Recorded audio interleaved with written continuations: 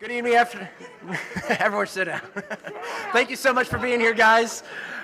Today is December 11th. I'm calling this Destin Council meeting to order. Up first is going to be the invocation. So if everyone can please rise, we're just going to take a moment of silence.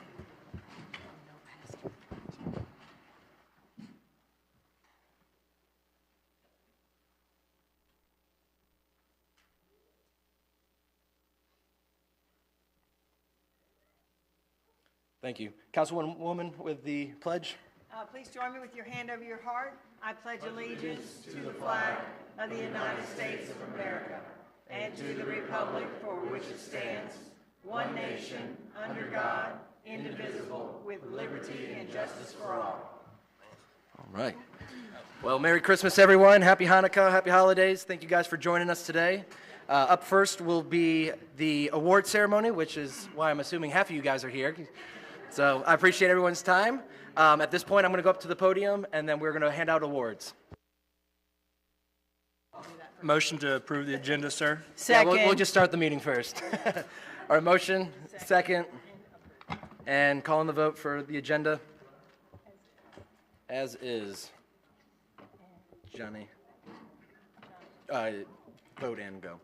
Yeah, I'm working on that. I got you. Need a new battery?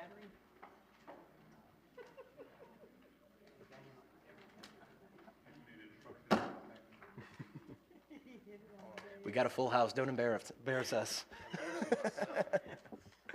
All right, well, while he's getting that going, I'll get up there.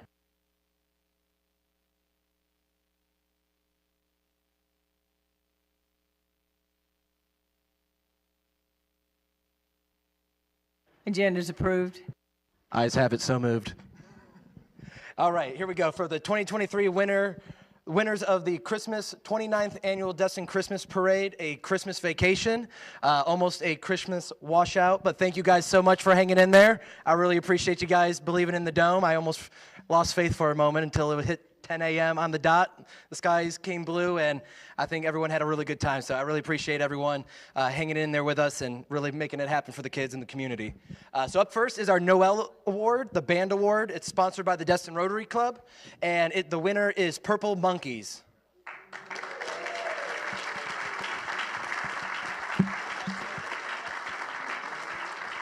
Awesome. Thank you guys so much. I appreciate it. Congratulations. You guys sounded awesome. Thanks, man. Congratulations. Congratulations. Who wants the award? Sure. Okay.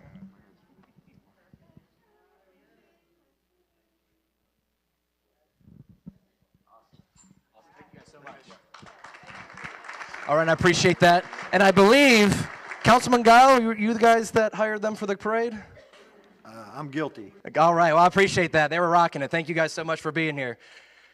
All right, up next is going to be the ELF Award, Children's Service, sponsored by Jim at State Farm. It's gonna. How about that? Sorry, Jim, for the horrible plug. Leofel. It looks really weird on a page. Sorry about that, Leofel. Jim Leofel, State Farm, the Destin Dolphin cheerleaders. Congratulations.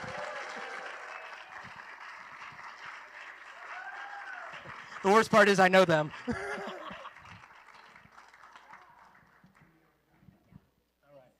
All right. Way in the back. All right, you guys got a big group, so we're just going to step all the way on the back here. We'll make a big U. All right, so, yep. Right here, and then line up one at a time.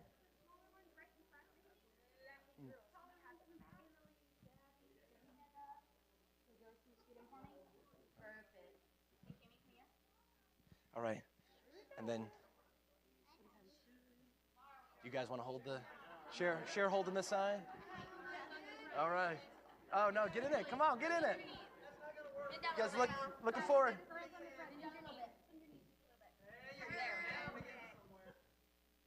Which one are we looking at? Somewhere in the middle.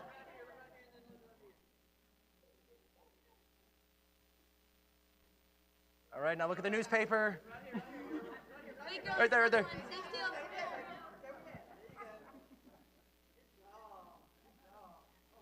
All right, for the mom. All right, good deal. Congratulations, girls. Did you guys have fun? You guys have fun? Awesome.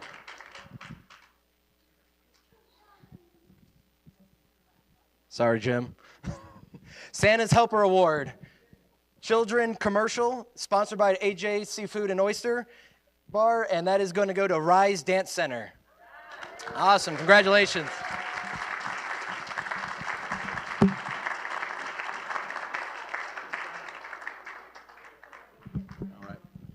All right, the other side of the council got jealous, so we're going to go on this side now.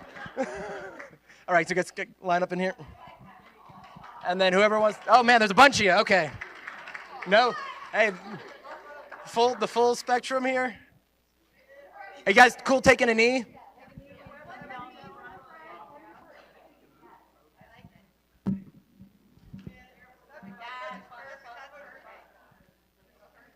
All right, and then, boom. Kind of, sort of.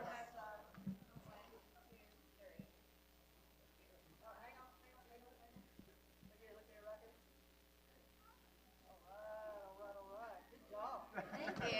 Awesome. Thank you guys so much. I appreciate it.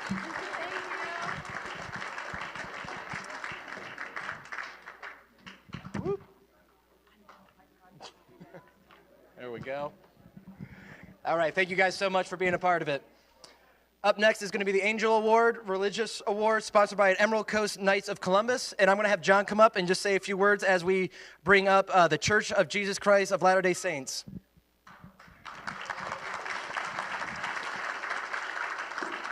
This has been some really tough acts to follow.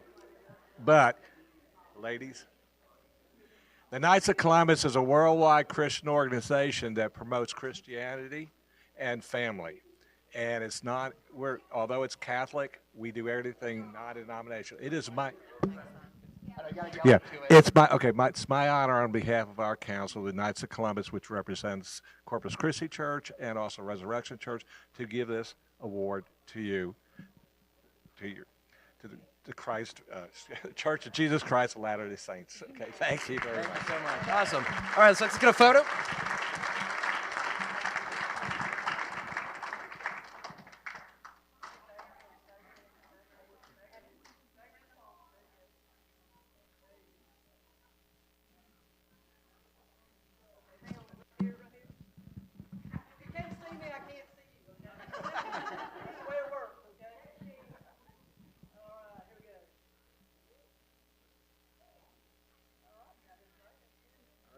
Daily log. All right, thank you guys so much. Thank you so much. All right, congratulations. All right, the Chamber Award, commercial, sponsored by the Destin Chamber of Commerce, and that's going to go to Militia Fitness. Congratulations. Awesome. So excited. Yeah. Oh, thank you. Awesome. And I'm sure you guys want to hold the award. Yeah. Okay, we have to flex. Can you flex? Yeah. Oh, yeah. Give it to me. There you go. Show me what you got. Jimmy, I can't see you. There we go. Now we're getting somewhere. I like it. Good. All right. Hang on. Wait. I saw this one from my dad. Right here. Oh, yeah. There you go.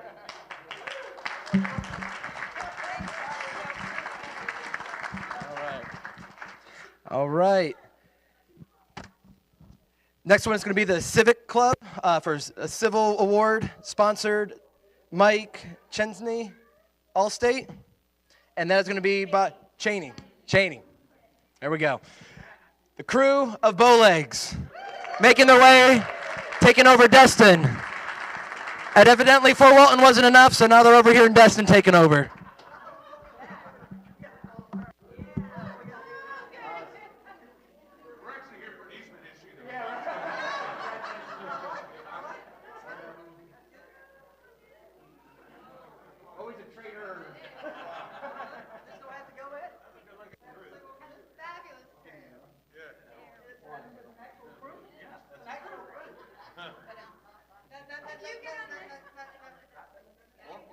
You want us back over there?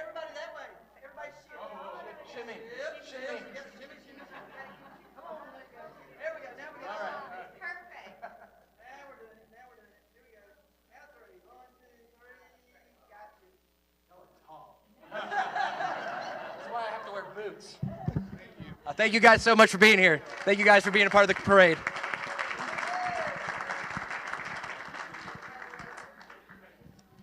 All right, last but not least, crowd pleaser. Sponsor, City of Destin, winner, Destin High School fishing class.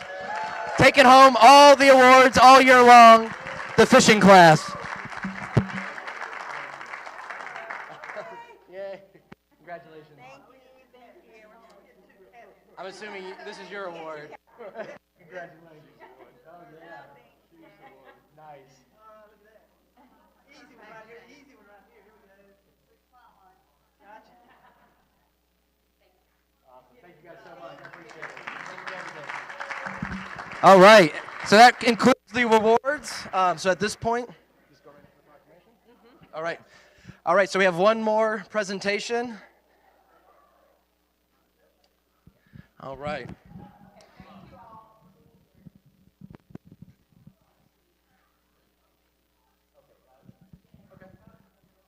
All right, so we're going to push on by request of the proclamation tour. We're going to push that to the end of the meeting, or last on. Last proclamation, so instead of A, it will be E. Instead of A, it will be E. So you've got. Gotcha. All right, thank you. All right, so we're waiting for Councilman Bagby to get here, so we're going to go on and be the last of the presentations. It's like a QVC special today. All right, so with that, we will move on to 1C, Parks and Rec Committee Report. Ms. Sandy.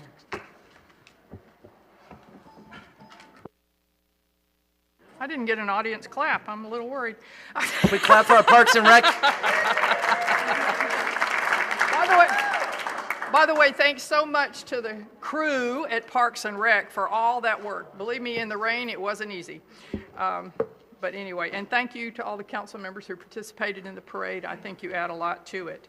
I've already submitted my report, so I'll only take about 30 minutes. No, I'm teasing. I just have a couple things that I'd like to point out to you, and I'll be glad to answer any of your questions about the report. The first thing is that we have a member that has never attended, and I think I've spoken to the council about this before. I would like to know how to proceed. I think as the trainer of all the other committees, I would like to tell the committees how to proceed. We can't find someone if we don't have a vacancy. So as council members, we need to create that vacancy. And so I'm not going to put you on the spot tonight, but anyway, I'll tell you that's what it is. I don't think any of you want to call them up here and publicly address the fact that they haven't attended meetings. That's pretty embarrassing. I would never want to do that, but you can make a phone call and ask, number one, why, and number two, are they going to start attending, and number three, do they still want to be on this committee if they haven't attended in 2 years? As you can see, we're working on updating our objectives and our policies. Some of those say 2010 and 2004. And so we're looking forward to Chapter 7 being completed so that we can update some of ours. You'll notice that I have every one of them sign the Code of Ethics. I think it's important for all of us to understand that we're not there to push our agenda. We're not there to get individual things for friends. We're there for the good of the community. It works well. The other thing I need your help with is, as you've made motions and recommendations, we have within our packet, you've seen all the motions and recommendations we've made for a year. How do you want us to bring those up? When I was on council, we had one member assigned per committee, and that member then brought the motions back to the council meeting at that time. So they only had to essentially read one committee report a month, which made it easy. I don't know what you want us to do. If you want us as chair people to bring the motions up and bring it to discussion, that's fine too, but we'll need a permanent spot on the agenda because some committee will be up here every month. That lengthens your meetings. I don't know if you want to go there or not, but I do need a decision on that if you can. And just to let you know, we're working toward with Lisa and community development and everybody on an RFP for the Parks and Rec master plan for all the parks in the city of Destin. So that was just an update. Oh, and tomorrow night we're having we're hosting the 30% plan for the linear park here in the annex. So any of you are invited to come see that. It's about as long as that dais, but it's well worth it. And I'll answer any questions you might have. We got a few. Councilman Schmidt? Okay. Mr. Trammell, thank you for coming tonight and presenting your report. To your first point, I believe we made some decisions in the past, and there's a process with the clerk and Ray when people have missed so many meetings that they're supposed to put them on the agenda, I believe, and we're supposed to then make those decisions. So if they've never attended one, then somebody needs to look at that process to make sure it's happening, I would say. Well, the process is, can I interrupt you just a minute? Or how about Ray, what's the process? Well, right now, we present a quarterly report to you. The last report was presented to you back in September, so the next one will be in January, unless you want it sooner than that. Gotcha, okay. That's the attendance report. All right. Well, then the council member in charge of that person, I would hope would check out that report and make that decision to either remove them or find somebody else.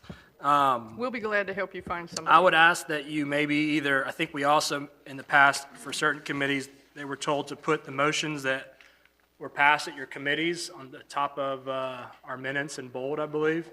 And so that was the one I've way never how it's heard that, so highlighted. that's But why. I would always invite you or whoever from your committee to come present the decisions or motions that were made that you feel should be brought to our attention in person. And if that's every single meeting, then come on. So We'll be here every meeting. Mayor, may I add something to that? Go ahead. We also provide you under consent agenda draft copies of the minutes of committees and boards, and that would have the motion. Good. All right, Councilwoman Hebert. Thanks, Mayor. Thanks, Sandy, for coming and presenting. And I was going to say pretty much what Kevin had already covered, but that we would have a report that tells us who's missing. And I think by, looking at this past report in September, the individual council member probably doesn't realize this person really has missed every meeting and can easily replace that or let you know they're ready for you to give them another nominee, and we can call that member and say, thank you, but you obviously are not going to stay active. We need to have somebody that will. And then, I guess Ray had already said that since the minutes are in part of our package under the consent agenda, I add on exactly what Kevin said, come to our meetings and tell us. Don't wait for an invitation. You come, do like you did this evening and say, here's what we voted on, here's what we want. Back when I was the chair of the Parks Committee, I would come and I would say, here's what we voted on. Can we get you to give us support for this? And it went right through the council at that time. So definitely bring stuff forward to us because you guys have a lot of great ideas and things that we want to continue moving forward with. So thanks for being here tonight. Thanks for working on the committee, and we'll hopefully get you a replacement here real soon. Okay? So. Thank you. Anybody have any questions about the report? Guile? Okay. Not a question about the report, but Isaac Birch was my recommended appointee for that title. I'd like to make a motion that I remove him from that committee now, and by the next January meeting, I'll have a new appointee lined out. All right, I got a motion on the table. Yep, second for sure. See no further discussion. Calling the vote.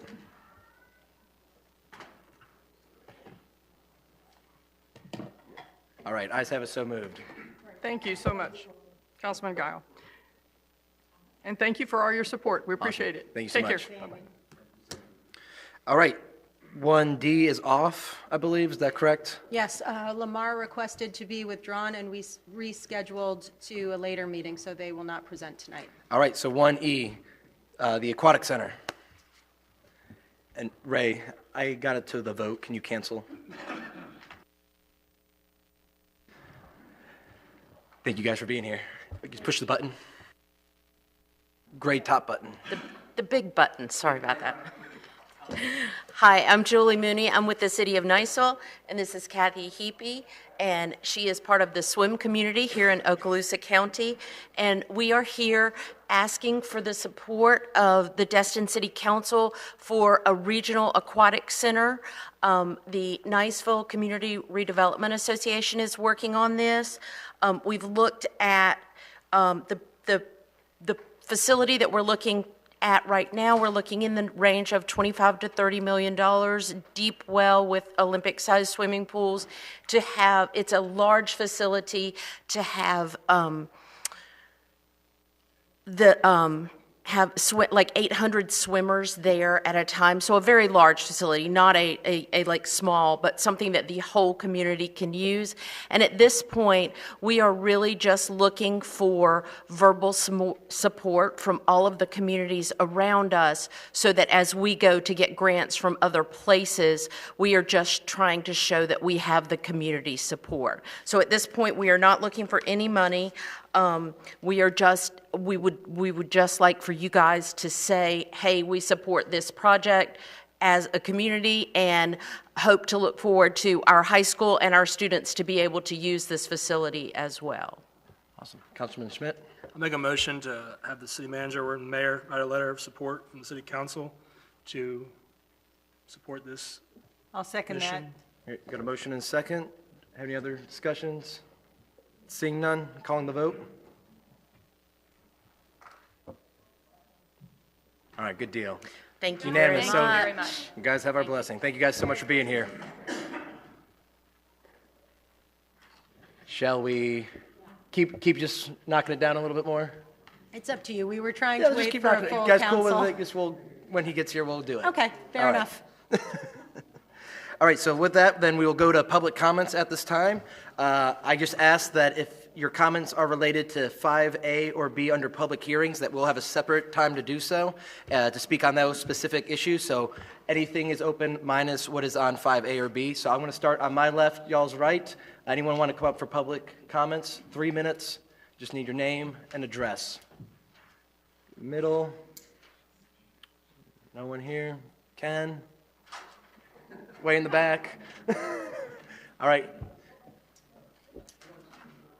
Yeah, anywhere now. The right side had their chance. The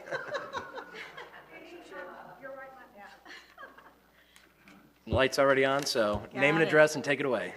I'm Michelle Sandstead, 337 Calhoun Avenue in Destin. First of all, thank you, council, for all the tireless support you give to us in the community. It's, you don't get the appreciation you need, but I appreciate you.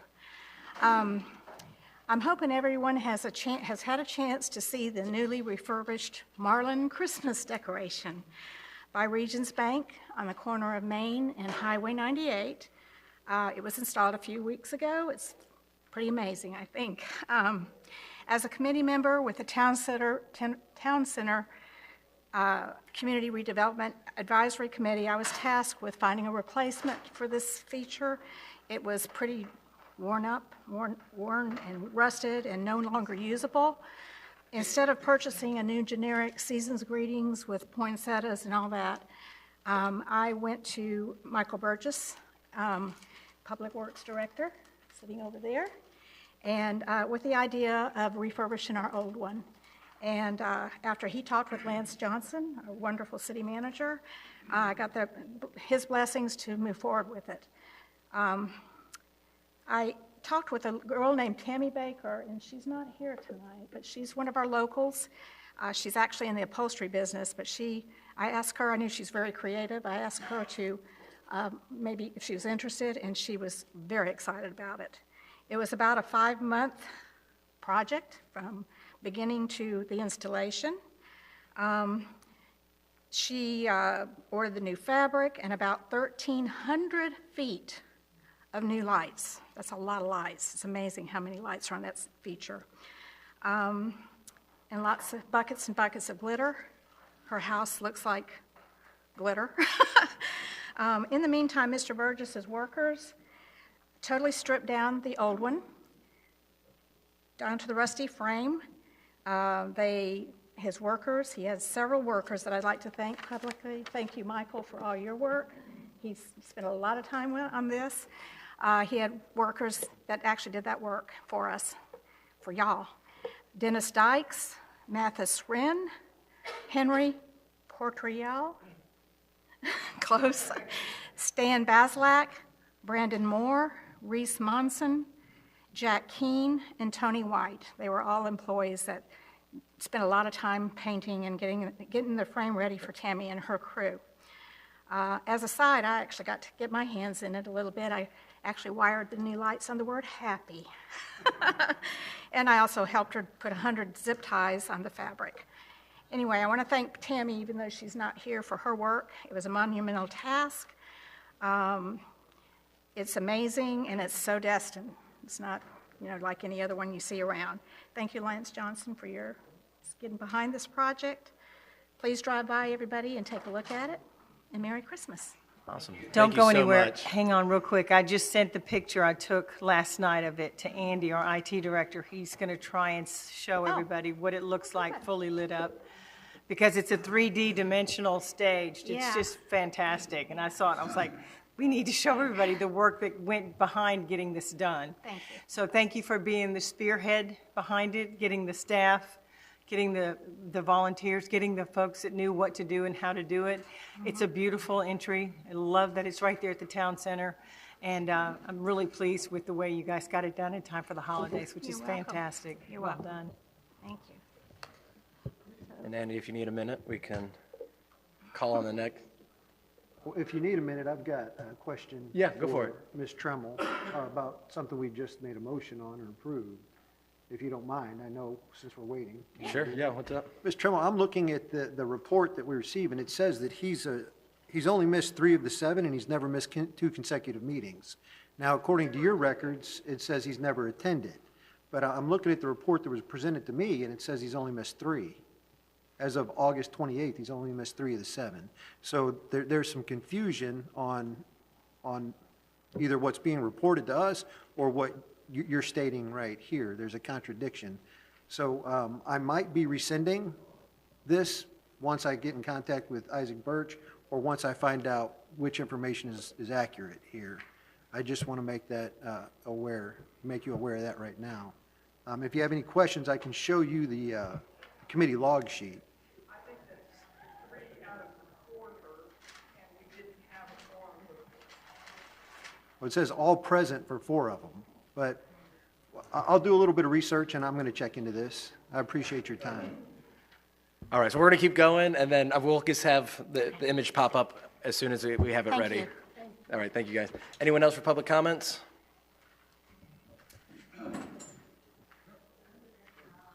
Perfect, there you go.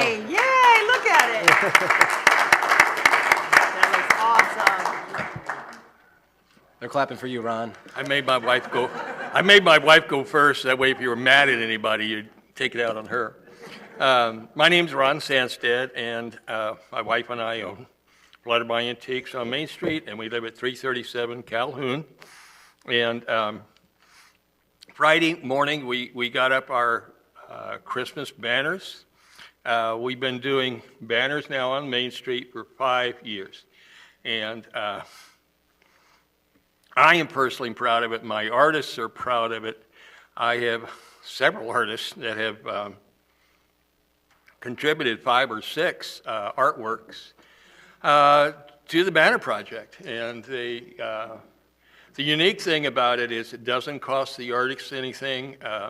They create the art. I take the art to Fort Walton, get them copied. They produce banners. And then the artists get the artists get their artwork back.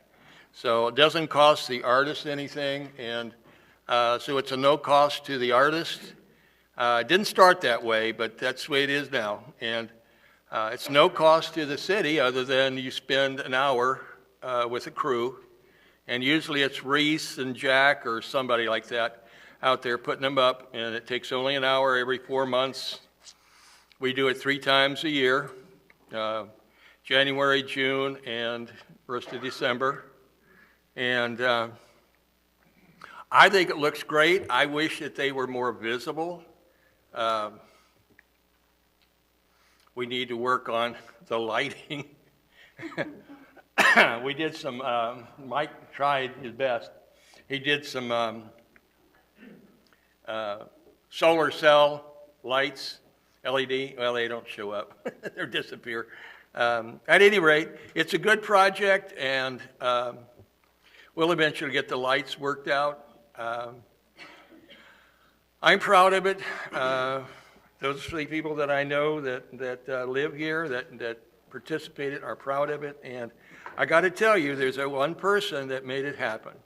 Besides the city council, you guys voted for it, but it took another year before we had a city manager that cared enough to make it happen. And that was Lance Johnson. It was not until he came in and he called me up and said, "Ron, are you still interested in doing that banner project?" I said, "Absolutely." He said, "Let's do it." So I don't know why he's being let go, but I am personally disappointed. At any rate, thank you all so very much. Thank you. If you got any questions, ask me. I'm good for questions. We're good. I just want to say real quick, thank you, Mr. and Mrs. Sandsted, for everything you do. I drive down Main Street a lot, and y'all are just a ever-present force in our town center. So thanks for your volunteership and just kind of putting your lives into this. It is very much noticed. So thank you all very much. All right, thank you for that. Thank you. All right, any other public comments? Seeing none, I will close the public comments at that time. Oh, yep. Yeah, please.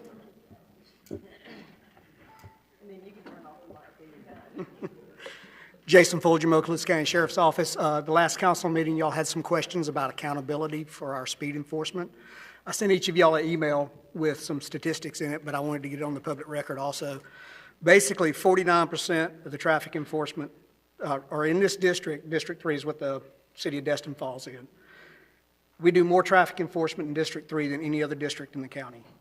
49% of that traffic enforcement in District 3 takes place in the city of Destin. In addition, there's another 20% that takes place in the unincorporated area of the city of Destin and on Okaloosa Island, which the majority of traffic enforcement on Okaloosa Island takes place on 98, either coming into or coming out of the city of Destin. So basically, y'all are getting about 69% of the traffic enforcement is targeted at traffic-related problems in the city of Destin. I know the stop sign at Waverly and Gulf Shore came up again. We spent 22 hours of targeted law enforcement down there. It cost taxpayers $879 for one traffic citation. Only one person ran the stop sign to a significant enough level that the deputy felt like they deserved a citation for it. There were some California roll-through stops that we made traffic stops on too, but they didn't feel like it deserved a citation for that. Going back 10 years, we have never had a traffic crash at that intersection. So basically, we spent $879 to look at a problem that didn't exist. We fast forward now, we're getting complaints of speed on Kelly between Main and Beach. Did a traffic survey down there.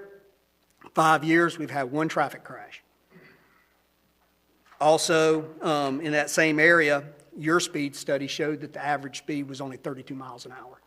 Now, yes, there was one vehicle that went 90 miles an hour down there. I'm assuming it's a motorcycle based on that distance, but the chance of us catching one vehicle with target enforcement down there is so remote that it's not worth spending another $879 to have people sit down there doing targeted enforcement. We will keep doing speed enforcement in that area, but we're not going to dedicate a deputy to sit down there in that situation. We do have a speeding problem in Destin. We have a problem with speed and aggressive driving. Y'all, the city falls in the top 25% per capita of the state, and that's why we went out and got a grant so that we could pay overtime to guys to sit down there and do it, because that's the fiscally responsible way to approach it. It's not costing the city a dime. It's not costing the county a dime. The federal government, through the state, is paying for that enforcement. So I just wanted to make myself available. If y'all had any questions or anything about these statistics, I'll be glad to answer them. Right, Thank y'all very much. Thank you. Appreciate it. Thank you so much. All right, at this time, we will do 1A, the recognition of City Manager Lance Johnson's 20 years proclamation.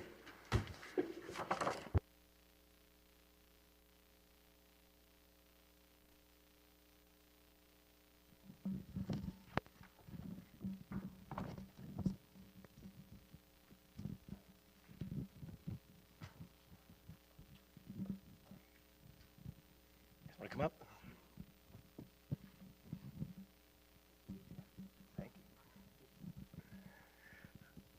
All right, so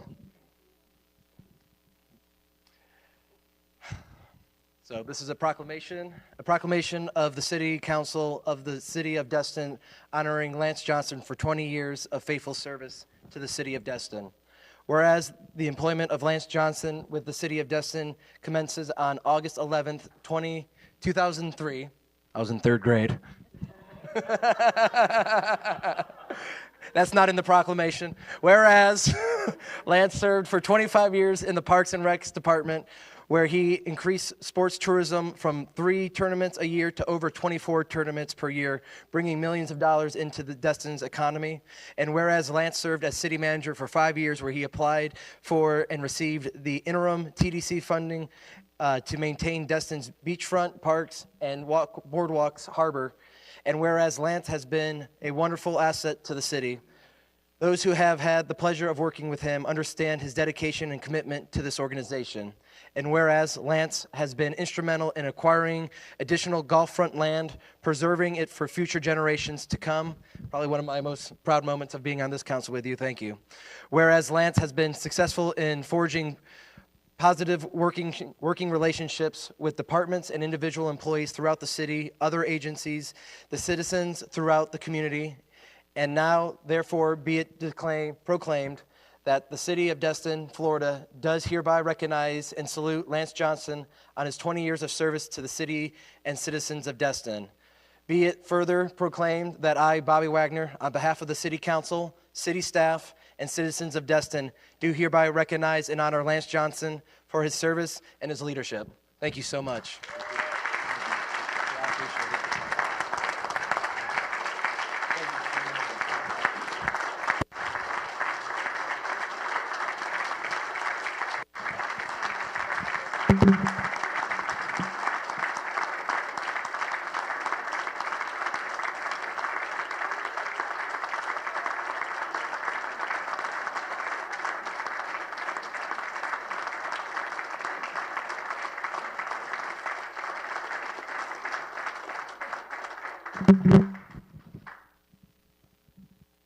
I have a 20-minute speech prepared. I don't. I just wanted to take this opportunity, since this is my last council meeting, and it's been a pleasure for me, but I do need to throw some thanks out to some folks and some groups. First off, I want to thank the community of Destin and all the friends that I've made along the way. Since day one, 20 plus years ago, you guys made me feel welcome here, and that's why I stuck with this community. I'm still in this community. We live in this community. My family's in this community, so we will still be around. Second, I want to thank the council for giving me the opportunity 5 years ago to lead the organization. That was an honor and a privilege, and it was unexpected at the time, but I took the challenge because they had faith in me, so I appreciate them doing that. I also want to thank the amazing staff and senior leadership team for always keeping the cheese moving forward. I appreciate you guys. For such a small team, we do a lot of stuff, and it's amazing what we get done. So thanks to all of you. Finally, or not finally, but I also want to thank my family, who's always supported me along the way. I especially want to thank my daughter, Harper, and my rock, Andrea, who has been my #1 cheerleader, my counselor, and my advocate the whole time. So even when I came home not in a good mood. So I guess I wouldn't be doing my job right if I didn't thank God along the way, because he gave me this opportunity, and I'm looking forward to finding out what he's got planned for me next, because I'm not done serving the community of Destin. Thank you all. Thank you so much. Oh, one more.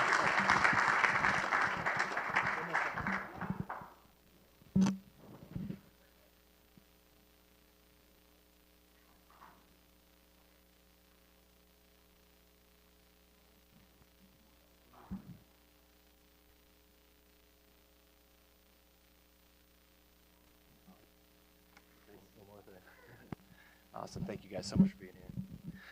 All right. Thank you guys.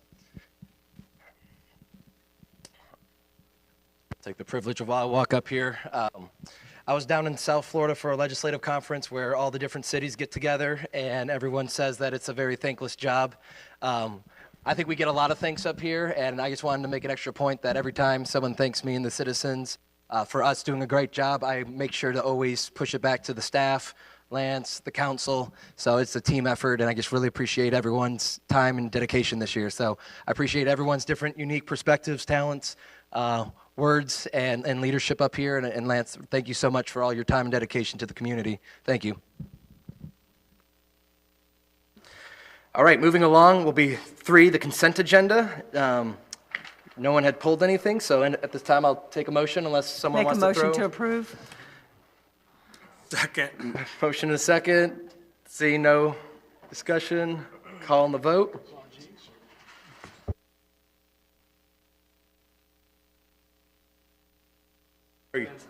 Yeah.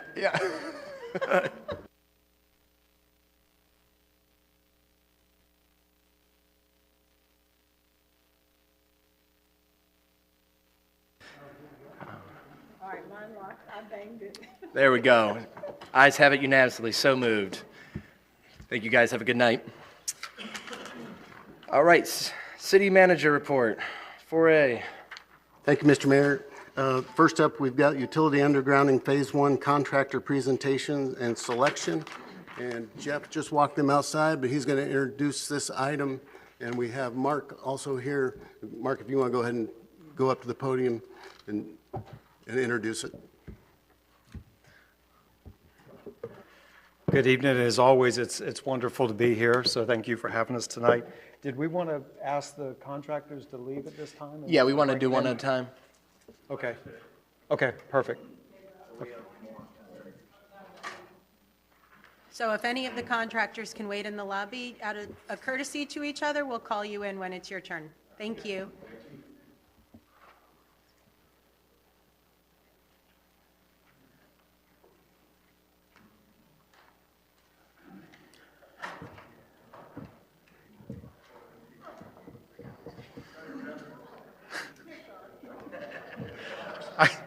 It's cold. I know, it's beautiful though, isn't it funny?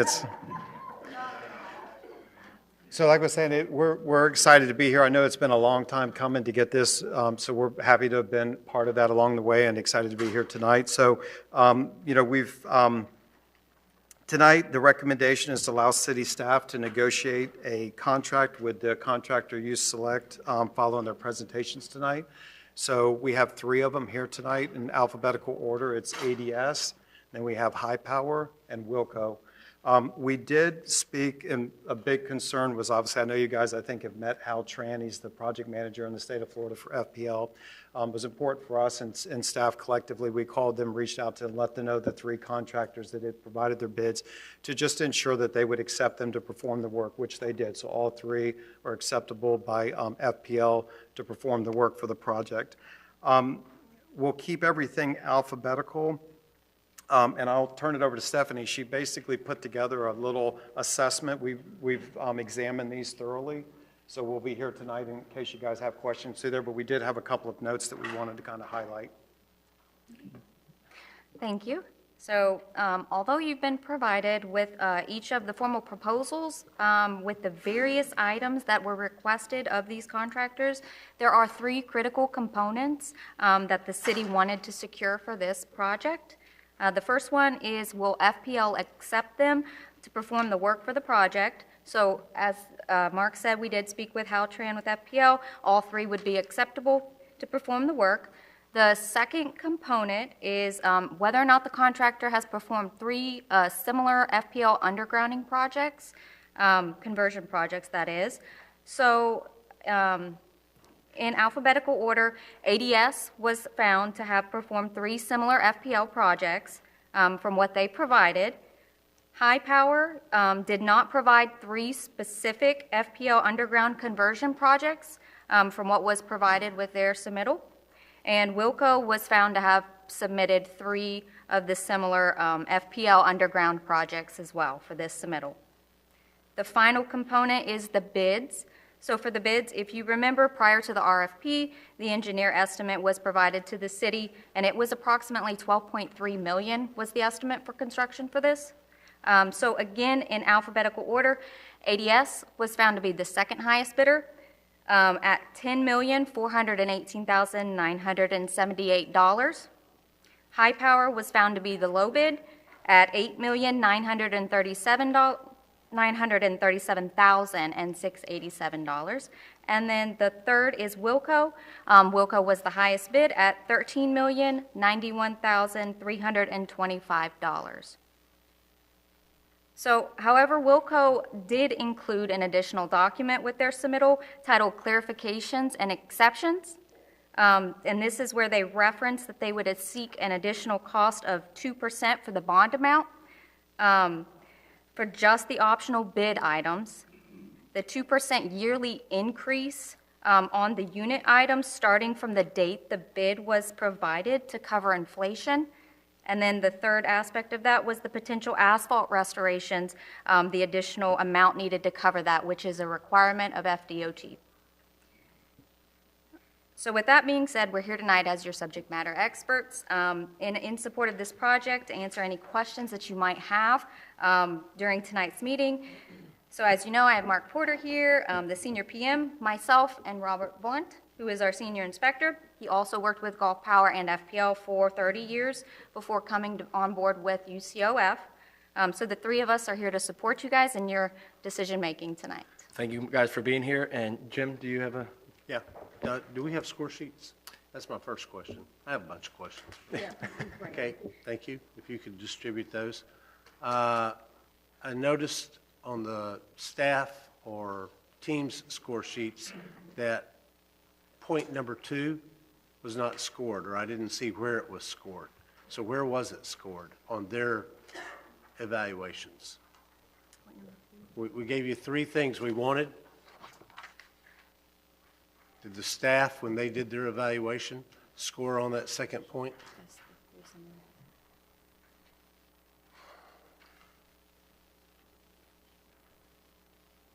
I'm pulling up that sheet real of quick. having worked with FPL before on a similar project.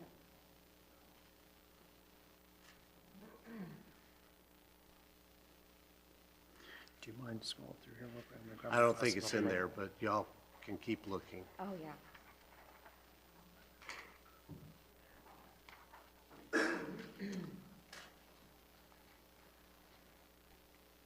I'm at that age now, but I don't have my reading glasses.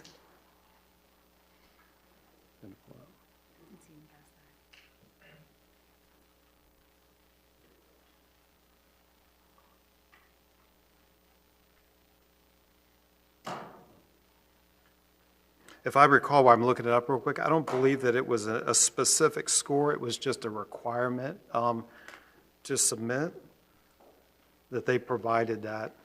Well, my point being, we gave you 3 things. You evaluated on 2 of those 3 things, but not on the third one, or not you necessarily, but the review team. And I was just curious why that didn't happen. My third point was, I asked, my concern on this, globally speaking, is that having watched a lot of contractors, somebody comes in low, and then they bury you with change orders. I oversaw the construction or monitored the construction of over half of Rosemary Beach, and people would pick the low bid contractor and tell me they were going to build a house for $100 a square foot, and I was like, yeah, good luck with that. And 2 years later, they paid more. So I asked Jeff today to do some research on if any of these 3 companies, that was their business model. I'll just put it like that. Jeff, do you have an answer? Yeah, I was able to reach out to a number of other communities and for all the 3 contractors today.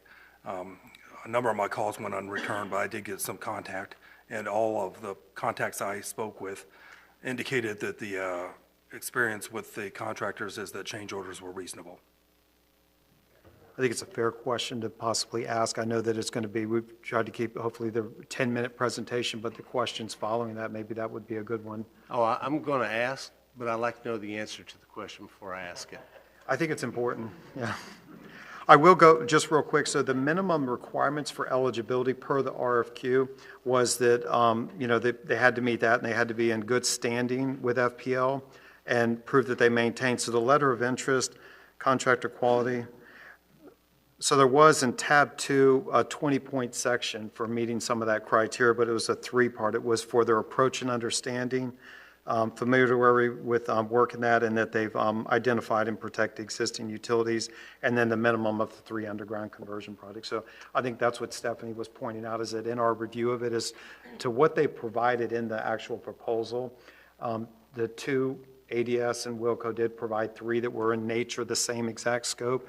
High Power did include 3 projects. One of them was a similar underground. The other references were either not FPL, they were another utility contractor, which isn't the same as what we're looking for. And then 2, they were just other projects in nature. So they might be FPL type work, but not this scope, not an underground conversion specific project. So that's why we mentioned that. But that was my point. They scored higher on that 20 points than the others. Okay? And they didn't meet the criteria, but I'm Understood. that water under the bridge at this point. Okay. All right, Councilwoman Neighbor. Thank you, Mayor. I just want to clarify, it is ADS that did or is currently finishing up Gulf Breeze undergrounding right now, correct? That is correct. Okay, that's what I thought. Thank you. All right, I see no further questions. We'll be here, and just to reiterate what you said, so Robert's with us tonight, and as you guys know, he's been with Gulf Power FPL for 30 years. So if they do have technical questions that come up, either myself or Robert are here, as well as Stephanie, we're here to help answer any questions if you need confirmation on that. Thank you. Thank you again. Might as well. Yeah, please keep it on. All right. Looks like Tamara's going to go get the first one. And then we will be taking a 5-minute break after we hear all 3 of them. That'll give staff time to tally our scores, and we'll come back here, and then we can move on. Sorry, guys.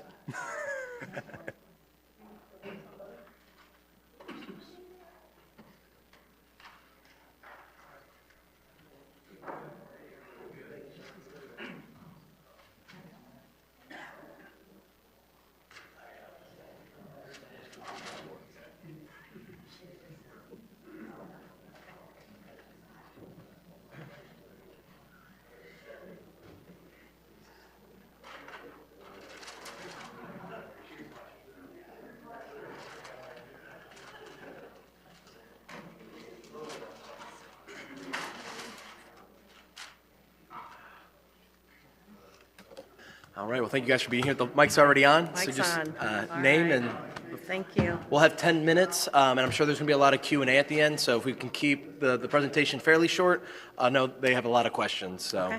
thank you All so right. much. All right, we can do that. Juan's going to hand out our presentation. Good evening. Thank you for having us, Mr. Mayor, Councilman. My name is Carrie Kennedy, and I thank you for this opportunity and your time. I am representing Accurate Drilling Systems as the project coordinator. I'd like to take a minute to introduce our team. We have Juan Martinez, who will serve as your project manager.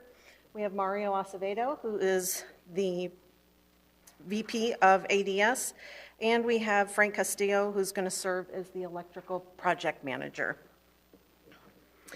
We have in front of you our PowerPoint, and we have prepared a 10-minute presentation which will explain a little bit about ADS, our past 3 projects with FPL located within coastal communities, as well as pointing out some differences in ADS and why we would be the best fit for the city of Destin.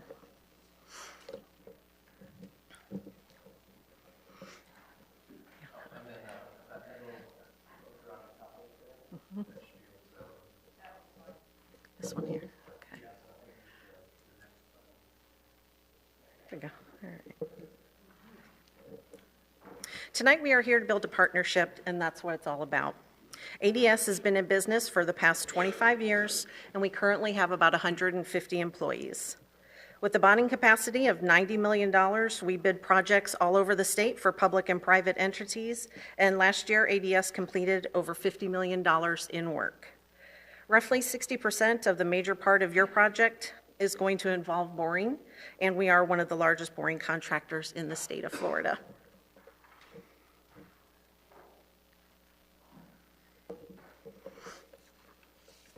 The 3 FPL projects we're going to talk about tonight are all public projects performed within coastal communities and CRA districts. We will touch on a project for Bird Key within Sarasota Bay. We will touch on a project for the city of Bradenton Beach in Manatee County, and we'll highlight a project that we're currently working on in the neighboring city of Gulf Breeze.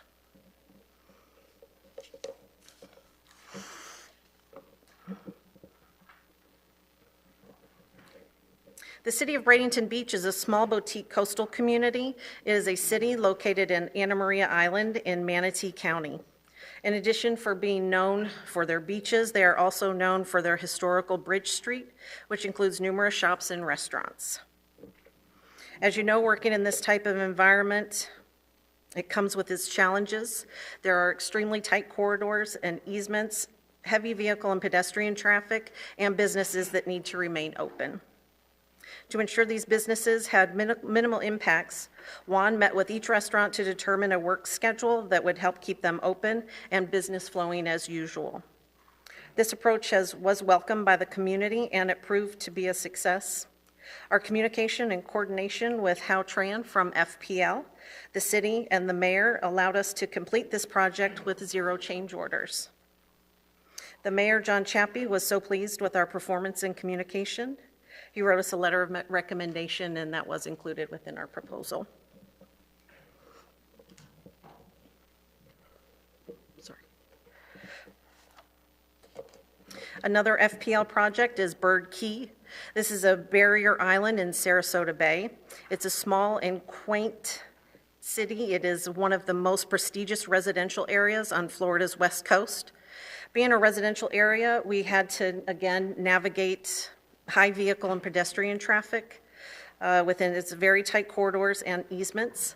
ADS was brought in to this project after the original contractor could not perform the work. The original contractor didn't have the knowledge or the experience of working within those tight corridors, and the city did call ADS in. A retired FPL engineer, Robert Wolf, is a resident of Bird Key and was specifically brought out of retirement to work on this project because of his issues with the original contractor. Once ADS was brought in and we started construction, a successful project was completed. Robert Wolf was very pleased with ADS as well and wrote us a letter of recommendation, which is included in our proposal.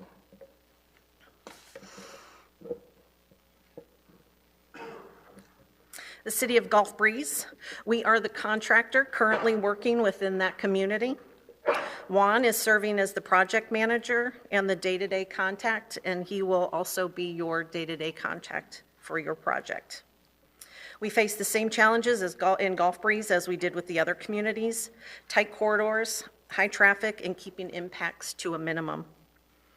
As Juan did with Bradenton Beach, he pre-planned with the city and businesses in order to ensure minimal impacts on the community.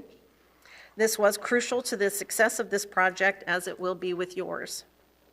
Another key factor to the success of Gulf Breeze has been the working relationship established with Hal Tran from FP&L.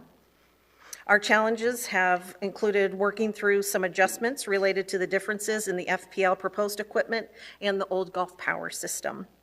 To speak on the compatibility, I'd like to bring up Frank Castillo. Thank you. Thank you, Ms. Carey. Well, good evening, all. Happy Hanukkah, happy Christmas, and salute to Mr. Johnson. You have a beautiful city. Thank you for your time today. So my name is Frank Castillo. I'm currently overseeing projects throughout the east and west coast, underground, overhead to underground conversions. And I started in the industry back in 1992, shortly after Hurricane Andrew. Since that time to now, I've been working in the underground industry. So when we first talked about this job, and we go back and talk about, Bradenton Beach, I came into the picture only because of how delicate the job is. When we talk about power, it's not about the money or the saving. It's really about, to me, it's making the correct job that in the future is going to save lives But at the same time, if you guys hear every time we have hurricanes, every time we have this type of overhead to underground conversions, if not done correctly, if the experience is not there, people get hurt. And that's my biggest goal here, is that thanks to God, in, from 1992 that I worked in the industry to now, all 5 fingers, all 5 toes, and everybody that's worked under me has been safe due to that fact. So Bradenton Beach was a very high demand. The amount of people is no difference than here in the, the spring break, the time off from school, the college. So you can imagine how difficult it is to work with the safety of the public and trying to do the job correctly. Night work, morning work, anything to make sure the customers were safe. We worked, or I personally worked, in Vero Beach. Vero Beach kind of sits somewhat like what Gulf Power has happened to them. So they got bought out by FPL or NextEra. So Vero Beach had their own utility. I was part of a commission within FPL to actually bring their system up to the correct standards of today's environment. So you're looking at a lot of stuff that went on from us looking like, to bring it into today's term, to, working from a landline to now having a cell phone. That's how the shift was, or how difficult the change was. Working right now with the new project we constantly have, Gulf Breeze, it was the same task. So I think that I was getting prepared in Vero Beach to deal with Gulf Breeze. Same scenario. We're dealing with power that was installed back in the days. It's not up to date. There's still a lot of changes that need to be made to bring it up to what FPL standards are, And that's why I kept coming to the picture, is to make sure, again, that we do it correctly and we do it safe. I promise you, with the experience that we've had here with this, I don't know about the other contractors, but I will tell you, dealing with the overhead to underground conversions and bringing it up to the new standards is not an easy task. This is not the one that you want to put anybody to work. You want to have the correct person for the job. I honestly, pray that, whatever decision is taken, that when it comes to the electrical side, that Destin, the city, looks at it very careful to make sure that they're safe and that they're doing the job to specs and quality. Because obviously the lives of our customers and the people, the linemen that are working the job, it's in their hands. So I thank you guys so much, and gals. Have a shalom, have a great holidays, have a great new year. Salute again. Thank you so much. All right, Councilman Guile, you have anything else on the presentation side? Yep, I'm going to finish up the presentation. Go over to the next one. Thanks, Frank. I want to talk a little bit about our partnerships. Because of our current Gulf Breeze project, we are already familiar with the carriers and the players that will be involved in your project. Our established working relationships will eliminate the learning curve, and it will provide for a smoother transition. The ADS difference: we take great pride in our work and the services that we deliver. We believe our approach on avoiding utility damage to existing utility is what's going to set us apart from the others. I'm going to invite Juan to come up here and speak for a minute on that approach that makes a difference. Thank you, Gary. Good evening. My name is Juan Martinez. I'm the project manager for Gulf Breeze. What makes them different from other companies is that when you call your tickets in, they come out and mark every utility, but 80% of the time, they're not where they marked them. What we do different, we connect to every single utility till we find it. We don't do anything till we make sure we found every single utility, because we know how important it is for your business to keep going day to day. Till right now, we haven't had no issues in Gulf Breeze, and any of our projects, we haven't had no hits. We've been right on it because we take the extra time, and it costs us the company money, but we still take the extra time to make sure we do the right thing, that keep everybody moving, with their restaurants and everything. So that's why we're a little bit different than any other company that is out here. Thank you.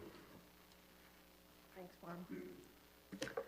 And we'll wrap things up here. Why ADS is the best fit. The majority of our projects are coastal communities in Florida. This is where we thrive and shine, and where we know we are the best fit for the city of Destin. We specialize in the environments with the tight corridors. This is what we do best. We don't hire subs to come in and do this work. We do the work ourselves. In fact, other contractors call us to perform this work in these specific types of environment. Our efforts in Gulf Breeze will bring an enormous advantage to the city because of our lessons learned and our already established relationships. We have established relationships with FPL, with your carriers, and your project manager from Utility Consultants of Florida, Mr. Porter. Juan and Mark have worked together on several projects, including the Gulf Breeze project. We believe the knowledge we have gained in Gulf Breeze with Gulf Power and FBL compatibility will be a key factor to ensure a smooth transition and a successful project. ADS is the only contractor out of the three here tonight with that experience, which separates us from the rest and making ADS the best fit for the city of Destin. We appreciate your time, and on behalf of the ADS team, thank you, and we'll open up the floor for questions. Thank you so much. Thank you. Councilman Guile, you're up front. Thank you all for your presentation. I do have a question. So a little bit of my background is I've dealt very closely with road and bridge work contractors for FDOT.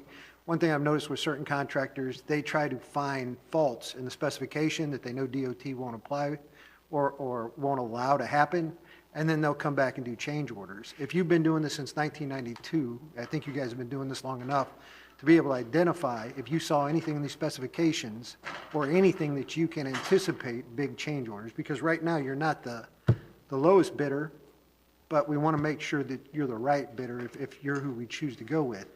Based off your experience, do you see anything in these specifications that would require any change orders that would create a significant increase in this project? To answer that question, no. We looked through the whole project. We've seen every service, everything. What we charge, what we put there is what you're going to get. I can tell you something. In Gulf Breeze, we had a change order, but it was a negative change order of $500,000. Yeah, I have never heard that before. We returned $500,000 back because we found some errors in there that they didn't need. We went back to FPL, tell them, hey, this is wrong here, and they fixed it, and they got $500,000 back from the original bid that we had. Thank you very much for that. Right. Up next, Councilman Schmidt. Thank you. Thank you all for being here tonight. Thank you. Is Mr. Howell going to be the same person that we would be working with from FPL? Yes, sir. He's in charge of all the underground conversion projects in the state of Florida. Okay. Could you tell me one example? It sounds like nothing bad has ever happened with any of your projects. Was there an unexpected event that has occurred at Gulf Breeze or another one recently that was not expected? No, sir. That's why we put our, we asked for the cities that grade us, and I hope you took your time to call them and find out, and, they will speak high about us the way we do it. Like I said, we haven't had no accidents because we go, we stop, we do our work, we plan everything ahead. If the locator company sometimes call us, say, we can't find this gas line, we'll go over there with them and trying to help them out because we got different kind of equipment that they don't have, and trying to help them out find that gas line before we do anything. And you mentioned that you haven't had, I forget the word you used, interruption service, like a cut, because you find Correct. exactly. Correct. So if we see, like I said, we connect to every single service that is up there and make sure we trace it. We don't just go, the law says that if you hit that service 2 feet away from where it's marked, it's not your fault. But we don't go by that because I know it costs money to the company, and it costs money to the, Sure. restaurants and stuff like that. So that's why we do that. We connect, make sure we find it, and if it's wrong, we call them back and say, hey, your line is wrong. Can you come back and see why you're wrong, and can you fix this issue before we keep going? Sure. And then the last thing I'll add is under one of the documents you sent, the pre-construction items, you listed about 8 or 9 bulleted ideas. I think they were listed as. So you're familiar with what I'm talking about? Yeah. Okay. Yeah, we listed. These are all ideas, these things that y'all will carry through with to Correct. actually Yes, absolutely. do? Absolutely. Okay. Gotcha. Thank you. Can I say something real quick? Sure. As far as our team here, and why the question arises, why you guys don't run into too many issues, right? You sound like you're perfect. However we do, the secret to this thing is you're gonna run into the problem. The thing is catching it before you get to the problem, before it really becomes a problem. The partnership that we have, or what we've engaged with Juan, is basically kind of like the builder, right? You have the person that is expert at plumbing, but it's not the same guy you want doing the electrical. I'm not saying he's a plumber, I'm just saying he puts pipe in, you know what I mean? So our partnership, he's very good at what he does. I can honestly tell you the things that they've done actually impress me, and I've been around for a long time. So his team, when it comes down to the underground, they're very good. My team involves myself with the underground experience. I also have overhead linemen that could see some of the stuff that I don't see because I might not have the experience in the overhead. So all these jobs, before we start, before we switch, before we do anything, we actually look at them. We test cables before we energize anything that not a lot of people do because, again, it's time and it costs money to test a cable before you connect it. So that's what's helped us. Have the problems been there? Absolutely. I mean, right now, just in Bradenton, I personally returned switching orders 3 and 4 different times because I didn't feel that they were correct. And were they upset? Absolutely, FPL was upset. But I will not do a job that is not meant to be done correctly, and we're not going to cut corners. So that's kind of like our little secret to the success is that we try our best not to do it because at the end of the day, it's our name. At the end of the day, you're going to look at us 3 months from now, a year from now, and say, hey, what happened, man? You hit this. We have customers doing this. You have a few outages here right in the middle of summer, and that's just not us. When we do it, we got to make sure it gets done right. All right. Up next is going to be Councilman Destin. Thank you, Mayor. I was speaking with somebody from FPL about easements and making them aware of the fact that we have some very large and very old heritage oaks, particularly on my property where I do need to give them an easement. And so explain to me how you drill. Is it a water jet? Is it like an oil rig with a cutter? And do you take any special steps to make sure that you're not going to damage the roots of these old trees? According to the girl I spoke to, you should be at 8 feet under the tree when you get to it. Is that deep enough? And how do you actually do your drilling? Well, the drilling, we have water and it's mixed with clay. We have So to it mix goes it with through some clay smoothly. because you have nothing but sand here. Right. So if we just do water, it will disappear through the dirt. So we use clay inside the hole to keep it open. And yes, if we think we're gonna be, your tree's, real old and we think your roots are gonna be 8, 9 feet, we'll go 12 feet. And once we pass it, we start coming up. When we come out, we connect the pipe and then we'll bring the pipe back. And as we're pulling the pipe back, it's pushing the clay out and we're vacuuming it out into a truck. For then we can take it to, where we dump it and clean up everything and there's no harm. It's Well, just clay and water. It's good to hear because we don't have a whole lot of those old heritage oaks left so far. They're going fast. My other question was, of course, as you mentioned, the people that are on that harbor are making their living in about 100 days. And if there are a lot of traffic snarls or even power outages, that could cost them a lot of the income they have to make. Now, we're going to be boring east to west, and then we're boring down also. When you bore east to west, you'll be going under the driveways, I take it, and you don't anticipate that we're going to have a terrible impact on any of those businesses up and down 98? No, sir, because what we do is we get to the job there and we look at the entrance. If they have 2 entrances and we need to get there, we'll tell them, hey, is it okay, or what time is less traffic in here for we can go ahead and set up here. But most of the time, we're trying to plan our shots. We can do shots of 450 feet. So if we're going to get close to that, we'll probably stop this one shorter. Like that, we don't impact that. And we'll go in and come out 450 feet down there. You're going to see us one day here. The next day, we're going to be way down there. You're going to be like, what happened? It's going to be fast, You know, huh? we try to do at least 1,000 feet a day. So we plan our shots. You'll see that we come before we come out. We come, measure everything, see where everything's going to end. We'll mark it on the sidewalk. If it's a box there, we'll put box.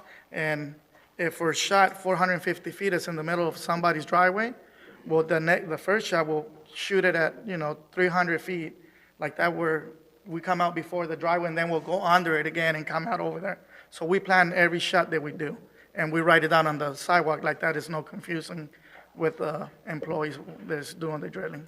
Well, thanks, and I look forward to working with you. Necesito hablar mucho español. Oh, you'll practice? Yeah, you'll practice. Yeah. You'll be fluent. Damn, I think, damn. Councilwoman Abear.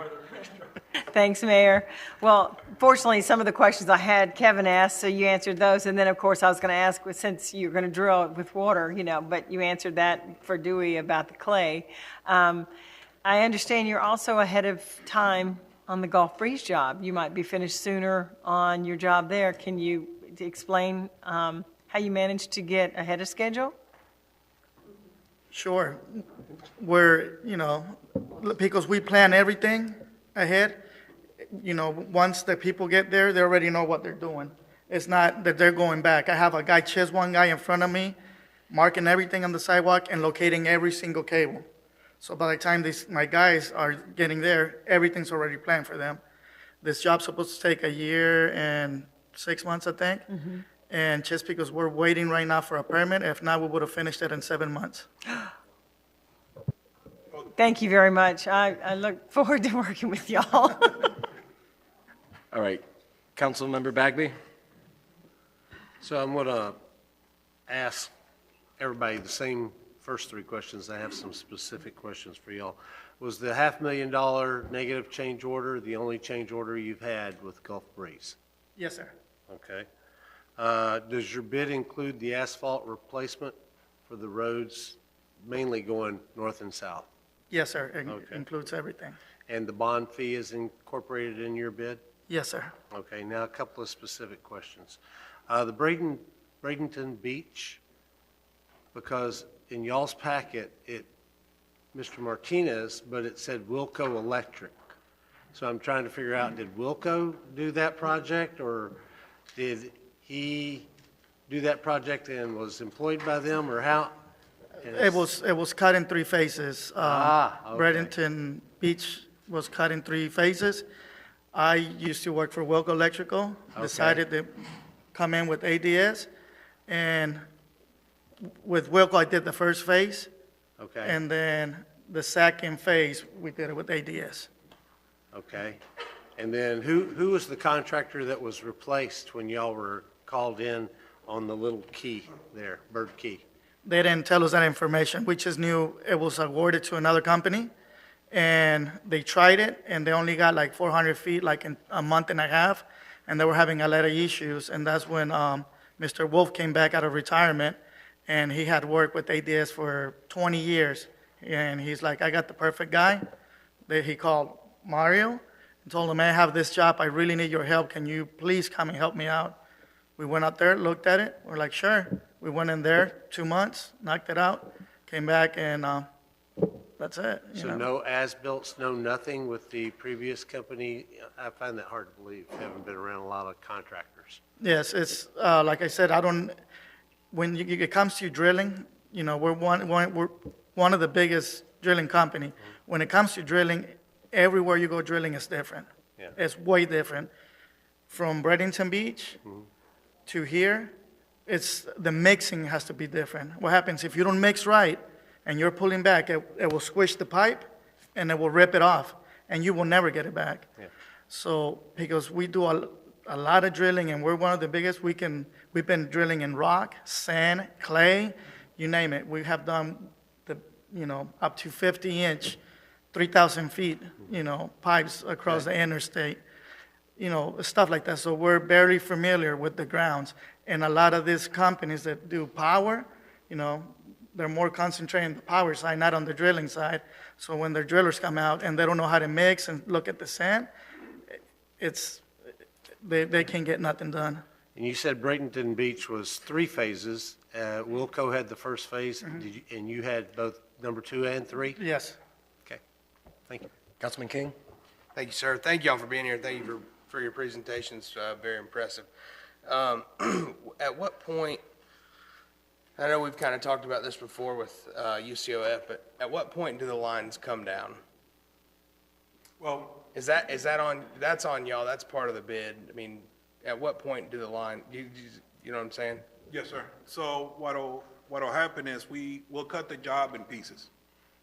And as you look, if you look at the print, you'll start seeing that you have switch cabinets every so often, right? So this switch cabinets, what happens is this is the feed comes from the pole, it goes into a switch cabinet. From that switch cabinet, there's a distribution that goes throughout, you know, the neighborhoods, the businesses, and then it closes in another pole or another switching cabinet. Once you're able to sectionalize a piece, whatever it may be, we are actually able to energize that, do the conversion with the businesses in the homes, and we could already start bringing that part of the lines down. So it's not one of those jobs that we gotta finish everything to be able to knock down, but our plan is to be able to do it in pieces so that, you know, once we're out of there, we're not impacting the customers 3 months from now, 2 months from now. Oh, they're still gotta come back and pull cable. They gotta come back and take the lines out. But if we're able to do it in pieces, and we know how long that takes, then we'll be able to sit down and give you a better schedule as when we're gonna get to X Street, when we're gonna get to this point, when we're gonna get to this point. But the plan is to clean it up as we go. Thank you, sir. To add to that, we're not taking out the poles and the power lines. That's, FPL will get a local contractor from here, and then they send them the remove. The only thing we do is open up the switches and take the services off from the poles, and then the power lines still stay there, but FPL sends another company that rake that out. So in your experience, do those all, will they come take them down piece by piece, or will they come and remove them all at once? Well, you got two different, so it'll be up to FPL and for us to work with the contractor who's been awarded to do that, to work together and trying to get the parts done as we go. Okay. So in all honesty, I've seen them both ways. I've seen them where we've done the whole project and then they'll come back and take down everything. And I've seen them where we work hand in hand and say, listen, I'm done with this area. This is my schedule. I'll be here this time. So they come almost right behind us within 2 or 3 weeks to start taking their overhead down. Great. Selfishly, I would like to wake up one day and show up and all the power lines be gone. I just think that'd be really cool, you know? No, and so a couple other quick things. Do you suppose this job will be, what you're working with here, it'll be really similar to Gulf Breeze? Do you feel like they correlate with each other? It's the same exact thing. It's just a little bit bigger. Perfect. But it's the same exact thing. Okay, and what other projects have you been involved with UCOF? We've been involved with them. Not specifically, but just how many? A couple Duke Energy projects, and when I used to work for Wilco, I was in charge of Lombo Key when I was there. So I did that underground project, and he was involved with it. Perfect. I want to know who this guy is. I'm Mario Acevedo, Vice President and the contractor for Accurate Drilling Systems. This is my father's company, and it's a legacy to be able to continue it. I've been in this business for, I like to say, 20 years, mainly because of overtime. But it's been a pleasure working with these three behind me.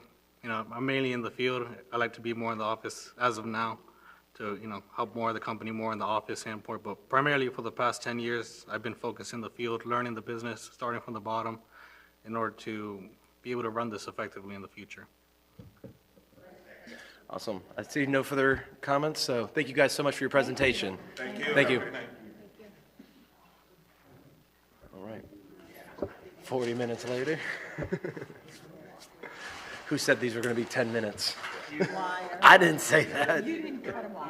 Well, they were done at 10. Well, they were done at 10. Y'all asked questions. They went over the 10. Right. All right, then they're getting their 15-minute.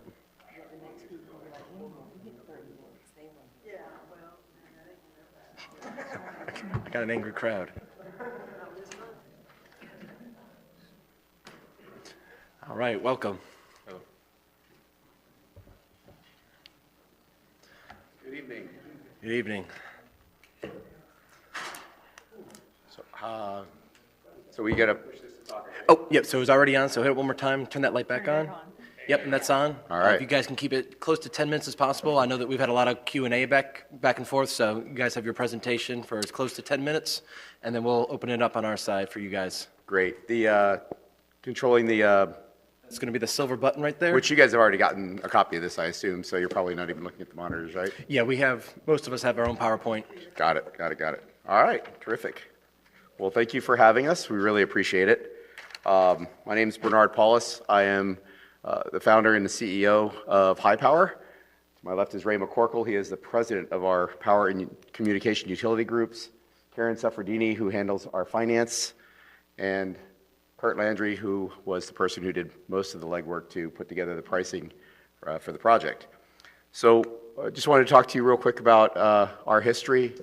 The side button. All right, there we go. Yeah, all right. sorry. So High Power was founded, I was 22 years old, primarily a heavy electrical and communications contractor. I always tell my friends that I'm a ditch digger for a living, albeit a kind of sophisticated one. I want to talk to you about the benefits of High Power. So we've spent our whole careers basically doing heavy electrical infrastructure work. Started off primarily with runway lighting around the country, working for power utilities, communication utilities, intelligent transportation systems for DOTs, that sort of thing. We also have a part of our company that does extraordinarily large electrical building jobs, so data centers, very large resorts, that sort of thing. So we're both on the underground heavy utility side, and we also are a very sophisticated large electrical contractor that does your traditional work from 50-story high-rises down to maintenance work for cities. Being based in Florida and working in 38 states throughout the country, one of our real strengths is the ability to work all over the country. We do that. We've always done that by basically taking our expertise and our management and moving to whatever location, Denver Airport, Dallas Airport, a solar farm in Virginia, for example, and we always recruit local staff. So our entire workforce is generally a local workforce. We bring our management, our techniques, and we train them up. We work through the first 10% of the job, basically flattening out the learning curve, getting them on board with our processes, with our tools, and we basically then run with that crew for the duration until we either finish the entire project or we move on to the next one. And generally speaking, we always get a few that get promoted into management and move on with us. The primary thing that we pride ourselves on is that we do so much of the work in-house. Being a general contractor, a licensed general contractor, electrical contractor, utility contractor, it affords us the ability to not only run very large projects as our own GC, but also to have all the technical skills to perform all the work that needs to be done in the field. We own a huge fleet of equipment. We maintain our own. We have our own in-house engineering staff. We also have our own survey staff in-house so that when we get done with the job that you guys expect, we're going to give you an incredible set of as-built drawings so that in the future, you'll be able to go out and locate your utilities with precision as opposed to the as-builts that you used to get in the past. And of course, everybody comes along and hits your utilities because they're not quite where the last person redlined them on a piece of paper. We've always found that to be really important. We also, despite the fact that the state of Florida doesn't require licensing for our electricians, we do. We have over 100 licensed electricians on our staff. Given the fact that we also have hundreds of operators and laborers, we just insist that if you're going to be an electrician, you honor your trade, you go to school, you pass a state test, and we actually will pay at least $2 an hour more for that. One of the benefits that we have to hiring local people is that instead of using a lot of small subcontractors, by hiring people and putting them on our payroll, we also pay top wages and we pay full benefits to our employees. So our employees get health care insurance, dental insurance, eye vision insurance, as opposed to when they come through staffing companies and they don't get that at all. As you can see from the next slide, the construction services that we provide basically encompass every last thing that y'all need here. From basically the engineering layout that we will do off of the drawings, the maintenance of traffic, we're quite experienced with, even communicating with the local store owners, homeowners, and various condo associations that will be impacted by our work as we go by, keeping them informed, letting them know what to expect, trying to keep them up to speed with the schedule that we'll be working with so that it's always nice when you know what to expect. There's nothing more disappointing than not having your expectations met. And if you don't set an expectation, then it's impossible to meet them. The other important thing is that we have significant experience with Florida Power and Light for the last 25 years. We've been one of their primary contractors, working everywhere from downtown Miami, pretty much their entire service area.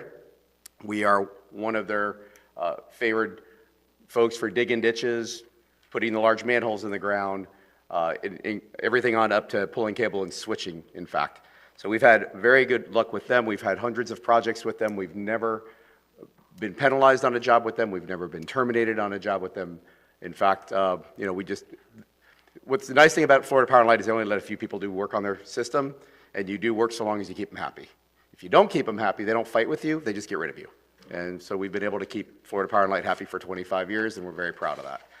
The project team that is at the executive level and supervisory level here, you can see we have the experience listed up there, the amount of time that we've been there. This is what I mean by we bring this level of management, this level of expertise to the job, so that we can then hire the local folks, train them up in our techniques, proven techniques over the years. We believe in heavy-duty processes because we like our business to be scalable. We're always growing. So we're about $175 million a year in sales nowadays, and that's quite a bit when you consider that, like a project like this, we're not buying the material, so that revenue doesn't run through us. So it's pretty significant. A lot of our work is that way. The project management staff, the estimating staff, right on down to the supervisory staff, you can see are all very tenured, been with us quite a long time, with the exception of Ryan there. He's the next generation. He's actually the son of our general superintendent, who's used to run around at our picnics and kick us in the knees, but he's actually turned into quite a good worker. The other thing I'd like to point out, we have a number of jobs that are very similar to the job that you're envisioning here. Probably the one that's closest to it that we're just wrapping up right now is for the city of St. Pete Beach. It's very similar, going right down the highway, taking the overhead utility lines, putting them underground. One of the things that we did here was we included the survey where they rank how we've done. They're pleased enough with us that instead of putting out the next phase to bid, they just simply added as a supplemental adder to our contract to keep us there. Now that we've established a great working relationship, we've met their expectations, and they're just continuing to expand our contract. So we're very proud of that as well. That project right now, the first project is 98% complete. We're 2 weeks away, and really the only work left on that job is the things that they came along and added at the end of the job just to finish some of the tie-ins that they didn't anticipate originally. There's a number of communities throughout Florida that we're talking to right now for doing precisely what you're doing, mostly because they're concerned with the amount of time that it's going to take for Florida Power and Light to get to their community. The other part, some of the communities that we were speaking to have also had a little bit of frustration with the fact that Florida Power and Light's only going to put their utilities underground. They're not going to put the cable TV underground. They're not going to put any other companies' utilities underground. So you'll come along, FPL will underground their utilities, and then you're still left with the poles, you're still left with the cable and the coax and the fiber. So the advantage of doing what you're contemplating is getting it all done, taken care of, getting it nice and neat and buttoned up much ahead of time. Some of these communities are talking to us. In fact, we've got a number of proposals out for financing their projects. So we are also able, through a third party, where we have a $500 million credit line, to come in and provide financing to communities to be able to fund these projects ahead of time, which basically gives the potential clients the ability to speed things up. So rather than waiting for municipal bonds or grants or just waiting for FPL, the ability to put in place financing that they will provide to y'all that you would in turn use to pay us, and then work out the terms with them. And then when you do secure your bonds or your additional financing or what have you later on when FPL comes along and reimburses you, can take out that financing. I put a slide in at the end. So I know that has nothing to do with this particular project, but something to consider for future projects. And as we run through the rest of these slides, we just thought it would be interesting to give you a smorgasbord of the projects that we've done, the surveys that have been provided to us by the folks that were in charge of those projects. There's just so many of them out there. Because ultimately, everyone that you're going to hear from today, we're all experts at digging ditches and putting pipe in the ground. We've all been working for the same utilities for a number of years. What we bring to the table, as I said, was, we bring size, financial strength, the ability to bond. Berkshire Hathaway is our surety and has been for a very long time. Extraordinary safety record. We are one of the most recognized and highly, we win an awful lot of awards, is what I'm trying to say, with the Associated Builders and Contractors, which is really the largest contractor association in the country. We also had the ability to come in and wire the buildings. You're bringing utilities over, you're bringing the main power over from the utility, but on the secondary side of that, tying into the buildings, upgrading meters, upgrading panels, which are things that in turn we could also do as well as an added benefit to any of your citizens' businesses along the way. And the, let's see, I think that pretty much walked me through most of this here. Kind of some of these really large projects that we've done, crane electrification, shore power for ships, refrigerated areas. We get hired quite a bit by developers that are putting in condos and they don't want the power lines in front of their buildings, so we come in and do small jobs for them. Again, all because we're pre-qualified already with Florida Power and Light. Even to the point when it comes time to dig ditches at Turkey Point around the nuclear power plant, we're the ones that are hired by FPL, which just shows how much trust they have in us and our long-standing relationship with them. So we've even, I think one of the things that Ray and I are most proud of is after 9/11, there was an awful lot of security work that went on in Port Everglades. And as you know, Port Everglades is one of the largest ports when it comes to fuel, oil. The amount of pipelines that are in there, we went in there, we put in hundreds and hundreds of cameras and poles. But what we did was we directional drilled it all. And they were very nervous about that. Can you imagine we're drilling, around all these fuel lines? We didn't hit a single utility at 43,000 feet of drilling. So we're quite experienced at the engineering part of this, the ground penetrating radar, the underground identification of utilities. You see, I grew up in South Florida. My entire reputation is based on not upsetting people. So it's very important to myself, my family, our executive staff that, we maintain a very high standard in our communities. And of course, as you may have read in here, we also give back quite extensively to our communities, primarily to underprivileged kids, because well, heck, our controller is a kid who survived the earthquakes in Haiti, and we put him through school, and he got his master's in accounting and his CPA. And when you see success stories like that, you can't help but say, okay, that's what I want to do in giving back to the community, is giving people who otherwise wouldn't have the opportunities I was afforded the opportunity to succeed. And that's really important, giving back to the community. We ask our employees to do a lot of that. So just quickly flipping through a lot of what I'm sure you've already read and kind of bringing it to the end. Brightline is another significant project that we just finished there, a little over $100 million worth of work for them, basically running and plowing and directional drilling that entire length of tracks. And again, had an excellent experience not hitting any utilities. The first $25 million worth of work we bid. The last $75 million they simply awarded us because they didn't want to lose all of the tribal knowledge that we gained in the first $25 million. Locally here, the closest project we have ongoing right now is at Tyndall Air Force Base, where we're doing a base-wide communication upgrade, pretty much putting in all new communications throughout the base, mostly via directional drilling as well. And in this Port of Miami shore power job, if ever you've seen how big a piece of equipment it takes to power one cruise ship, that there should give you an idea. It is pretty impressive piece of equipment. There's 5 of those going in at the Port of Miami, which is outstanding because, I don't know if you know this, but cruise ships actually sit in our port and churn bunker diesel. It is like the dirtiest thing they could burn. So this gives them the opportunity to come in and plug in and shut their motors down, transition over to shore power. But each one of those things is 16 megawatts. So it's about the same size as 4 50-story high-rises. That's what it takes to power one cruise ship.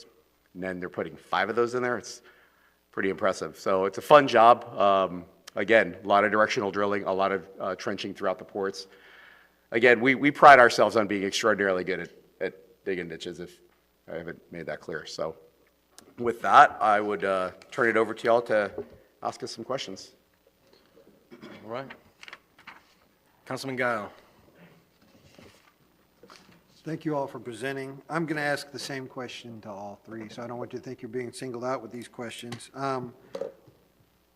In my past life, I worked very closely with road and bridge contractors that made a living off finding discrepancies in specifications in regards to DOT and change orders. With your experience, long-lived experience in this area, do you see anything in the specifications that were generated that would be a conflict with the FDOT specifications that would require change orders? So what's really interesting about the approach that you're taking that DOT doesn't take is that you're doing a value type approach. You're pre-qualifying folks, you're asking for a proposal, a presentation, and your drawings are not to the exacting standards that a DOT set of specifications is. So DOT will basically give you a line and say, we want you 6.8 inches off of this line, and if you're not there, you got to stop. The approach on these overhead to underground jobs has been to give us a running line and to let us go out and examine what's underground and pick our own running line, so long that it stays within the right-of-way and it stays within the standards that Florida Power and Light has. This is exactly the way that we work with Florida Power and Light as well. So you can imagine Florida Power and Light is not tolerant of change orders. See, when I bid a DOT job, and I don't do DOT work anymore specifically because of these change order issues, we can't make money getting caught up in change orders because change orders stop work, and when you stop work, you have unabsorbed overhead, and nobody wants to pay you for your overhead downtime. So when we work for Florida Power and Light, it's a relationship type approach. Nobody wants a job to stop. Everybody needs the job to finish. So we work things out in the field, and then we as-built them, which is why we have our own survey staff to come back after the fact and as-built. So as long as we stay in the right of way, so long as we stay within the FPL standards, there's nothing in your plans that's going to cause us to stop and try to mine you for change orders the way DOT contractors are taught. DOT contractors are taught to do that by the DOT because their engineers want to split hairs and they want to play gotcha. And what ends up happening is you end up teaching these guys because they're a low bid, read them and weep contractor. You basically ask for the lowest possible price based on the set of drawings that an engineer put together. We call it the cost of construction in heaven. And every time something goes wrong, you are forced to write a change order to keep from going broke. That's not the situation with these projects. These projects, because you're working with FPL standards, you're working with a running line that's in a right-of-way, and you're working with a consultant who has tremendous experience doing this, every single project, and I think that's why we get such high ratings on our surveys, is that we don't sit here and use this as a cash register to add costs after the fact. Our goal here is to win every single one of your phases. Once we're here, we don't want to leave until this is done. So I hope that answers your question. For the most part. So you don't anticipate anything that's going to require a change order, anything that you read based off our certifications? So our philosophy is change orders are for changes, not for discrepancies. All right, so if you come along and you change the running line and you say, hey, we wanted you on this side of the road, but because this condo owner doesn't want you here, we want you to move over here, it's going to add work, that would be a change order. If we're coming along and we run into something that is, an additional couple of utilities that are in the way, that's on us because we're going to pick that running line out ahead of time. Okay, so that'll be on you as long as it follows the specifications that we have set forth, is what you're saying? Yeah, which are the wonderful. standard specifications that we always build to. All So right. we know what to expect. It's not new to us. Thank you. Councilman Destin. Thank you, Mayor, and I'm going to ask you the same question I asked the other guys too. We've got a number of heritage oaks along the harbor, and you're going to have to go under some of them, and we don't want to kill them because they're failing on us pretty quickly. There aren't that many left. I suppose that the way you drill is the same way that anybody that does this project drills. Explain to me how you do it. Well, I'll tell you what, Ray, why don't you explain how we deal with the botanists and the arborists and how So basically you go drip line to drip line, and that protects the tree, so then you shoot underneath the root system. If they're oaks, roots are shallow, they're not deep. So we'll shoot down 12, 15 feet, past the oaks, past drip line to drip line, and then that's how we protect the oaks. Well, that's, I think, something we're all looking for, because we don't want to lose those trees. And my particular easement that I have to grant has a number of them on it that are probably 100 to 150 years old, so we want to save those. My other question was, Most of the people along the harbor have about 100 days to make their living in the summertime. You anticipate that we'll be able to continue to operate in the summertime when you all are working without a great deal of disruptions, either to traffic flow or to power? So I think our experience in the city of St. Pete Beach kind of speaks to that, because we have to deal with the exact same thing. You know, great thing about city of St. Pete Beach, you drive down, you know, the main drag there, and really you don't have any chains. You have all local businesses. And as a result, you know, you're not dealing with some sophisticated corporate office in New York. You're dealing with the folks that live in that community and who operate their businesses right there on that strip. And that's where we find that, you know, getting out there ahead of time, communicating with them, working with them to figure out how we're going to maintain access in and out, how we're going to mark that access. That's really, I mean, if I had a business there, I would expect somebody to come to me a few weeks ahead of time and say, hey, here's what's going to happen, here's how long we're going to be there, you know, and what would you like to see? Do you need 1 point of access? Do you need 2 points of access? How would you like to see it happen? Because you're right, you guys are living in a tourist town. I grew up in Fort Lauderdale. It's pretty much not the same thing anymore, but it used to be. Yeah. Our strip is no longer like your strip. So you guys, how many feet a day do you think you accomplish on the east-west corridor? Because the north-south probably wasn't going to disrupt much, but the east-west, of course, goes across the mouth of all the businesses. How much do you do in a day? So I would say 600 feet a day per drill. Well, that's pretty fast. Yeah. Okay, But- appreciate it. But the issue we do is we do a lot of homework ahead of time, so we locate all the utilities. We put together a bore plan so that we know what window we have, so that we can then shoot the bore. Yeah. So, you know, we spend maybe a day ahead of time planning out the bore, getting all the utilities located, GPR, and then we put that into a bore plan, and then the guys go out and they'll shoot the bore. So that way, pretty much they know where they need to be. Yeah, having that capability in-house so that we have the internal communication on those bore profiles is really key. Because even if we're going to sub out work, if we get into a situation where we don't have enough drills ourselves and we got to bring in a subcontractor that drills, that only drills, they can't do any of that stuff for themselves. They can just drill. We have to do all the engineering for them. We still have to do all the layout for them. We still have to be, you know, we're responsible for our subs as if they were ours. So when we have our own drills out on site, it's really simple. When we have a subcontractor that we bring in, we have to basically treat them as if they're our own crews, because we have never come across a subcontractor that can do that for themselves. They just don't have the tools, they don't have the software, they don't have the experience. So your drill mechanism is how big? Because you're going to set it up to drill. How much space does it take? It takes about 30 feet. You'll have 30 feet at this end, and you'll have your trailers for your pipe and stuff at the other end, which are maybe 20 feet long. So about You set 50? those up, you know, in 600-foot increments. Yep.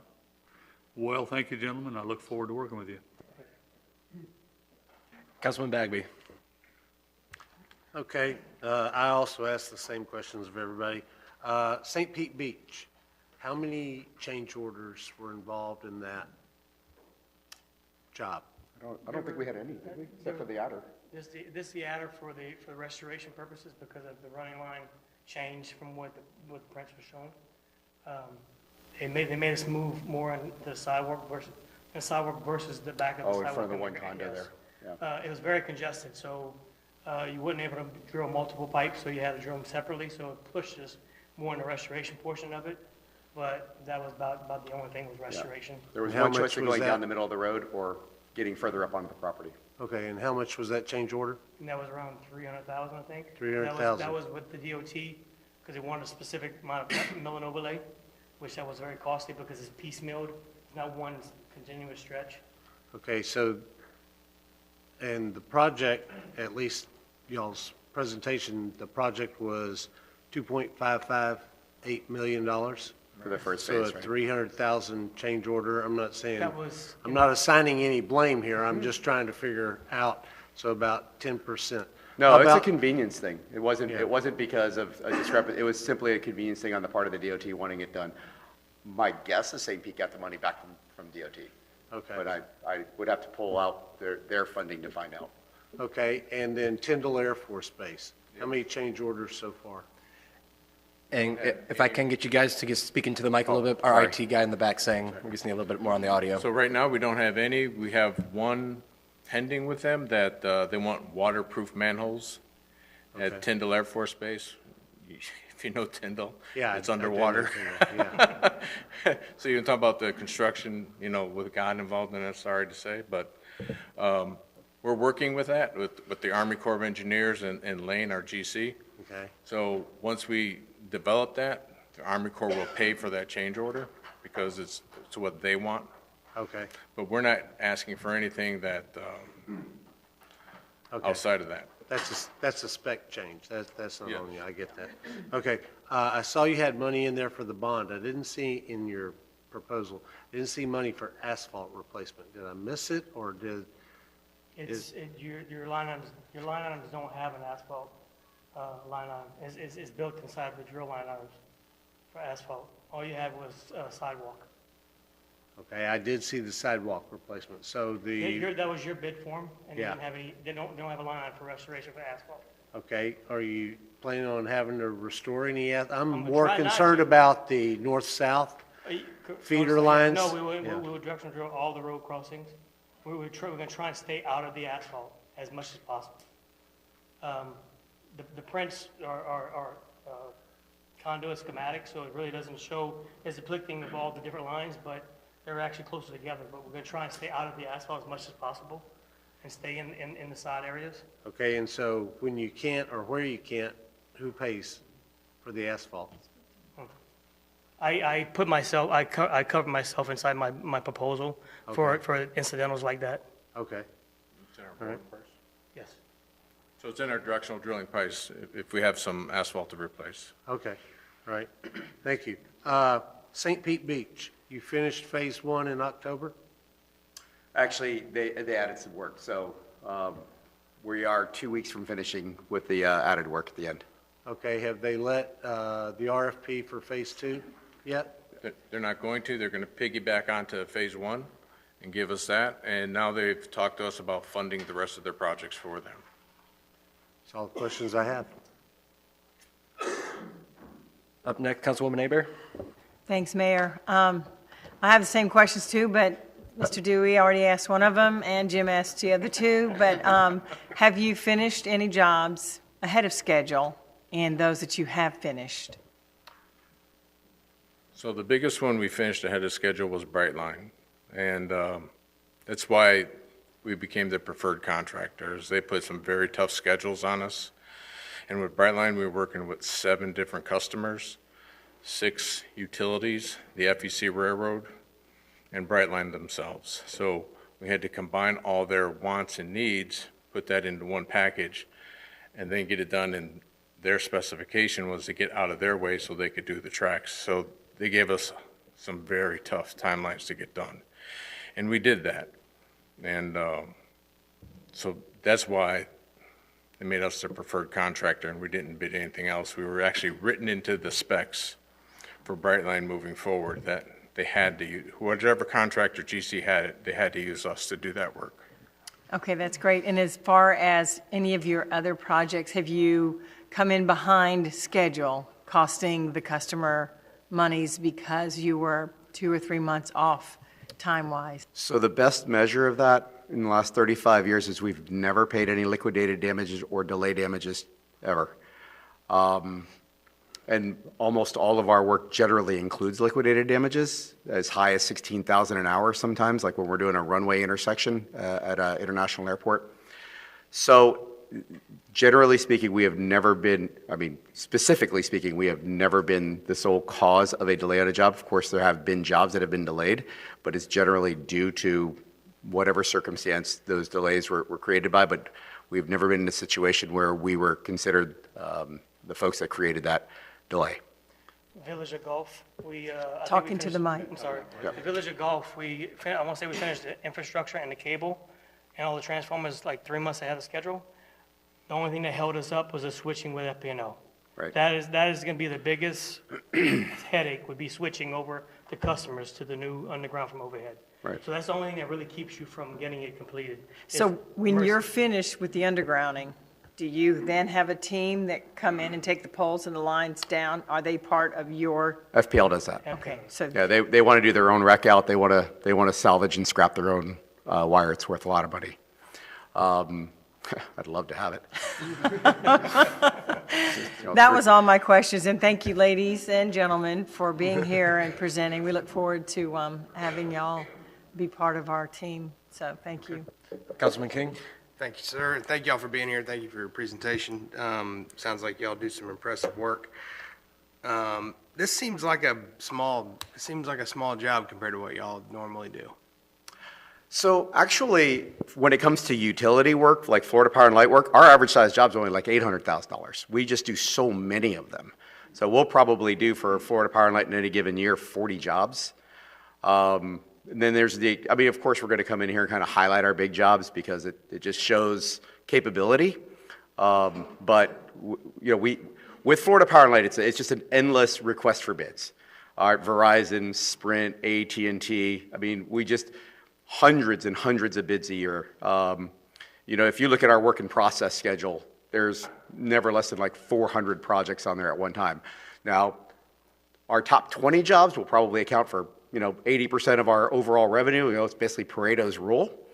But yeah, this is actually a really ideal sized job because it hits the marks for us. We actually have kind of criteria in-house as to what jobs we want, and it really is ideal when the job is of significant size that we can put a full-time project management team to have a singular focus on a project.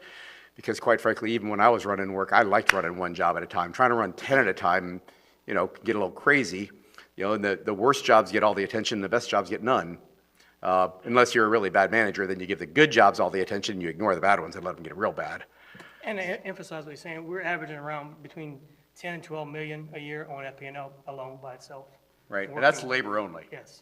They furnish all the material other than concrete. I wasn't trying to put you on the spot. No. I just was. No. I appreciate that. But Yeah. we even bid the Destin Airport, which is only a couple $100,000. I think we finished second in that bid, but we didn't win it. But, I mean, we bid jobs that are $100,000 up to $100 million. Right.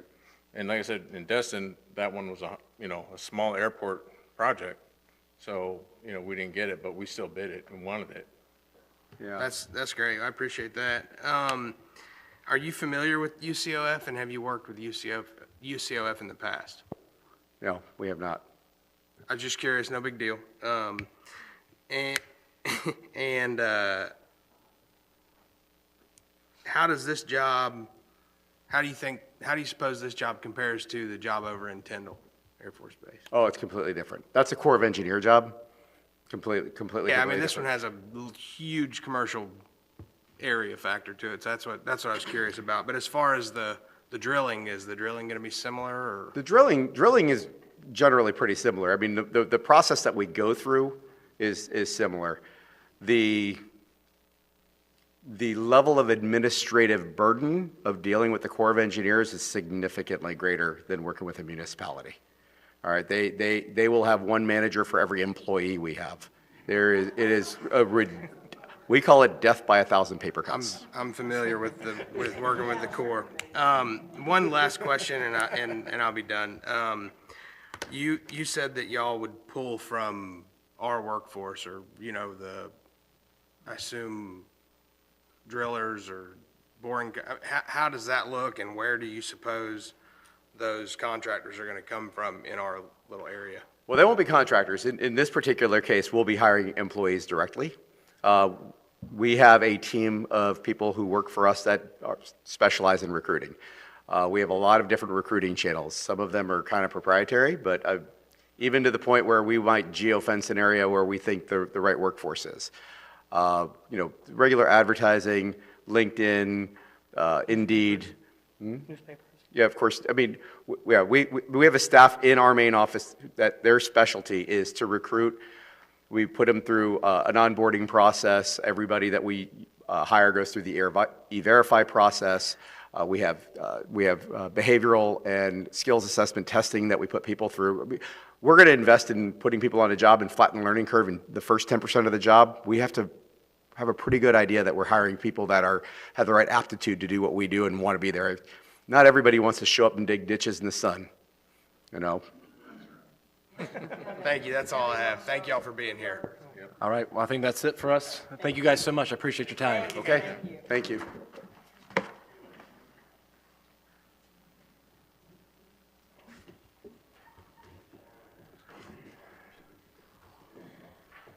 With you all asking the same questions, I feel like I'm in an insane asylum. It's supposed to be the same questions to each of the Y'all doing great then.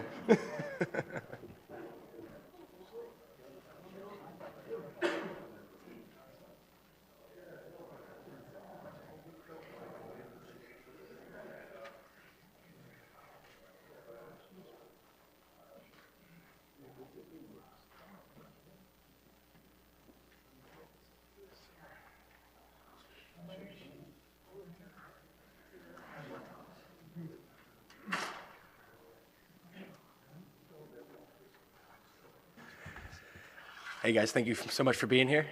Thanks for having us. Hello. So we said 10, I'm giving up to 15 minutes since I want to give everyone the same amount of time. And then a lot of it's been Q&A after. Okay. So take it away, lights on, so the mic's on. If you guys can, just speak into the mic when you guys go back and forth. And I'll let you guys have the floor. All right, well, my name is Tom Nemec. I'm owner and president of Wilco Electrical. With me is Ryan Ouellette. He is the vice president of operations for our company. We really appreciate the opportunity to come up here and present our proposal to you. It's a huge project for you. It's going to be very transitional for your city. We've seen a lot of these projects that have, taken place, and it's, it's probably one of the bigger things that a city can do as far as putting their overhead utilities underground. So very excited for you guys to do this, and we're here excited to present this to you today. Now this I'm not sure about. We'll give it a shot. Right or left? Okay. Well, that's a long ways away. Maybe. Let's see. And to let you guys know, we do have all of your guys' slides on our tablets and laptops. Yep. Okay. I didn't bring the slides with me though, so that's the problem, but that's all right. Oh, go over there? We could give it a shot here. Let's see. So Wilco Electrical, Wilco Electrical started in 1997 by a FPL lineman. He started the company because of FPL switching to contractors for some of their work. And so they started originally just with a streetlight contract in Dade County in 1997. Eventually they took an underground contract to do cable repair. In 2007, at the end, I ended up buying the company, and it was just doing streetlights and some cable repair in Miami. And then in 2010, we progressed to Palm Beach County, where we got our first underground contract with FPL. In 2013, they expanded our contract over to do all the services for the for FPL. And since then, we've grown the company tremendously as an FPL unit contractor. We now do underground utility distribution all the way from, if you're familiar with the east side of the state, Palm Beach County, all the way up to St. Augustine. We have multiple contracts in conduit and vault work. We do manhole work, installing new manholes, paper and lead cables, which is the old style lead wrapped cables that now get transitioned or replaced. And we still do street lights, and we also have a division of overhead power as well. So we're a fully diversified company doing all this work in-house for FPL. And the reason why I really want to bring up the fact of, sorry if you can't hear me, the fact of the unit contracts is these unit contracts are what have given us the experience to do this work. So move ahead here. Over the last 10, this is just for the last 10 years, Wilco, we've installed over 9 million feet of service cable, 7 million feet of primary cable, 4 million feet of feeder cable. We've installed over 45,000 new services in the state of Florida over the last 10 years.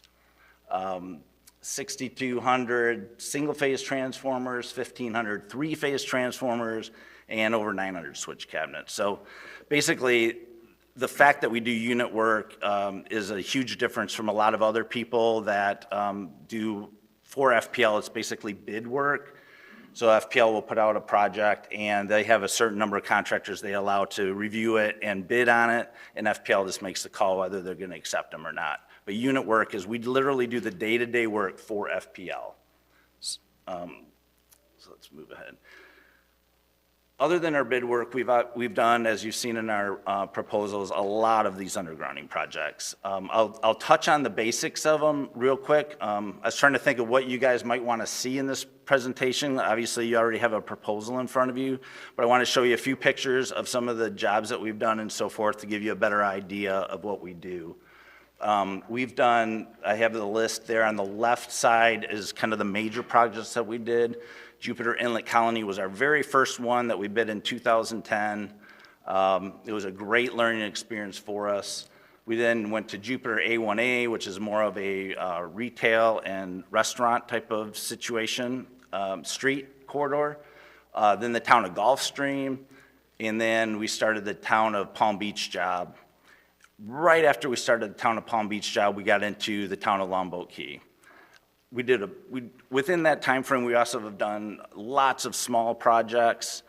We have the city of Bradenton Beach, Bel Air Beach, Lake Worth Beach. We constantly do jobs for and small projects like that. There was a carriage house project in Palm Beach that was a major job that we did. And Lake Towers was another one, small one. So I just want to touch quickly these, since we don't have a lot of time. Jupiter Inlet Colony was the very first one. There was an engineer named Danny Brannon that's very well known on the east side for doing these projects. He's done the vast majority of these projects over on the East Coast. So this was one of the first ones in Palm Beach County. So we kind of cut our teeth on this project and kind of learned, the ins and outs of doing these projects and working with people in these coastal communities. One thing I like to show on this project is one of the big concerns you have with residents is where's the equipment going to go? And Jupiter Inlet Colony did a really nice job. They added to their budget some landscaping. And other projects, they wait for the residents to actually do their own landscaping around equipment. But I wanted to just show you some pictures here. There's a transformer after it's installed. That's a typical from the side. They did well. That doesn't necessarily meet FPL specs exactly for what they allow, but after the project's done, they kind of walk away from it and allow it. But Jupiter Inlet Colony did leave the front of all the transformers open, so any maintenance that needs to be done, switching and whatnot, is easily accessible for FPL. But it's quite amazing. All the poles are obviously gone in these pictures, but when you look down the road, you literally do not see a piece of equipment anywhere. So it's quite remarkable, and I like to show those pictures because it's a big issue for a lot of people. Jupiter A1A was actually, the top right corner is actually Jupiter Inlet Colony that we did, and then right after that we did the Jupiter A1A.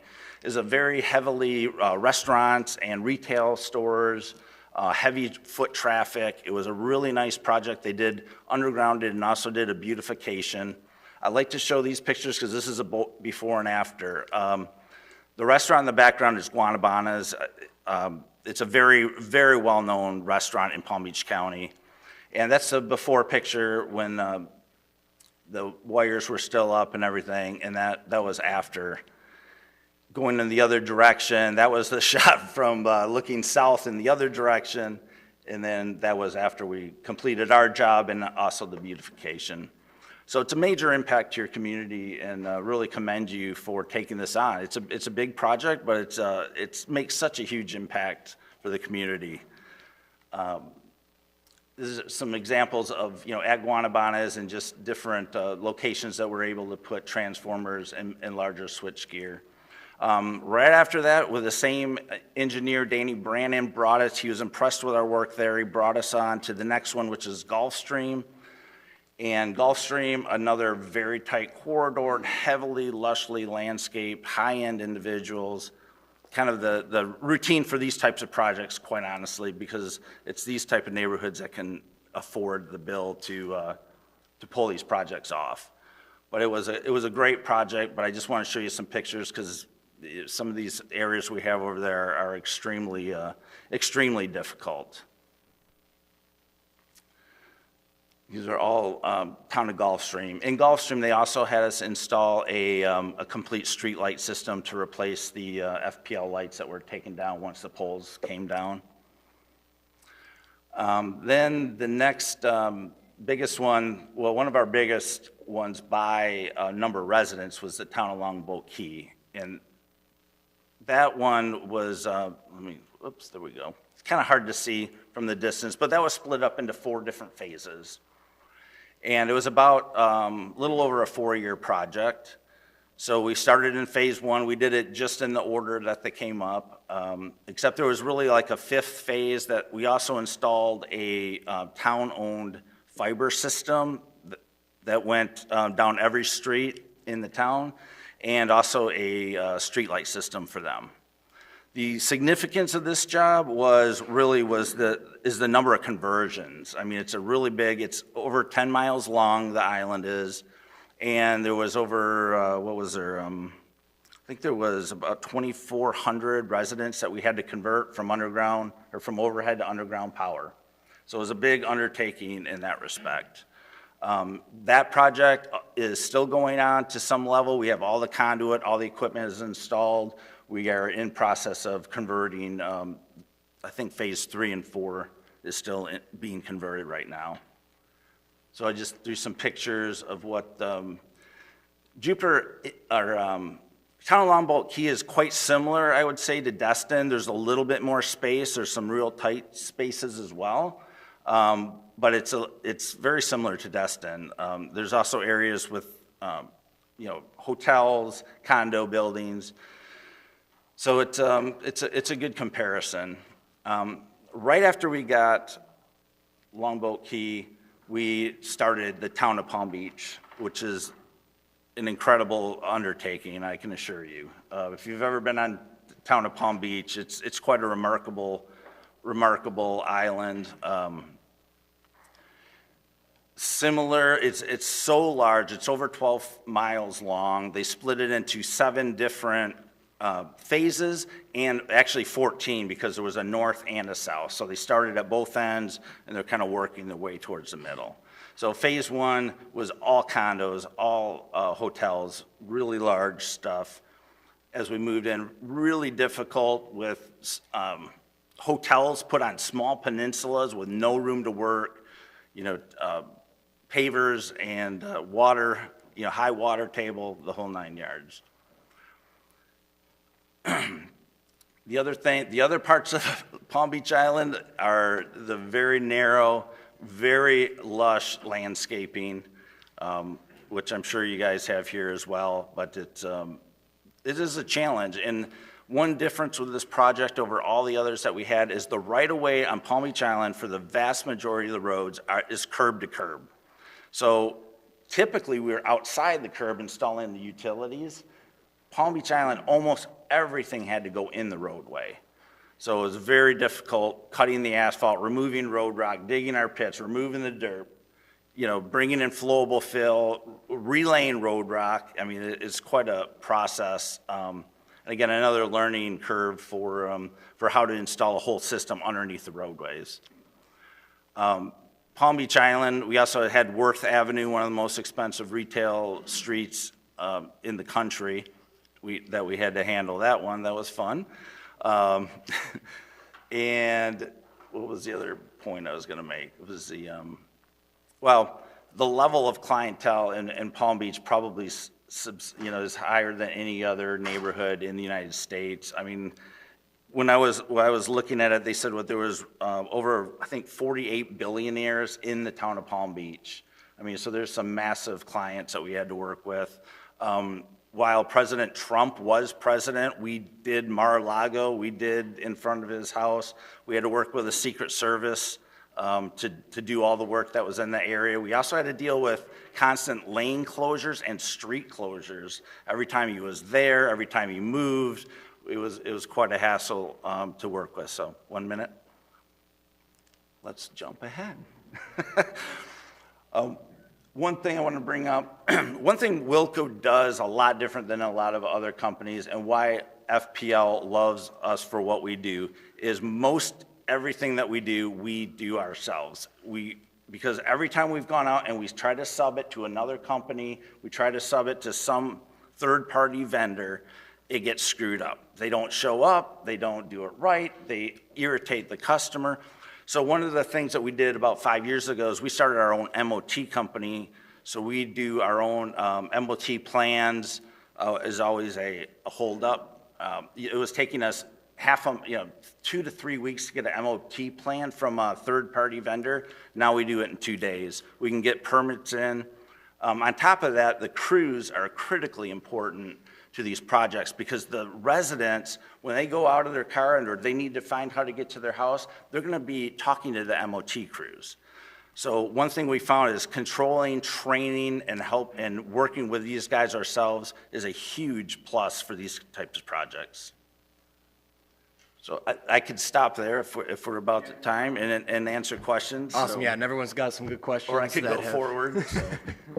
And I'll give you a second at the end, too, if they don't hit any of Actually, the... can I grab my water real Oh, quick? please, yes. All right, you're up. All right, Councilman Alrighty. Guile, if you want Let's do to it. start off the question while he grabs his water. All right, while he's grabbing his water, it's going to be the exact same question I've asked the other two contractors. In the past life, I worked very closely with bridge and roadway contractors. One thing that I ran into quite a bit was they would try to utilize change orders whenever things didn't meet certain DOT specifications, and they anticipated that prior to taking on the project. They knew those change orders were going to be coming into play. Do you see anything in these specifications, anything that you've read based off these, that would indicate to you that you would require a change order in order to move forward? I saw you've been doing this since '97, so I think based off your history, if there was anything that seemed that would be a discrepancy, you'd be able to identify that pretty easy in the forefront of this project. Right. And as we're not a road constructor, but I totally know what you're talking about. So we have done so many of these projects, and not even just necessarily the projects, but the work we've done for FPL. We've pretty much come into everything. And of course, there are maybe massive changes to a plan or something that requires a change order. But basically, we price and we put together our job or our package we don't anticipate change orders at all. And as a contractor, I was actually talking to Ryan about this a while back. So one skill I've never learned is how some of these contractors, they go low, they get the contract, and they nail them over and over with change orders. And I can't do it. We don't do it. You can call anybody in, the list of people that we sent you. Most of the projects we've done almost with no change orders unless there was a major change to the plans themselves, or we started the project, for example, town of Longboat Key. There's this trailer park in there that they didn't even have plans for when we took on the project. We knew it was going to be an absolute nightmare. There's like 250 trailers, 2 feet apart from each other, very difficult project. So we knew in that there's going to be a change order for that because we just didn't have the plans for it. But other than that, the only time we'd ask for a change order is if it's a significant change to the project. We've included in our proposal several things, as we did, actually me and Ryan went around the town and looked at the project before we did our proposal, and we found, a lot of things that are quite different than the typical FPL system that would require possibly a change order. We've already priced those in. Like they show a splice box, for example, on the plans. A splice box is normally, just level with the ground, and you just dig a hole and put the splice box in and put a cover over it. Well, here they use Port junctions are a different type of electrical device. So when FPL took over Golf System, there were some old Golf devices. Well, it's all Golf devices. So when these new installs, we have to incorporate the new FPL spec to the Golf system that's existing out there. because there are assets in the system that are underground that we're incorporating with. So we have to identify those and price those accordingly to, make sure we're avoiding change orders down the road. Yep. And we called FPL to ask them about, are they going to continue using these devices or not? So we priced it in with continuing to use them because they thought there may be some issues with changing that equipment to the standard FPL splice box. So those are good, type of examples that we've looked at. But no, we do not like change orders. On my bid clarification and exceptions, I've gone through everything I could think of that might be an issue outside of what we've already seen on your plans. Line 5 does say no paving or paving repairs on the FDOT right-of-way road. We don't anticipate having to do any, but if the case came up, like there's nowhere to do this except out in the roadway, you don't want me to price in, FDOT roadway repairs. I mean, $35,000, $40,000 a repair. How many do I put in? I mean, it just, and the chances that we're gonna have to do it are very minimal. So yeah, our exceptions, I literally put in here everything that I think could possibly be an issue at all. Thank you. All right, Councilman Destin. Talk Thank you, about the Mayor. trees. And I'll try to ask you the same questions. I'm sorry, I'm just in your head. Who's next? Oh, you are. Oh, okay. I'll try to ask you the same questions I asked the others too. We've got a number of heritage oaks along the harbor. And, I've got a number of them on my property where they're asking for the easement. Tell me how we're going to be assured that we're not going to damage those with the drilling.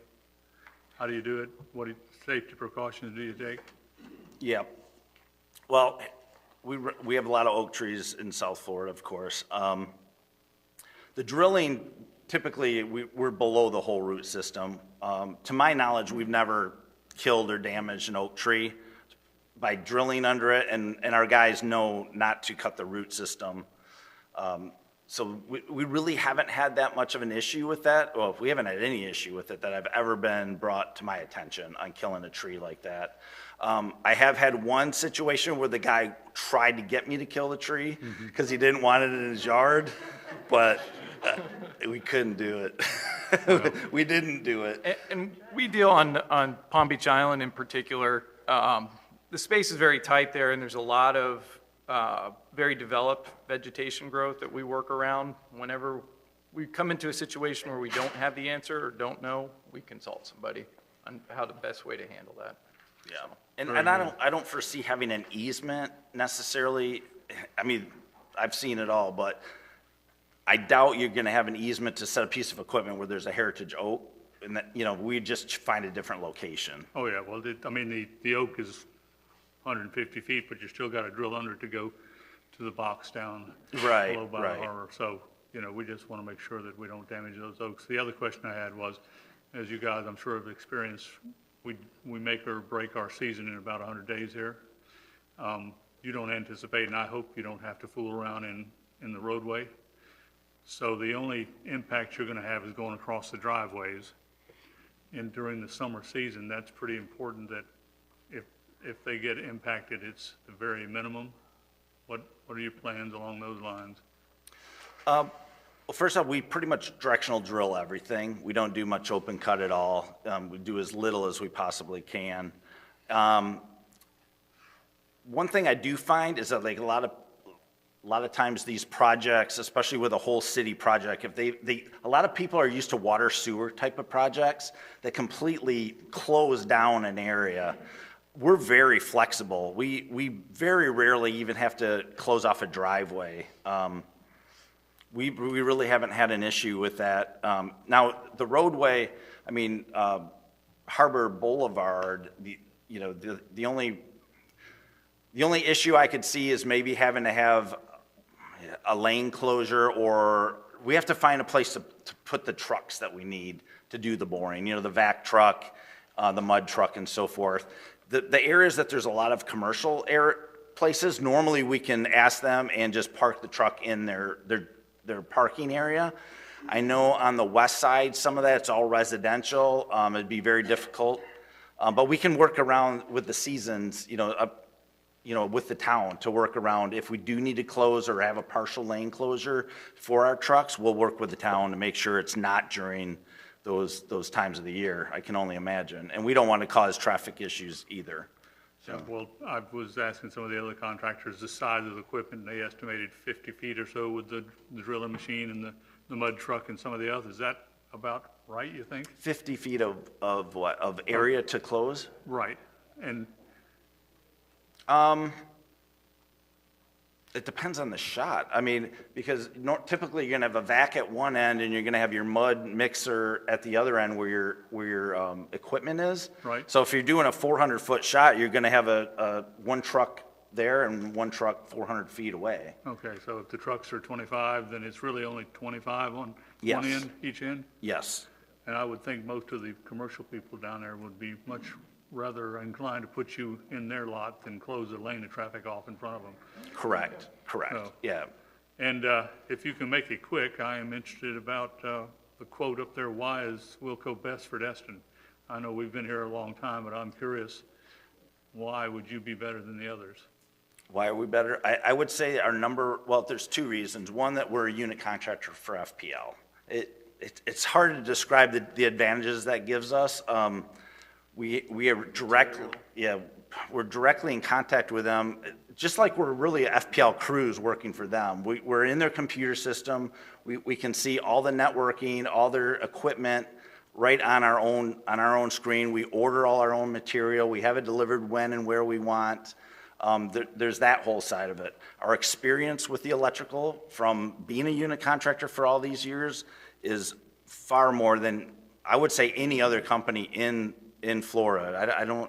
We'd have to ask FPL. I've seen a number once before, about 2 years ago. We were doing over 40% of the underground construction for FPL in Florida.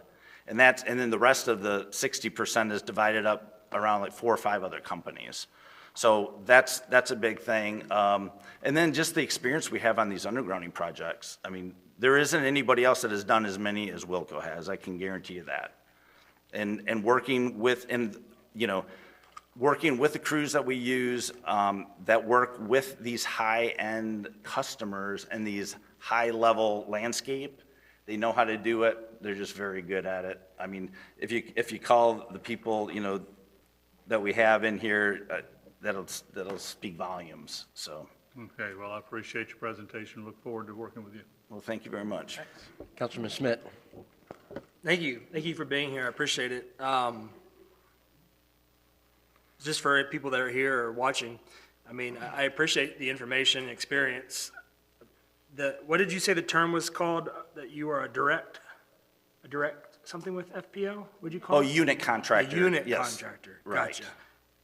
Am I able to ask a question? Are they the only unit contractor? Yeah, you can ask him. Are you the only out of the 3 that are here?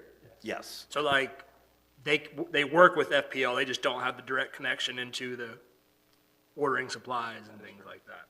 So for the people that are here that haven't looked, I mean, is that why, I'm sure you guys have seen, you're 30 to 40% higher than any other bid out here?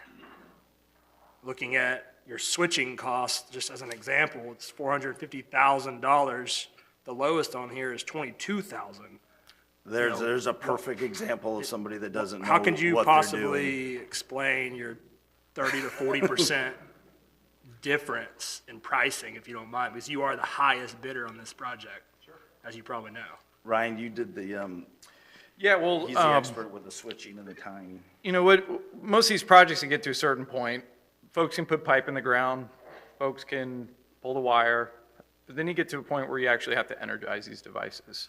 And where we excel, we have proprietary systems in place with Wilco that we've developed through these undergrounding projects to be as efficient as possible in energizing the devices in what is called load conversion, taking the power, the customers from the overhead line and putting it underground.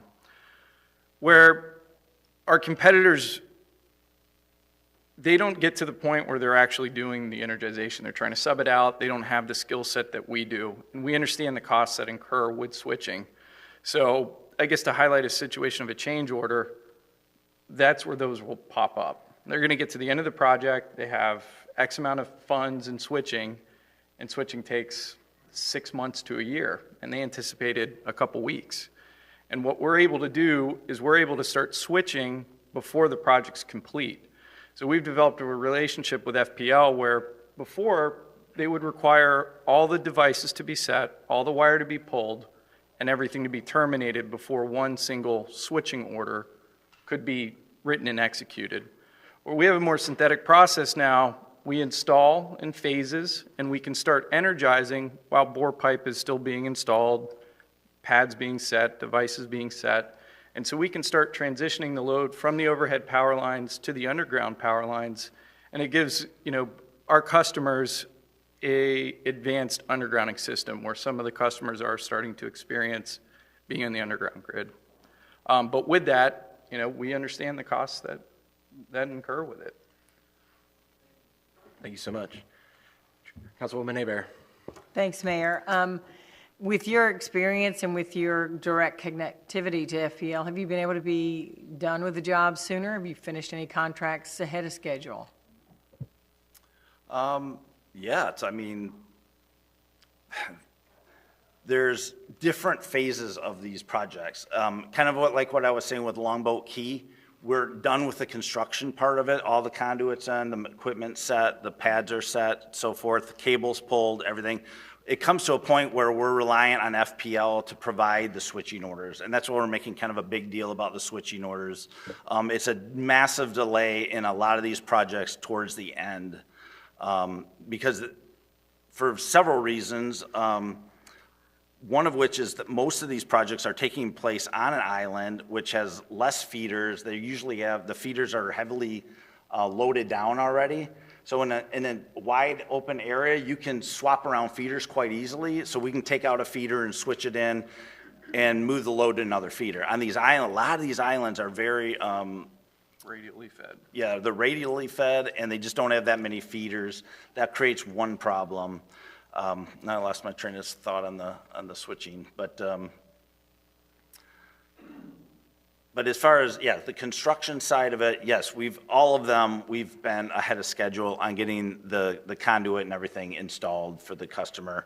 The switching part can be a bit of a delay, and that's where a huge advantage that you're going to find with Wilco is we're going to be able to limit those delays, although we can't get rid of them because the switching orders themselves have to be written by FPL, and they're also very limited on staff in there.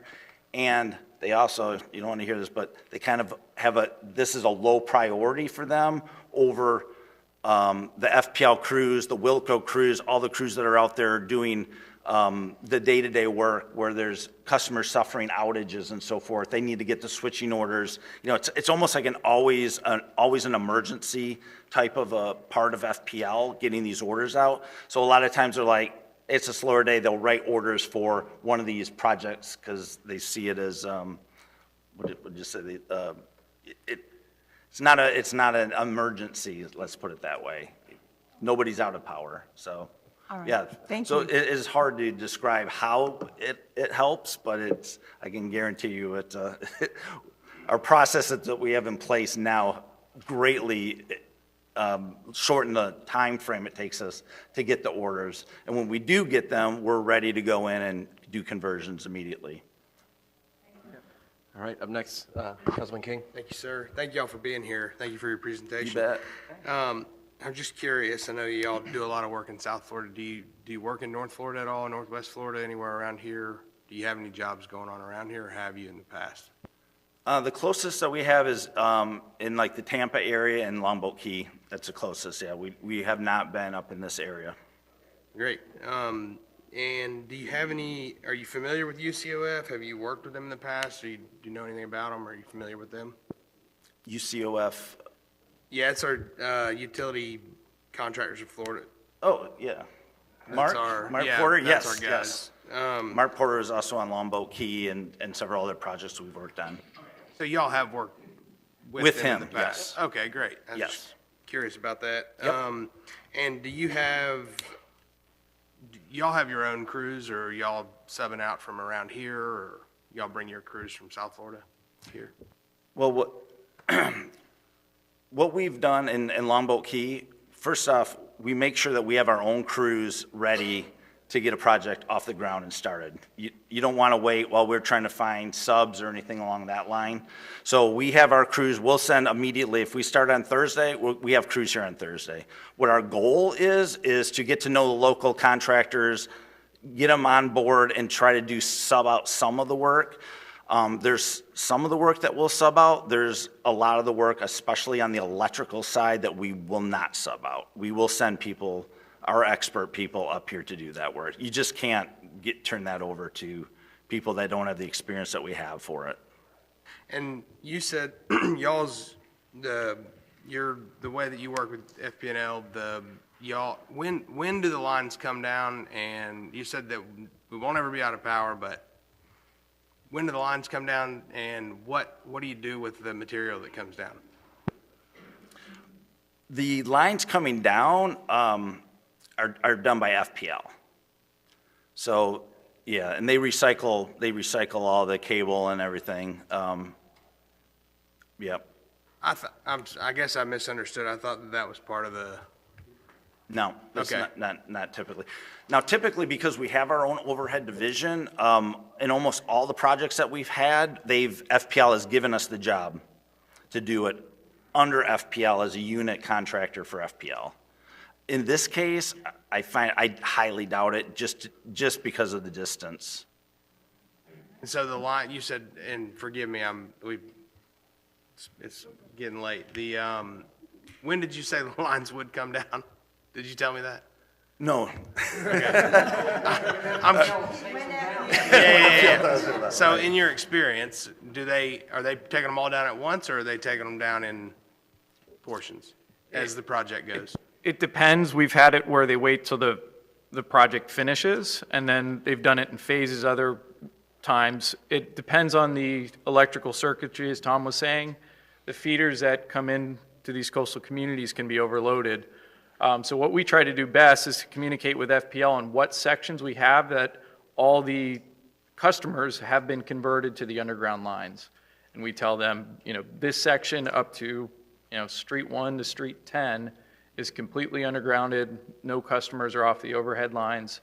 Then FPL can go through and see if they can remove that section rather than waiting for the full job. Thanks. I'll be done for the night. All right. I think that is everyone up here. Thank you guys so much for your time. Yeah, thank you. You bet. All right. Then, thank you guys. All right, so I think you guys need to leave as well now. Yeah, y'all have to leave. Housekeeping. Yeah. I appreciate you guys' time. Thank you for being here. All right, council. Rank them. Read the instructions before Jeff, you filling want out to your walk them through paperwork. the instructions? Yeah, your ranking sheets, you should all have in front of you. Just rank them 1, 2, or 3. I ask that, make sure that you just get them ranked, and when you're ready, let me know. We're going to have you verbalize that information so Ray can record it and I can put it in the schedule here. When you're ready, we'll start at the far end. And then Councilman Schmidt has a Yeah, question. this is from Mark, or probably Mark or your team. Did I hear you say that High Power has not done an overhead conversion project, or that they haven't done something similar? Like, was there something you said about them and their experience? Well, so as part of that RFQ, it was a requirement to put 3 specific FPL underground conversion projects. So I think what they talked to tonight is they've done several, just not similar type, right? So airports, we didn't take that in consideration. So just be mindful that they've done a lot of FPL work, but what we're looking for is specific coastal beach communities that have similar corridors and stuff like that. So of the 3, the St. Pete Beach project is a Duke project. It is not FPL, so it's a little different in nature. So that's why we had indicated that in the report, just to kind of break that out, so. That's the FPL type of projects, but Correct, that's what we were looking for, a similar Right. beach. That was the requirement, so they didn't meet that. is that concerning that a company hasn't done an FPL type of project? Well, I think what they shared with us tonight is they've done a lot of FPL, different work throughout the state, other electrical companies. What we were looking for and focused on really was kind of specific to this type project. Okay. So we were trying to hone in on that type, so I think that's what was missing. Okay, thank you, Mark.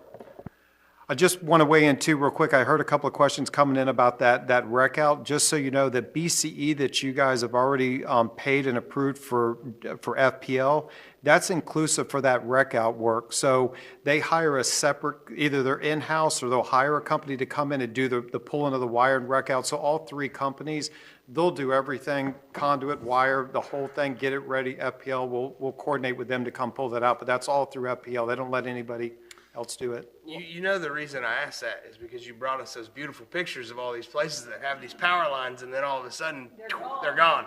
Yeah. And I think we're gonna get when this work's being done, we're gonna be bombarded with this question: when are the lines coming down? You know. Yeah, and I think that was key that some of them hit to in the fact that, you know, you want to try to coordinate that process. Don't wait till everything's done and then do it. I think to kind of do it in phase, that's what we typically do on projects. So it's not that when they talk about the switching, that's what that is. That means everything's built. Now they're coordinating the actual transfer of power underground versus overhead.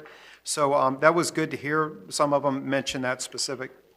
Couple more things, please, because you speak language here. It's all right. Did I hear that ADS can also do the switching section by section with FPL as well? Yeah, I think they said the same thing that Wilco just did. They say the same thing? It can be either or. So Right. what we'll do too, we work close with Hal, and it'll be a project team approach. Okay. But that's what we'll look at. Is there an advantage of doing it in phases or as Sure. a whole? The idea is to just get it done as quick as possible. So if phasing's quicker, Of we'll go course, that route. I just want to If make sure not- that they were saying the same thing. And then lastly, under the pricing under carrier section, the HDPE furnish, are those sections for additional utility companies? Like, for example, it only lists Cox, Unity, CenturyLink. Right, so those are the three carriers that we have that we're going to include as part of the project. So we put that as optional. The reason that we did that in the bid was because if the carriers come back to us with just an incredible cost to do it, we have to weigh that and bring it to you to say, hey, it might be beneficial to go that route versus the contractor. So that's the only items that we put in there as optional, so that we gave the city the option, if they get a real low price from the carrier to do it, maybe we want to look at that route. But when we've talked about in the past other utility companies that may not be listed on here, to make sure that there's room for them, that's still being considered somewhere? When you say room, I'm sorry. Like the other fiber company that's coming into town, we Live Oak, Yes, things yes. like that we've talked about, making sure. Yes, Okay. yes, that's all being considered, yep. Okay, thank you very much. That's good. Right, Councilwoman Aber, I think, has a question as well. And you guys. Thanks. I wanted to clarify, because the third contractors we're talking about, they were the only ones that had that direct correlation with FPL to where they could then energize the lines. Correct me, the other two companies also will energize the lines, but they're just not, quote, under the FPL hat. They still have part of the contracting permission to energize them after they get them set. Is that correct? That's correct. So basically, what I think Wilco was saying is that they are one of the few contractors that actually has an independent unit item. So they have access to the software that FPL has. The other ones have that same detail, it's shared with them. They just have that in-house. Got it. But they're all capable to do the They're all same going to be able to thing. do the switching. Okay, that's what I needed to hear. Thank you. That's all I have. All right, City Manager. Thank you. Jeff, just a reminder, their top choice will be number one, right? And down the line. That is correct, yes. Your top choice should be number one. second Lowest score two, wins third golf. three. Exactly. We have to say them out loud. Do we have to say them out loud? When I visited with Ray, he thought it would be beneficial to do that for the record. But if Kim has a different opinion, we can go with that. Do we have to say out loud? who Or do we vote? handing these over? Do we have to do the rank out I loud? think it would be good for you to read them out loud. Sorry, Kevin. All right. Start that way. All right. Kevin, when you go? Kevin, lead on. Ma'am. I'll change.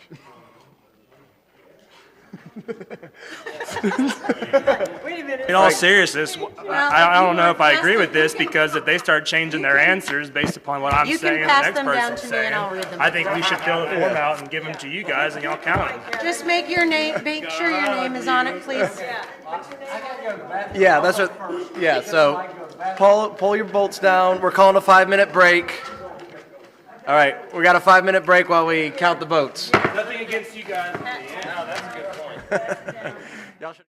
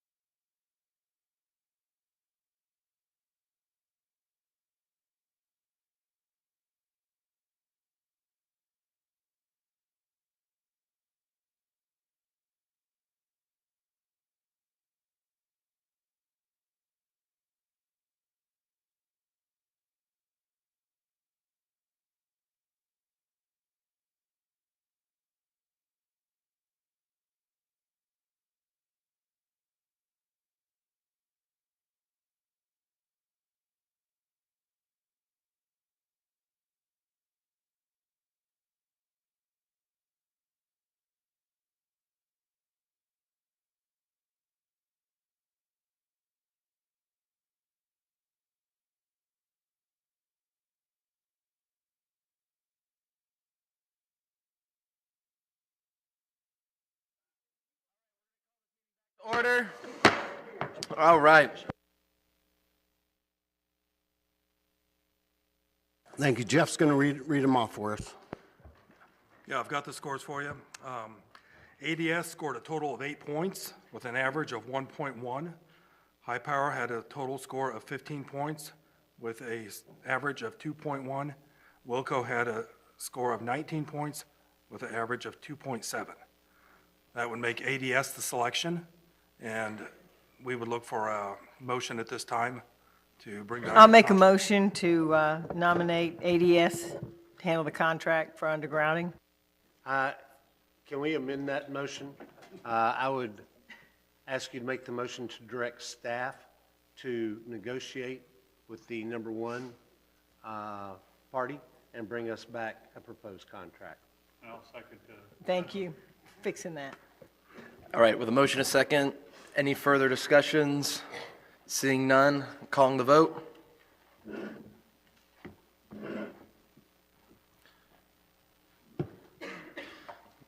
All right, ayes have it unanimously, so moved. Congratulations, and thank you guys, all you guys, for being out here and taking your time for applying. We really appreciate all your time and talent. Thank you, sir. Item B is the Short-Term Rental Impact Committee final report, and staff is looking for direction from council on how they would like us to proceed with that information, and there is a recommended motion. Do I hear a motion? Scrolling to the recommended motion. Mayor, is there any public comment? I know some people have been sitting in the audience all night probably. Yeah. Just to be clear, the ask for the council is to forward the report to the Florida's legislative committees that are referenced here, as well as our representative, and probably need to add senator there, and the Florida League of Cities. And that is intended to get to them before the January session starts. So I'll make this motion. I'm not sure it's going to stay this way, but I move to forward the Short-Term Rental Impact Committee's final report to the Florida Legislature's Regulatory Reform and Economic Development Subcommittee, Representative Pat Maney, Senator Jay Trumbull, and the Florida League of Cities.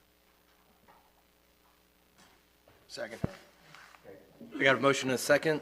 Any further discussions? Mayor, I request to let the public speak. Absolutely. If anyone here is from the public, we can open the floor for the task force, the Short-Term Rental Task Force Impact Committee. Is there anyone here?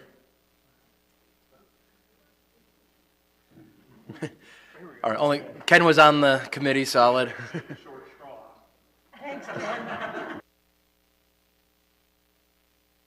Thank you, Ken Wampler, 4320 Commons Drive, and I was on the committee. So I assumed that the vice chair was going to speak, but she didn't look like she was moving. So as Councilmember Destin said, I get the short straw. So obviously the group was made up of 7 dynamic individuals. We had a number of meetings, talked about a lot of issues that I think it's important to point out are old issues that the city's been dealing with for years. And in your packet, obviously, is a report that talks about the history, why, the pros, the cons, and a conclusion. And at the end of the day, my portion, obviously representing the Vacation Rental Management Company, was the pros, and I'd be glad to answer any questions about that section. The other members volunteered to do the other sections, and so I would ask you just to look at it and decide whether or not, and this was my position at the meeting, was, what are the facts, what are the opinions, what are the issues that we can tackle, what can this League of Cities and the government entities assist with, and we come back to parking, trash, and noise. And so I know the code enforcement staff has changed dramatically, and clearly you have a restart, and it's frustrating for all of us. But as a person who works in the tourism industry, I would strongly discourage you from taking any action relative to the current short-term vacation rental registration process, or entertaining adding any fees or changing any fees until we can actually have a good code enforcement staff that actually educates, communicates, and holds accountable. Every time we talk about issues, the issues are the same things, so we always fall short of holding people accountable, and what I mean by people is the violators. I believe that if you look at the information that you have in front of you, there's no new issues, there's new concerns. A lot of the concerns are community concerns, not necessarily directly related to tourism, though does tourism add to it? Absolutely. But addressing it with tourism doesn't fix the community issues that are outlined as far as some of the cons, if you will. So at the end of the day, I guess what I would ask you to do is take a reasonable approach to what truly is directly related to short-term vacation rentals, not just tourism and not obviously community-wide. And if you, after all that, come up with a way to make sure that the code enforcement is applied to the people that are violating the rules, the ordinances, I think you'll go a long way to do what's, I think, needed and has been needed, because the residents and a number of the businesses rely on tourism in this community, and I'm looking at a lot of individuals that do the same. So to basically saddle the short-term vacation rental owners and operators with undue additional ordinances and rules and fees, just not right. So. All right, thank you. Councilman Bagby, do you have anything specific? Well, all my questions, I think, are for the staff, not Okay. for any of the folks. Number one, I want to thank the members of the committee because they produced the report. When we say the report, are we just talking about the 15 pages of the that are titled the final report, or are we talking about the next 8 pages, which have some at least in my mind, some very questionable statistics? So what are we physically forwarding when we say we're going to forward the report? The report is the actual document marked final report, plus the additional pages are the appendix. There would be a page inserted that says appendix on it if it's actually forwarded, but that's not in the agenda. Okay, so that data that you're referring to that you have questions on would be included. Okay, so buckle up, folks. Knowing a little bit about tourism development, go to the first page of the 8 of 8 pages. It's at the end of the 15 pages, which the report I don't have any problem with. I think the committee did a good job. It seems like they had a balanced approach and stuff. But you were on a fact-finding mission, and I need to know where you see the overview, Destin, Florida, 2023 9/09/21. You on that page? Yeah. Okay. Where did this information come from, staff? Are you talking about the figures? Yep. I believe that came from the TDC. That's funny because I talked to a representative from the TDC, and they said that's not their numbers. And I believe them, and here's why I believe them. Because that shows the estimated lodging taxes due during the year would be $130 million. And Ms. Teresa, if you guys are sitting on $130 million down there in the TDC, because in fact they are only sitting on $42 million for the last year. So what I don't want to do is send something to Pat Maney and Jay Trumbull and them go, this is garbage. What the hell are you talking about? Because even me, who didn't have access to the TDC or any of those folks, going through the statistics, I was like, this is just totally bogus. It's like somebody made, like the number of short-term rental, active, and intermittent listings mapped in Destin, Florida. 13,246. Okay, do you know how many parcels are in the city of Destin? Okay, you almost have every single parcel in this city listed as a short-term rental active. That is not something we produced. No, I'm just asking. Who got this document? Marcy, you want to come up? And where did it come from? Because it didn't come from the TDC. On the record.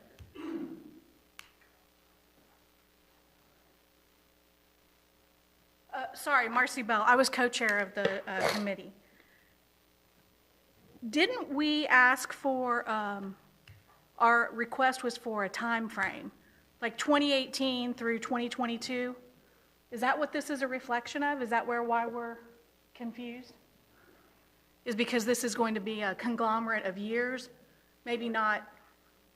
130 million due per year, and that's at the 5% rate, not the current 6% rate. Guys, I don't have any problem with what you did, but these appendices, they need to come out of the report. Because I don't know. I personally have not seen this. Oh, okay. I'm not blaming anybody. No, I'm just saying, my question is that how this was generated? Is this a generation? Because while we were in the meetings, we were looking for information from 2018, 2019, 2020, and forward. Is there a possibility that these numbers have been all added together over a number of years? No, I don't want to beat this dead horse, but I will just go down to the next line. Short-term rental listings added in the last 30 days, 2,165 on a report as of September 21st, 2023. And maybe we had a bunch of units get added on the summer. I really doubt we had 2,000, but if we did, short-term rentals listings added in the past 90 days, only 9 more. So in spring break, in the 30 days before September 21st, we added 20. The middle of August is when it drops off a little bit. I'm just saying, I haven't found who produced this report because nobody wants to own it, and I don't blame them. I would absolutely own it if I knew where it came from. All right. It sounds like it may have gone in the agenda somehow in error, so we'll take it out. And then there's other parts of the appendix that you all can decide if you want in, including the code enforcement statistics and then the sheriff's office statistics. Okay. So do you want to move them all out or just that Well, erroneous that 8 of document? 8, I mean, unless y'all want me to go through all the rental statistics and property room types and all that, I just think this whole 8 of 8 report, I don't know where it came from, but go down to the 3rd page. Wait. I think we're saying that it sounds like it got in there in error, so we're taking it out. The data that we requested was only for in residential areas. We were even more specific as not to add in condominiums because there was no jurisdiction in that over condominiums anyways. The resolution as it read was impact to residential neighborhoods or residential areas. I don't have it memorized. But we didn't even include that. It looks like maybe this might be numbers that even include those. It does, because if you go to the second slide, the breakout by property type, condos were 76.2%, houses were 22.9%, commercial 0.8%, and other, whatever the heck that is 0.1%. So I would say that this was erroneously added, and it was not part of anything that we worked on because ours was specific to residential areas, not, as I said, condominiums. We didn't include condominiums. We didn't include hotels, motels, resorts. So taking that out, do you want to keep in the other data? Well, so do we want to do this one at a time, or just you want me to rate? Because the sheriff's report, so I asked the sheriff to go back to the last complete year, and Captain Fulgham did a great job, or his team, somebody in the sheriff's department did a great job. And they went back and they looked at all the crimes committed in Destin in 2022. And I believe 82% of those crimes were committed by people with residents with addresses, residences, whatever, rental property where they live. 82% came from Okaloosa, Walton, or Santa Rosa County. That's not even counting Holmes County. I mean, we have people working from Alabama down, that live down here or work down here. So they're not tourists. So I'm not sure what we were trying to portray with the sheriff's report. Plus, it's broken up. Maybe we should have printed it landscape because then you got to go and see what the heck it is, what all these things and match them up. I assume the staff did all the appendices. Who produced, I assume the sheriff's department produced this report, right? After the 8 of 8 report, or is it code enforcement? Who pulled it? We only sent the code enforcement statistics. Okay, so you're off. Who pulled the sheriff's, what did we ask the sheriff's department to produce? Captain Fulgham, we asked the sheriff's office to provide us with the statistics on the calls to short-term rentals for, what were the years, 18 to 22? Yeah, what y'all had asked for, with the difference in the numbers is going to be that y'all asked for actual calls to the short-term rentals. I don't remember the years that it was between. What Mr. Bagby asked me for was actual crime reports, where an offense was committed, that we had a suspect, either that suspect listed or a suspect that was arrested. And I think that's where you're getting the difference in those two numbers. Did not ask for that information. We asked for calls. Yeah, y'all And I don't asked know me what for happened calls to to the. service to that area. What Mr. Bagby asked me for was actual offenses. We did not ask for crimes that. were committed. Just We 'cause have a specifically call to did not service ask doesn't for mean that. it's a crime. And that's why we didn't ask for that. We asked for calls to short-term rentals. And then I don't know what happened to the spreadsheets when they got uploaded, but they looked a lot better before they got in the agenda. Okay, so my question to the sheriff's office, because when I was going through here, when I got to the rest of the report, the other part of the report, because the first half are the crimes, it had, suspicious activity or whatever, it had a bunch of things, and then it had streets. Did you cross-reference those streets or those locations? Because it didn't give the address, it just gave the street. Did you cross-reference those to houses on the short-term rental program? No, sir, I did not. Okay, because I know on C-Star Vista, some of the things that you listed are actually occurred at permanent residence house. So, yeah, it's in a neighborhood south of 98, and we have short-term rentals in that neighborhood, but I just want to I don't want us, the worst thing we could do, in my mind, is provide bad information and lose all credibility that we have with, and you provided exactly like you did me. I asked you a very specific question, you provided exactly what I asked you for. Somebody asked you for this information, and you provided them exactly what they asked for. And that could have been a 911 call from Jim Bagby at 4709 C-Star Vista, or it could have been from the renter next door at 4707 C-Star Vista. And so I just don't want us to, I'm good with the report, and I really appreciate what y'all did, but accuracy, particularly when you're dealing with state representatives and you're asking them to, now what we think we want, or what I think we want, is we want them to have a hearing. We want that committee to have a hearing and say, here's some things we ought to look at doing to help, but the fact-finding that supports that ask is not in the police report. It's definitely not in those first 8 slides that are part of the appendices.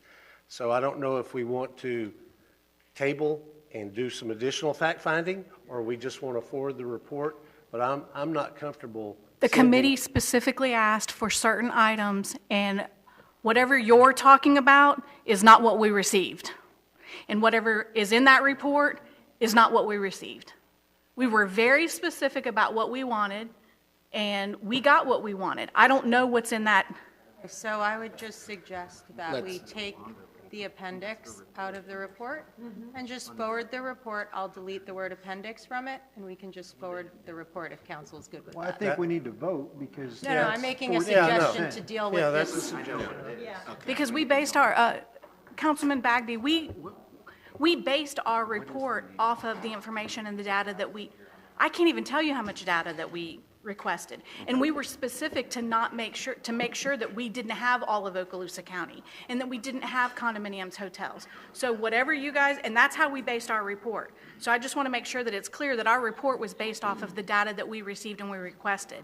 It looks like there might have been some extra that was put in, but that was not part of it. So I would agree with, if I was sitting at committee now, I would agree with removal of the appendices and moving it forward for session beginning in January. And that'll be, my motion is to move the 15-page report and send it to all the people listed in the original motion and to delete all the appendices. That's my motion. I'll second that. Okay, motion and second. I got some Thank you. discussion. Councilman Guile? I'm fine with that as long as the co-chair is fine with it. There's no reason to start an argument over that. Even though I feel some of the information is accurate, I do see some discrepancies. We don't have the time to sit here and delve through which pieces to keep and which not to. So it just makes more sense to remove it at this point.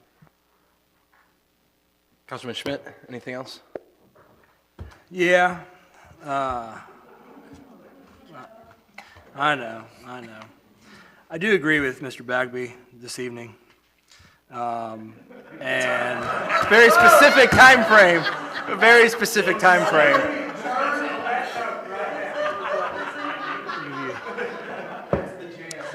I get a little taste of it. I do want to, first of all, say thank you to the committee and Mr. Gile for starting it and putting this together. I also am very concerned with the dependencies. We're good there. We're moving on. But I'm also, to be honest with you all, a little concerned just kind of with the overall packet, even the 15 pages. When you talk about the very beginning of it, the purpose of this entire committee was, quote, gather facts relating to the impacts of existing short-term rentals in residential areas within the city of Destin and provide a report setting forth such facts and findings to the city council. When I read through the remaining pages, and maybe I'm just missing something if there's committee members here, but there's nothing, I just got done doing the science fair project with my sixth grade daughter, and you have information and you have data that supports the facts. To me, I don't want to present any of this because it's more narrative throughout the entire a lot of the 15 pages, rather than saying, here's the chart that represents from page 3 these problems that we just provided in our committee. If they provided those issues in their committee, then I guess the next question is, how's this report got here today? But me personally, without more discussion and understanding the combination of this, and I understand there was 7 members on that committee. Maybe they should have had a specific representative presenting the whole thing. I don't know how that unfolded, but I don't feel comfortable presenting a fact-finding report when it's more opinionated throughout the majority of it, mostly. So that's kind of where I'm at. Councilman Destin? Thank you, Mayor. And I also had some heartache with some of the facts that were in the index, whatever we're going to call it. Some of it, I really don't know how they had parsed those particular conclusions out. But in the body of the report itself, we had benefits of the short term. We had the not so good aspects of it. Our real issue here is that the responsible firms like Newman Daily, the folks that spoke here, who have their people on the ground and who are managing their timeshare, are being painted with the brush of the people who are online and have no one here. And the solution to that is for the state to give us more home rule on this issue so we can work with the responsible people to cut out the irresponsible. And the only way that's going to happen is if the legislature takes some action. And so I don't have a problem with sending the report as long as we don't send a bunch of facts that aren't really facts or conclusions that aren't supported by the facts. So I'll support the motion as it is, but I'm still interested in trying to figure out how we can support the folks that are doing this right and try to cut out the people who aren't, because the truth is a large number of the people who come to Destin now, or at least a substantial portion of them, are staying in these short terms. And the economy of Destin depends on responsible management of those establishments. So I'll support the motion, and maybe the state legislature, which I think is probably not likely to happen, will actually listen to us.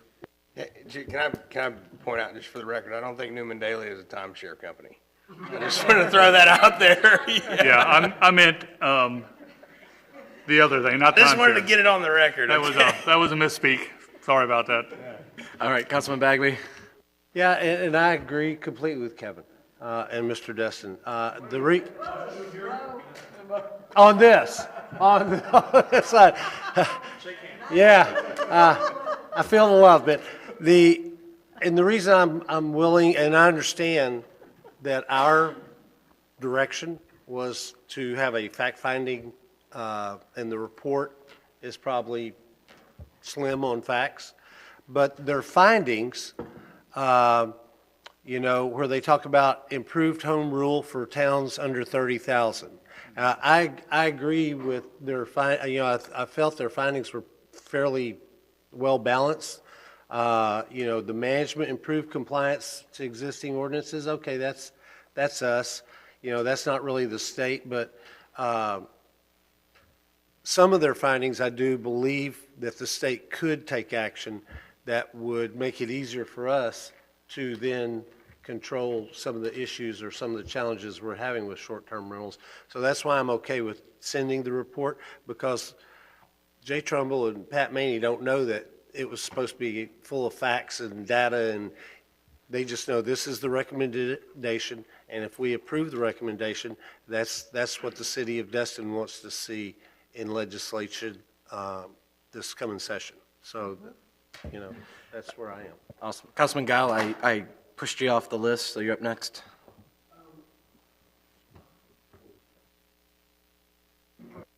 I pushed you off. I double tapped my...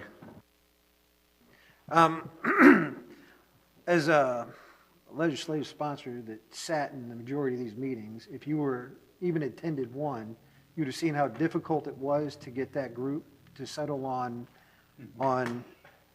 any amount of information going into this report. And it was almost an act of God with the assistance of Kim and Ray to get things organized in a situation and that it was. And as you guys mentioned, I think one of the biggest points is the fact that the community came together, generated something. They found truthful information that it was impacting this community on a residential level and the citizens within the community. There was so much more discussed and so much more fact-finding brought to the table, including university studies throughout the state of Florida, impacting several different cities in the state of Florida. And I think the main goal that I see based off their recommendations that I think is going to be beneficial was that home rule based off population. So moving forward, I would hope that we can support the people that we put in these 7 members we put on this committee, because for several months they battled it out almost like MMA, determining what they were going to put in this thing and how it was going to be demonstrated. So I understand there may be some discrepancies on what you'd like to see, but I think the heart of the letter is true and just. So I just hope we can see that portion of it. No, I agree. I think that was my most exciting recommendation point, was the 30,000 population home rule. Councilman Sweetser? Yeah, I do have to agree with that. And after 20 years in the industry, except for now, it's going to take a lot more than just code enforcement and the rental companies to get control of this. Ken, you can vouch, you can't afford to have someone watch each and every property. Code enforcement, we can't have someone out there at each and every property. But I do like the route where we're going, talking about which companies are the main violators and which ones are not. That hit the nail on the head. So my question, code enforcement, when you have these reports come in, when a short-term rental application comes in, do you categorize them with the company they're with or by location? How does that work so that we can see who are the good and the bad? Well, at first, I think the bad are the ones that are not necessarily, filing their registration papers to begin with. That being said, we've already started working on this coming year's process and looking to schedule a meeting with the short-term rent or management companies to get on the same page, so we're all working together for the same concept. So, it may be able to be broken down, by particular companies. I don't want to speak without knowing for certain and talking, going back and looking the computer, but we are trying to work to make sure that the right ones are doing the right thing. Okay, thank you. That's good. It was a little discerning with those numbers because I was confused myself, but thank you for taking that off. And I guess that's it. I had a lot more to say, but everybody kind of went over most of it, so. All right. Thank you. Councilman Schmidt, final thoughts? Oh, okay. All right, so we have a motion on the table. Everyone understand where we're at? All right, calling the vote. Just to confirm, it's the 15 pages without 15 everything. no without everything appendix. else. No appendix. Ayes have it unanimous, so moved. Boardwalk. Thank you, Mr. Mayor. A few years back, the council tabled a project for designing a pedestrian pathway under the Destin Bridge. We did not own the property to the north at that point in time, and it had a number of other challenges with it. I think staff is looking for council's direction, and I think they would like for council to put it back on the table or authorize staff to move forward with the design again, if that's I will council's move desire. to direct the city manager to have staff re-engage with Baskerville Donovan, Inc. to continue the Zerby Street Calhoun Avenue Phase 2 design pedestrian pathway under the Marla Bridge. I'll second that. Got a motion and a second. Councilman Bagby, kick it off. So I asked staff a question earlier today, and they didn't have the answer, but maybe the mayor has the answer. When is the bridge PD&E going to be, the new bridge? I did know that. Kim, do you know that? I gave Councilmember Bagby my answer, and I think he wants to see if it matches yours. What I was told by FDOT is that unless there was a structural issue with the bridge, there wasn't going to be any work done in like the next 20 years because they didn't have the funding and so on. But if you got a different answer, we would love to hear. From the, whoever would be the representative at the TPO, I'm assuming the District 3 FDOT manager at the TPO said they were fast tracking it. So I can pull TPO minutes. Well, yeah, which was my point. So I Thank you. My issue is I want to do it right.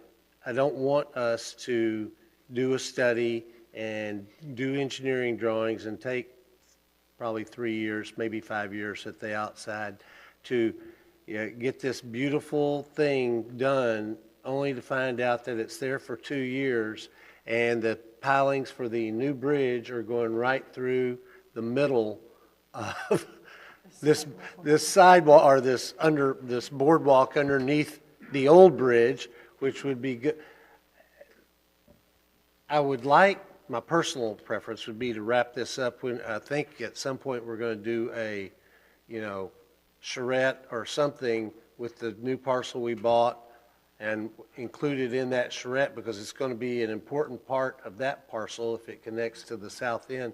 But I want more clarity personally on what's the, if the new bridge is 30 years out, or 20 years out, okay, let's go ahead and look at the sidewalk. If the new bridge is 10 years out and it's going to take us half that time to get the boardwalk approved, and because we got all the FDEP approvals, because there's seagrass beds there, we went through this whole thing before,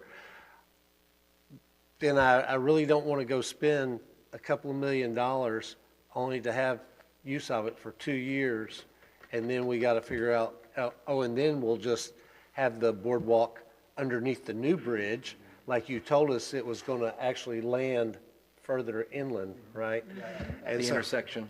I just want us to be smart about the programmatic implementation of this. And so, for me personally, I would like to see us table it until we can answer a few questions. When's the new bridge scheduled? Of course, that'll change 20 times. Do we have a plan for it? Because I'd also hate to see us do the boardwalk and then figure out, that doesn't tie into the harbor posts or, for our ability, because now we want to have a pier out there to go. I just think we need to put more thought into this before we engage Baskerville Donovan and give them $200,000 to do this. Does that make sense? Ryan, can you go? Yeah, Ryan, Yeah, we have Baskerville under contract right now doing the PD&E study from the bridge to airport. And as part of that, they're taking a special interest at the Stallman intersection. This boardwalk under the bridge and continuing along the front of One Harbor parcel is going to directly impact that study. So right now, we're waiting on word tonight to know if we're tying all this together, because it's the same contract, or the same subconsultant. So I don't think of the future bridge, which last I heard was like 10 years out. They can design it around the boardwalk, or it's minimal changes in the grand scheme of things to adjust the boardwalk to a new bridge. But to get that area to start functioning properly, we need to kind of all tie this together. And we need to have that directly correlate with what we're going to do at the Stallman intersection.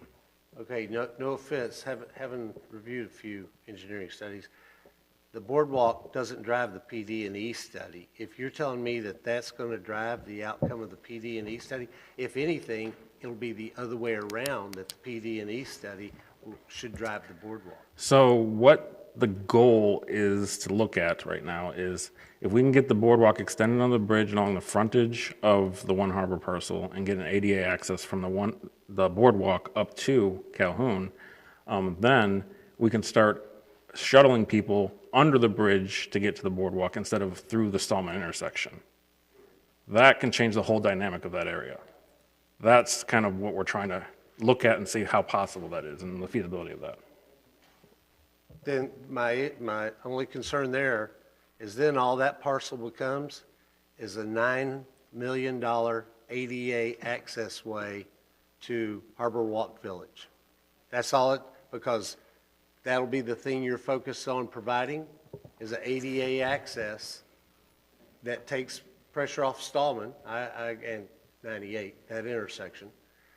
But it doesn't do, and we've heard 15 different ideas, it doesn't do the amphitheater, it doesn't do the mooring harbor, it doesn't do, So again, I just want us to be smart about what we start doing with that parcel before we start doing it, because I don't want to say, hey, we got this boardwalk and that solved Mr. Destin's #1 issue, but it created 10 other issues.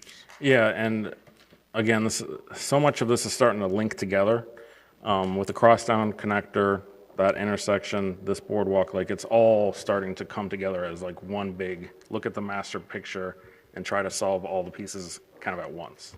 Okay, so Lewis, when's the charrette for the Harbor One parcel? We will be discussing the contract negotiations next month.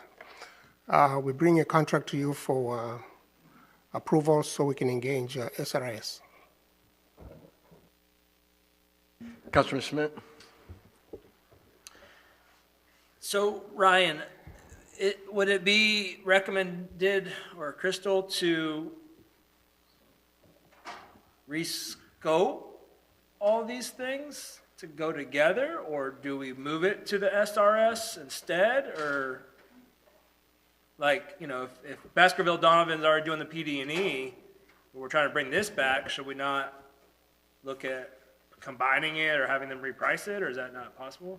Yeah, if you recall. Actually done that. We've had those conversations with SRS, and that's coming to you guys next month. But sorry to interrupt you. Yeah, if you recall, I think it was last month or so, when I gave my presentation about needing to do a comprehensive view about all these things. It's important to have all the pieces that we currently have right now be looked at. For us, I think this is an important data collection exercise to see what various implications would be. I appreciate what DOT is going to do, but I think as a community, we do need to have a voice at the table. And we can only have that when we have all that information for us. Right. I guess maybe I was confused then.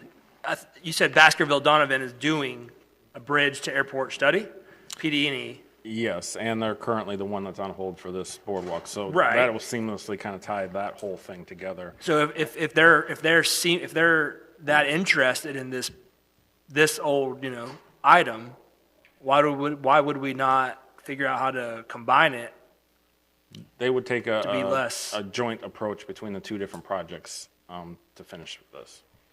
And should the SRS be considering this instead, not as a piece, but instead?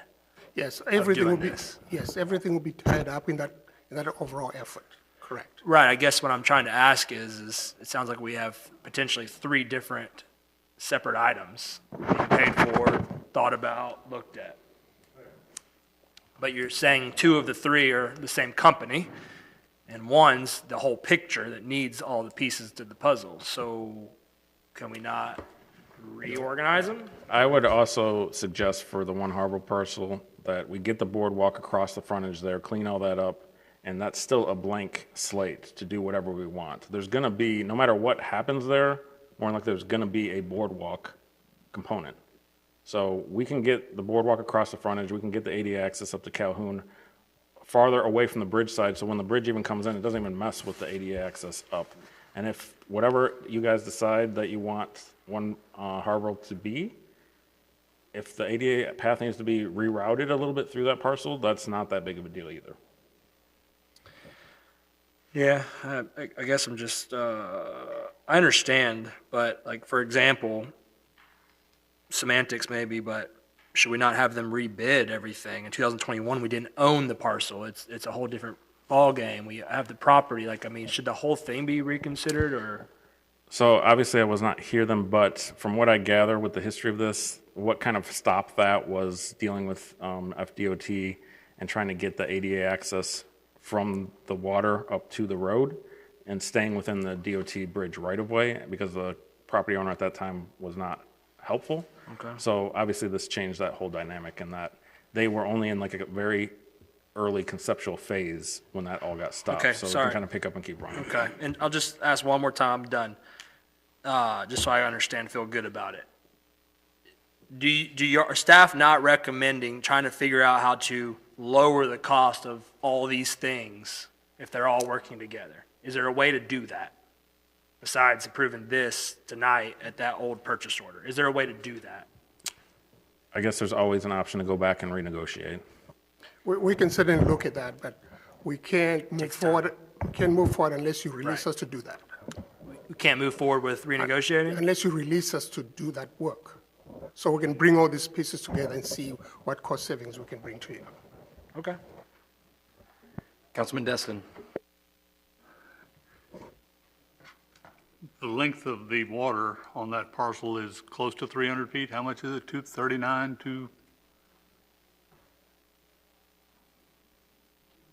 Yeah, I think it's about 300. I can look it up real quick. Yeah, and so the point that I would make there is, even if we get the bridge right away, and it's all to the north rather than part to the south, part to the north, it's not going to take the parcel up. You're exactly right. As long as we design it to go down and go up that far boundary, the bridge really shouldn't interfere with it at all. And the other point is that I think we can do what Jim's saying and look at it at the same time. Bashville Donovan's already working on the PD&E from the bridge forward because they're looking at the Stallman intersection and what can be done. If they're already looking at what DOT's doing there, DOT certainly will interact with them and say, okay, this is what we think the plan is for the bridge. And even if it's 100-foot right away, you've still got room to go under. So I think, the motion to go forward with them is correct, with one caveat that we ask them to please coordinate with whatever information they can get out of DOT about the bridge as they go forward. Because it is an integral part of fixing Stallman to get that traffic off as much as we can. That's part of our very premise that we can do anything with Stallman at all, is to get the traffic that stops the whole intersection up every day in the summer. So I don't want to stop that, and I think we can work with DOT to at least give us a hint or some direction in the design to avoid any conflict with what they want to do with the bridge when my grandchildren are probably 60 years old. So, I'll support the motion with the caveat that we have them interact with DOT to try to make sure that what we're doing will not be in vain, as Jim has alluded to, because we certainly don't want to do that either. Right. What's the substitute? I got a motion, a substitute motion. Did we have a motion? Oh, I thought you were. Yeah. Yeah, we did have a. Yeah, I was just going to ask that they put the caveat. You want? Bashville Donovan coordinate with DOT on PD&E and what's coming down the pike on the bridge. I love the specific details, so I'm all about it. And then Councilman Bagby. Questions. I'm trying to figure out how this works. So Baskerville Donovan has a contract, right? And it asks them to do, and they've already done work. Yeah, on the, I've already seen a couple of different designs and stuff. So wherever they are, the 25% solution, because I don't remember what they brought back to us last time I saw it, but they're at some point. We agree with that, right? Now, the facts on the ground have changed. So all their assumptions of where they had to put the ADA access and all this other stuff, I would assume, have already changed. So what are we gonna, when we pull this off the table, are we just asking them to come back and then they're gonna come back and tell us, oh, well, we had to redesign all this? I'm just trying to figure out what actually is going to happen here if we pull this off the table and pass it. In a perfect world, I would hope that we look at what it's going to take to get the seawall repaired along that whole frontage, and then put a boardwalk in along that frontage, and then get the ADA path pushed farther north, and get it up to Calhoun as far away from the bridge as possible for now. Okay, and are we anticipating, because the previous plan had the boardwalk not down by the water, where I would assume there's going to be a pier and there's going to be some moorings and stuff. It was actually a little higher, and it had a little, one of those things that jut out where you could go watch the sunset out, but it wasn't a pier, it was just a outlook, yeah. So I guess that's why I just want, I would like just y'all to bring back and tell us exactly what's going to happen, not guessing. Somebody talking to Baskerville Donovan saying, go look, go dust it off, look at where you are. What changes do you recommend need to be made? And what's that going to cost us? Because again, I just think when we silo these projects, because really we're just siloing the boardwalk project, and I understand why you want to do it, and I understand how it affects the intersection at Stallman and 98, but then we're going to turn around 2 years later and spend another boatload of money and design a park or amphitheater or parking or whatever the heck, building, who knows, around a boardwalk that already exists. You see what I'm saying? I'm just trying to think through what it actually is going to happen when we do this tonight. Yes, I understand. And for me, at least, the boardwalk, like I previously stated, is going to exist in some form or fashion no matter what goes there. So this is just starting that process. And anything that goes there on the blank slate can be designed around what's there. And it won't affect it negatively in the grand scheme of things. Okay, I'll vote for this, but at the next meeting, I want somebody from Baskerville Donovan right there telling me where we are and what they plan on the next steps forward on this project. At the very next meeting. At the very next meeting. January, that's almost a month away, man. Second week in January. Second week in January. Councilman Guile? I think my point was going to be basically, but I think everybody's kind of moved in a different direction, so I don't know that I necessarily need to make my point, but I will now that I'm up here anyway. As an engineer, if somebody approaches me for drawings, once I have elevations, I have everything situated, if somebody comes back for changes, it's typically cheaper for me just to make that change once I've encompassed a big project.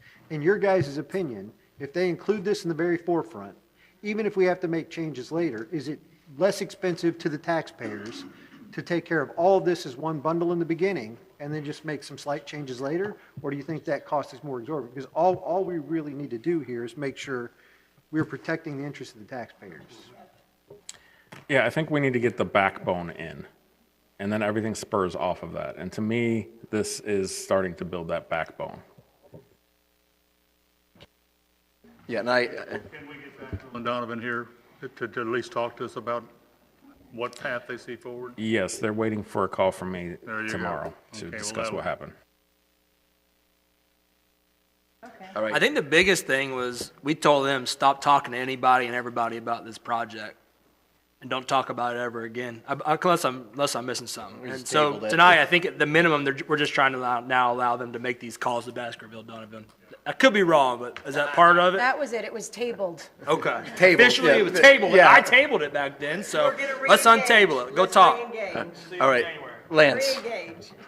Yeah, I was just going to suggest that staff send out the original report from Baskerville Donovan, because there were at least 3, if not 4 options expressed by them, and the only one at the time that was feasible was to go down the right-of-way, making it a very steep descent or ascent, which made it almost impossible, not worth the time. So if you can distribute that to council, because not everyone up here was on board at that time, and that would probably help them get a better understanding of where we're currently at. Yep. My final thought would be the land was for public use, and I see no better public use than this boardwalk going underneath the bridge. Everything else is a cherry on top to that access. And so with that, I will call the vote. Mayor, may I ask a question? Go ahead, Ray. I don't have the, I don't have the, if I can have Mr. Smith reread the recommended motion, and I will ask him if he would like to add Mr. Destin's recommended addition. Yeah. I'm moving to pass the recommended motion as stated, in addition to adding Mr. Destin's caveats about the additional details and specifics. Caveat with Baskerville Donovan interacting with FDOT in the PD&E as well as the path forward. Right, to make sure they actually do that. Okay. Right, Mr. Destin? Yes, sir. All right. Voting is still open. Still voting. All right, ayes have it unanimously. That was painful. All right. Real quick, I want to apologize. I've got to head home. I'm not feeling well from my neck. But Jump on out. thank you, guys. Oh, boy, I might get a vote again. I might break that tiebreaker. Make a time. Councilman Sweetser, I appreciate the opportunity.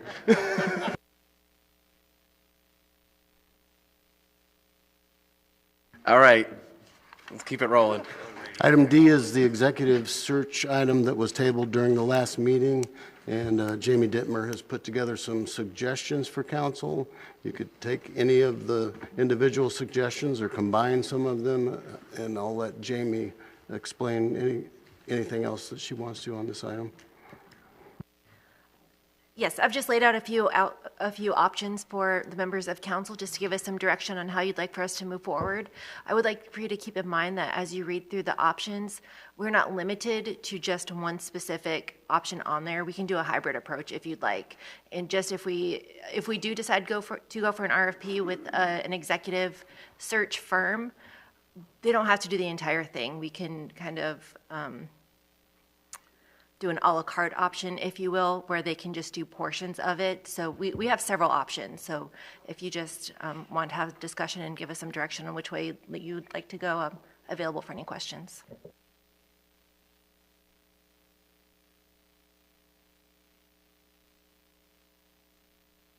I hear a whole bunch of crickets up here. I'll go ahead and kick it off. I'd first like to pull these motions apart and separate them into two different things, because I think we'll probably have to talk about them separately. So I'm first going to make a motion and to move to place Mr. Louis Nguzzi as the city manager on an interim basis effective January 2nd, 2024 until such time as a permanent city manager is selected. Second. All right, I got a motion and a second. Councilman Destin?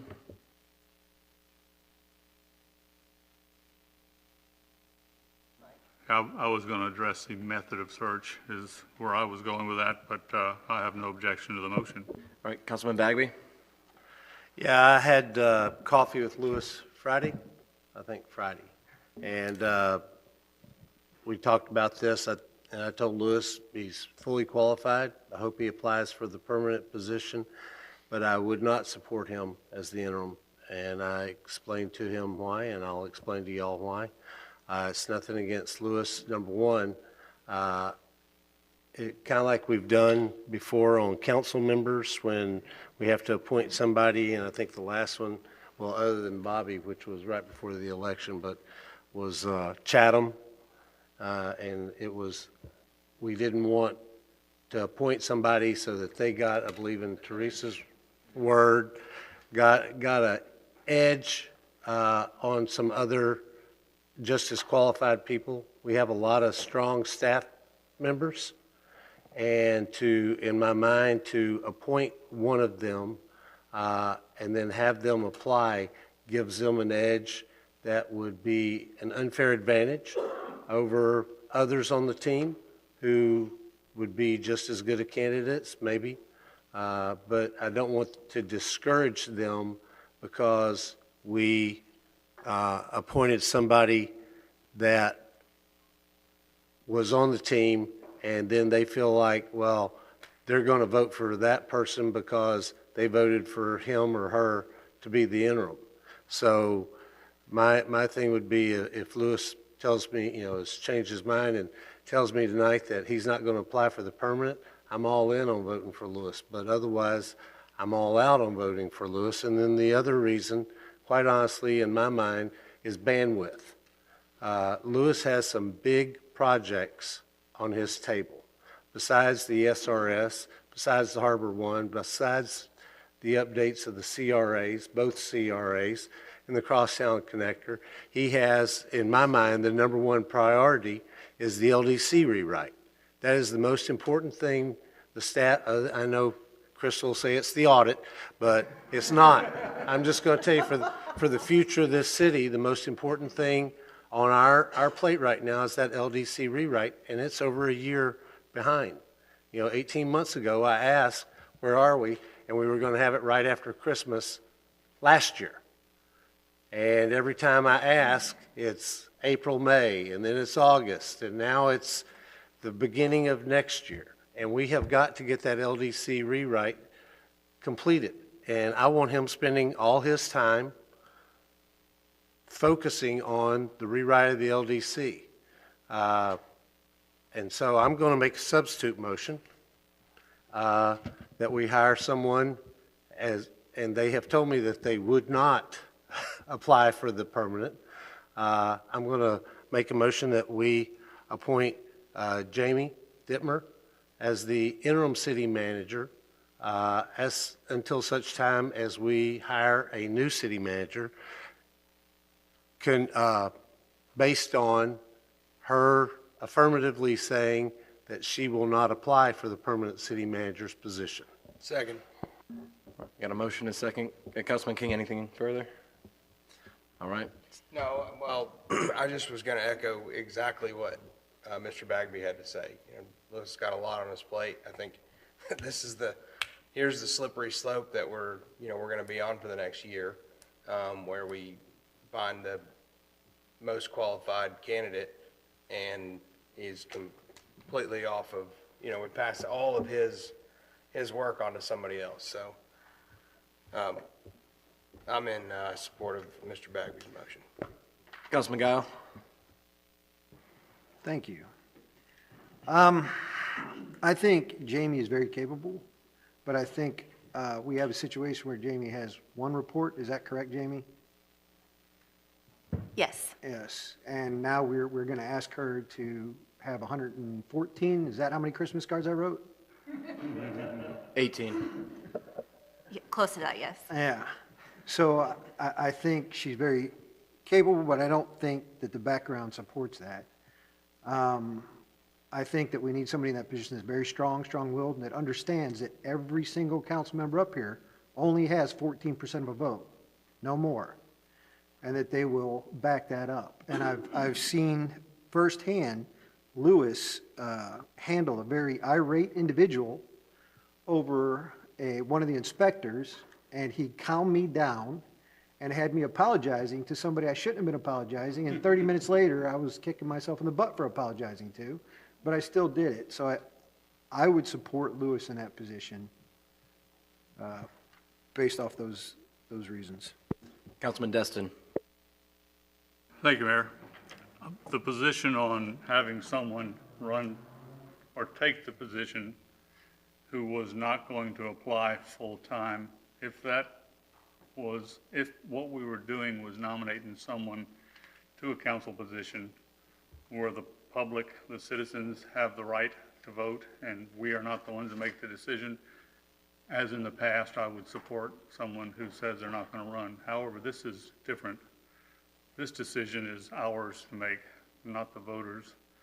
And so to prohibit someone who may well be qualified and may do a good job simply because we don't think it's our right to make that decision, or to give somebody a step up, what in fact we may find is an intern has done a pretty good job.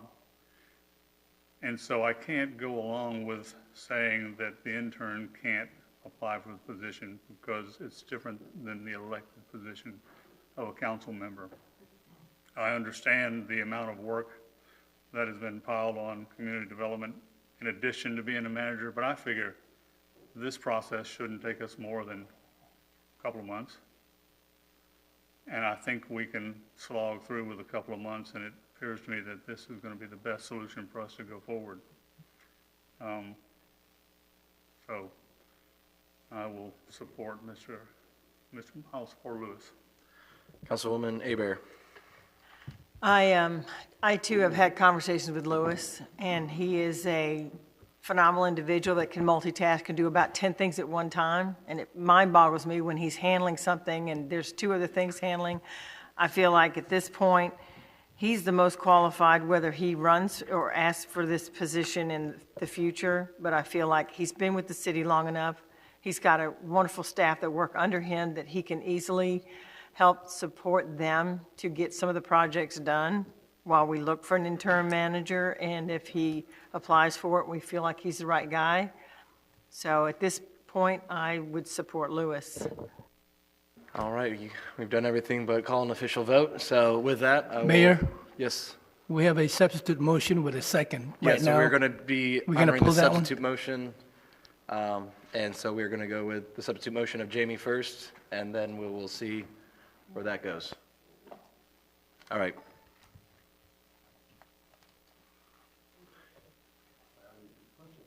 Here we go. All right, motion fails. We'll go back to the first motion for Lewis. Can we just ask Lewis if he's willing? Lewis. I was willing, you wouldn't.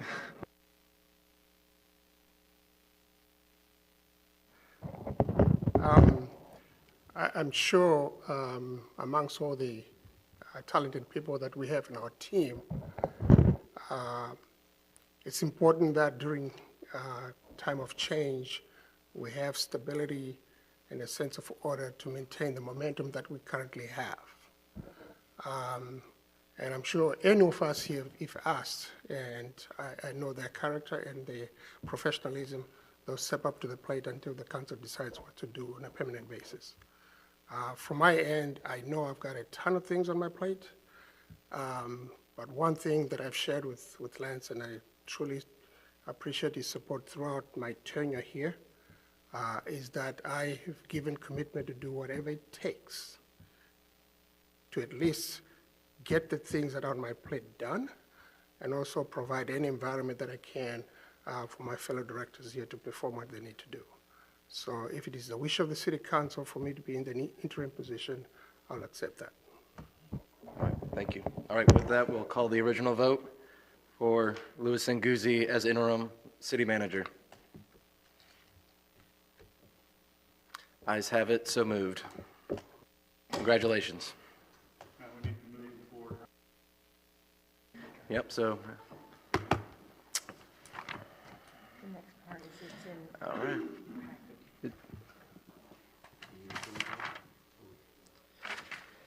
Do we want to go into that discussion for the search, or do we want to just move?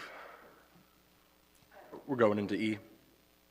You do need to decide how and to what extent you want to choose the permanent. Yeah. Yeah. Turn on your mic and tell us how we look. I will start off. I've been engaged in quite a few searches over the years, and all of them. We've done headhunters, we've done committees. I can't see that we came out a whole lot better with a headhunter. I kind of like the search committee that the council formed themselves, where each council member puts someone on that committee. Then we do a nationwide advertisement, and the committee narrows it down to whatever number we want them to narrow it down to us, and sends it to us for final approval. So I will make a motion to set that plan in effect. I'll second it. All right, I have a motion and a second. Any further discussion on a appointed committee? Yeah, sorry. Go ahead. Where's the button here?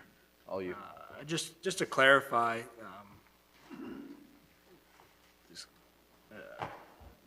you're wanting us to select somebody. I'm not sure if you mean tonight, but maybe the next meeting. But then you're also saying to also do a nationwide search through what means? What does that mean in your experience? When we did it in the past, we contacted all the, Internally we do it? I'm sorry? Like Jamie, HR director, does a search? Yes, and they would advertise it on all the publications, that city managers countrywide. So you don't mean take a nationwide executive search consulting firm to do a nationwide search? Okay. No, I mean, we put it in the publications. The last time we did that like that, I think we had 100 applicants. Okay. I anticipate we'll get a number of applicants this time also. Okay, thanks for clarifying. Yep. And Florida League of Cities, and we're a part of the National League of Cities as well, so they have some reach as well, and I've spoken to them about how they can help us out, and it's a lot of part of the membership that we pay in already, so there's already some things we pay at a small subscription that it's part of it, and that's all I got to add. Councilman Gao? And I would suggest that we bring back our nominee for that search committee at the first meeting. Is that something where we can start the search now, bring the compiling coming in, and then have the committee ready to then, I see no reason we couldn't. just so we can keep the momentum going? Yep. Well, I might have Yeah. issues there. All right. Councilman Galley, anything else? Yes, I do. I agree with Councilman Destin on this. Back when I was in corporate America, when I was Vice President of Tech Services for Trinity Industries out of Dallas, Texas, we try to utilize headhunters for several key positions. It never pans out. It seems they're more interested in getting their commission than getting us the right person. Our turnover was ridiculous because all they really wanted to do was get a butt in that seat, and they didn't care if it was the right butt. So in my experience, very rarely did we ever find a good candidate or even a good employee through the headhunting process. Councilman Bagby? Yeah, I don't have a problem with this approach. I do have a problem, I think, with what was mentioned at the last.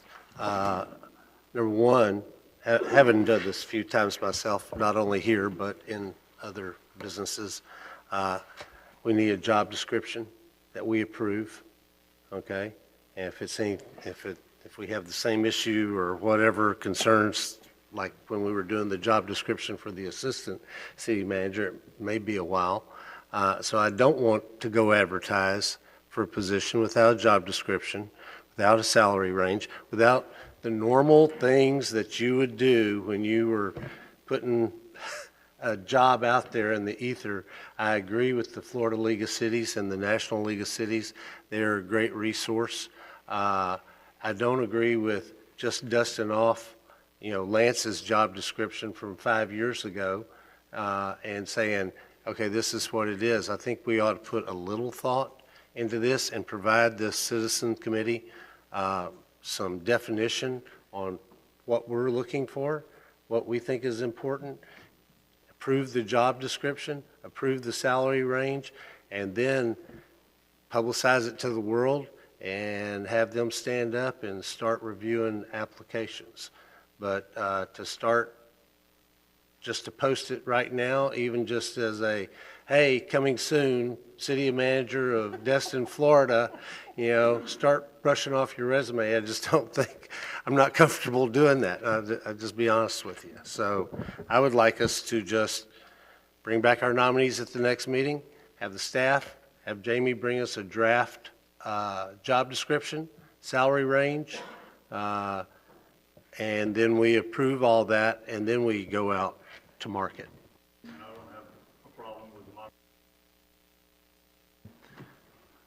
Ray, you good with that? You catch that? Did you say bring back the applicants at the next meeting? No, our nominees for the Citizens Commission, and the staff will bring back the job description, the salary range, for us to review and approve. I don't want that job description going out. And I also think the city council members should bring back to provide direction what they individually are looking for. You know, I can tell you the three things I'm looking for: a person with integrity, a person that knows how to build and lead a team, and a person that loves this city. And that's what I'm looking for. That's why I was happy with Lance, but we're going a different direction. But those are the three most important things I'm looking for.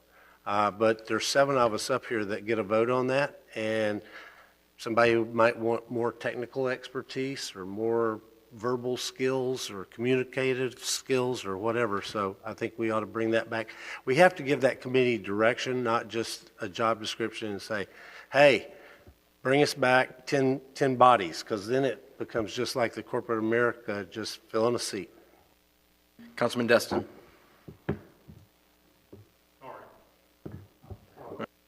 Mr. Schmidt. I agree with all this. I guess one request or ask is between then to be the most efficient with maybe everybody's time. Are we able to meet with, I guess, Jamie or whoever's putting this together to give this input and insight into each one of our thoughts and considerations? Or is that rather than waiting until the night of when I guess she brings up a job description that she writes with, not sure who helps, but can we do that ahead of time, whether she uses it or not, or however she wants to frame it? Is that, or I don't know. I think it would be beneficial. Okay. Does that have to be like in the motion, or are we just able to work directly with the director of HR and build this, or? I mean, honestly, I think it should be done through the city manager, but Jamie could be there as well, if Lance is good with that. But you should have your meetings with the city manager and work out those details, and Jamie will put it together under him. Does that work? Yeah. Okay. All right. We're all good on the vote, where the motion's at? Calling the vote.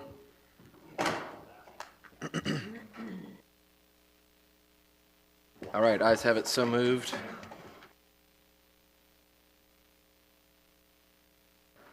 Quarterly report.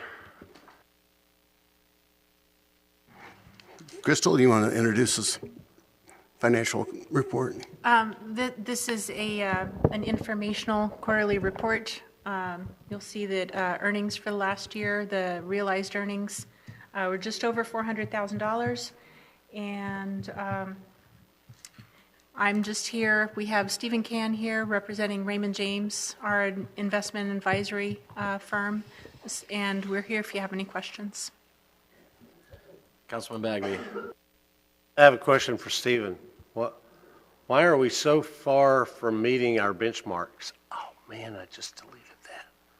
Damn you again. And that's the, No. so the benchmarks you're looking at on the quarterly report are as of the end of September.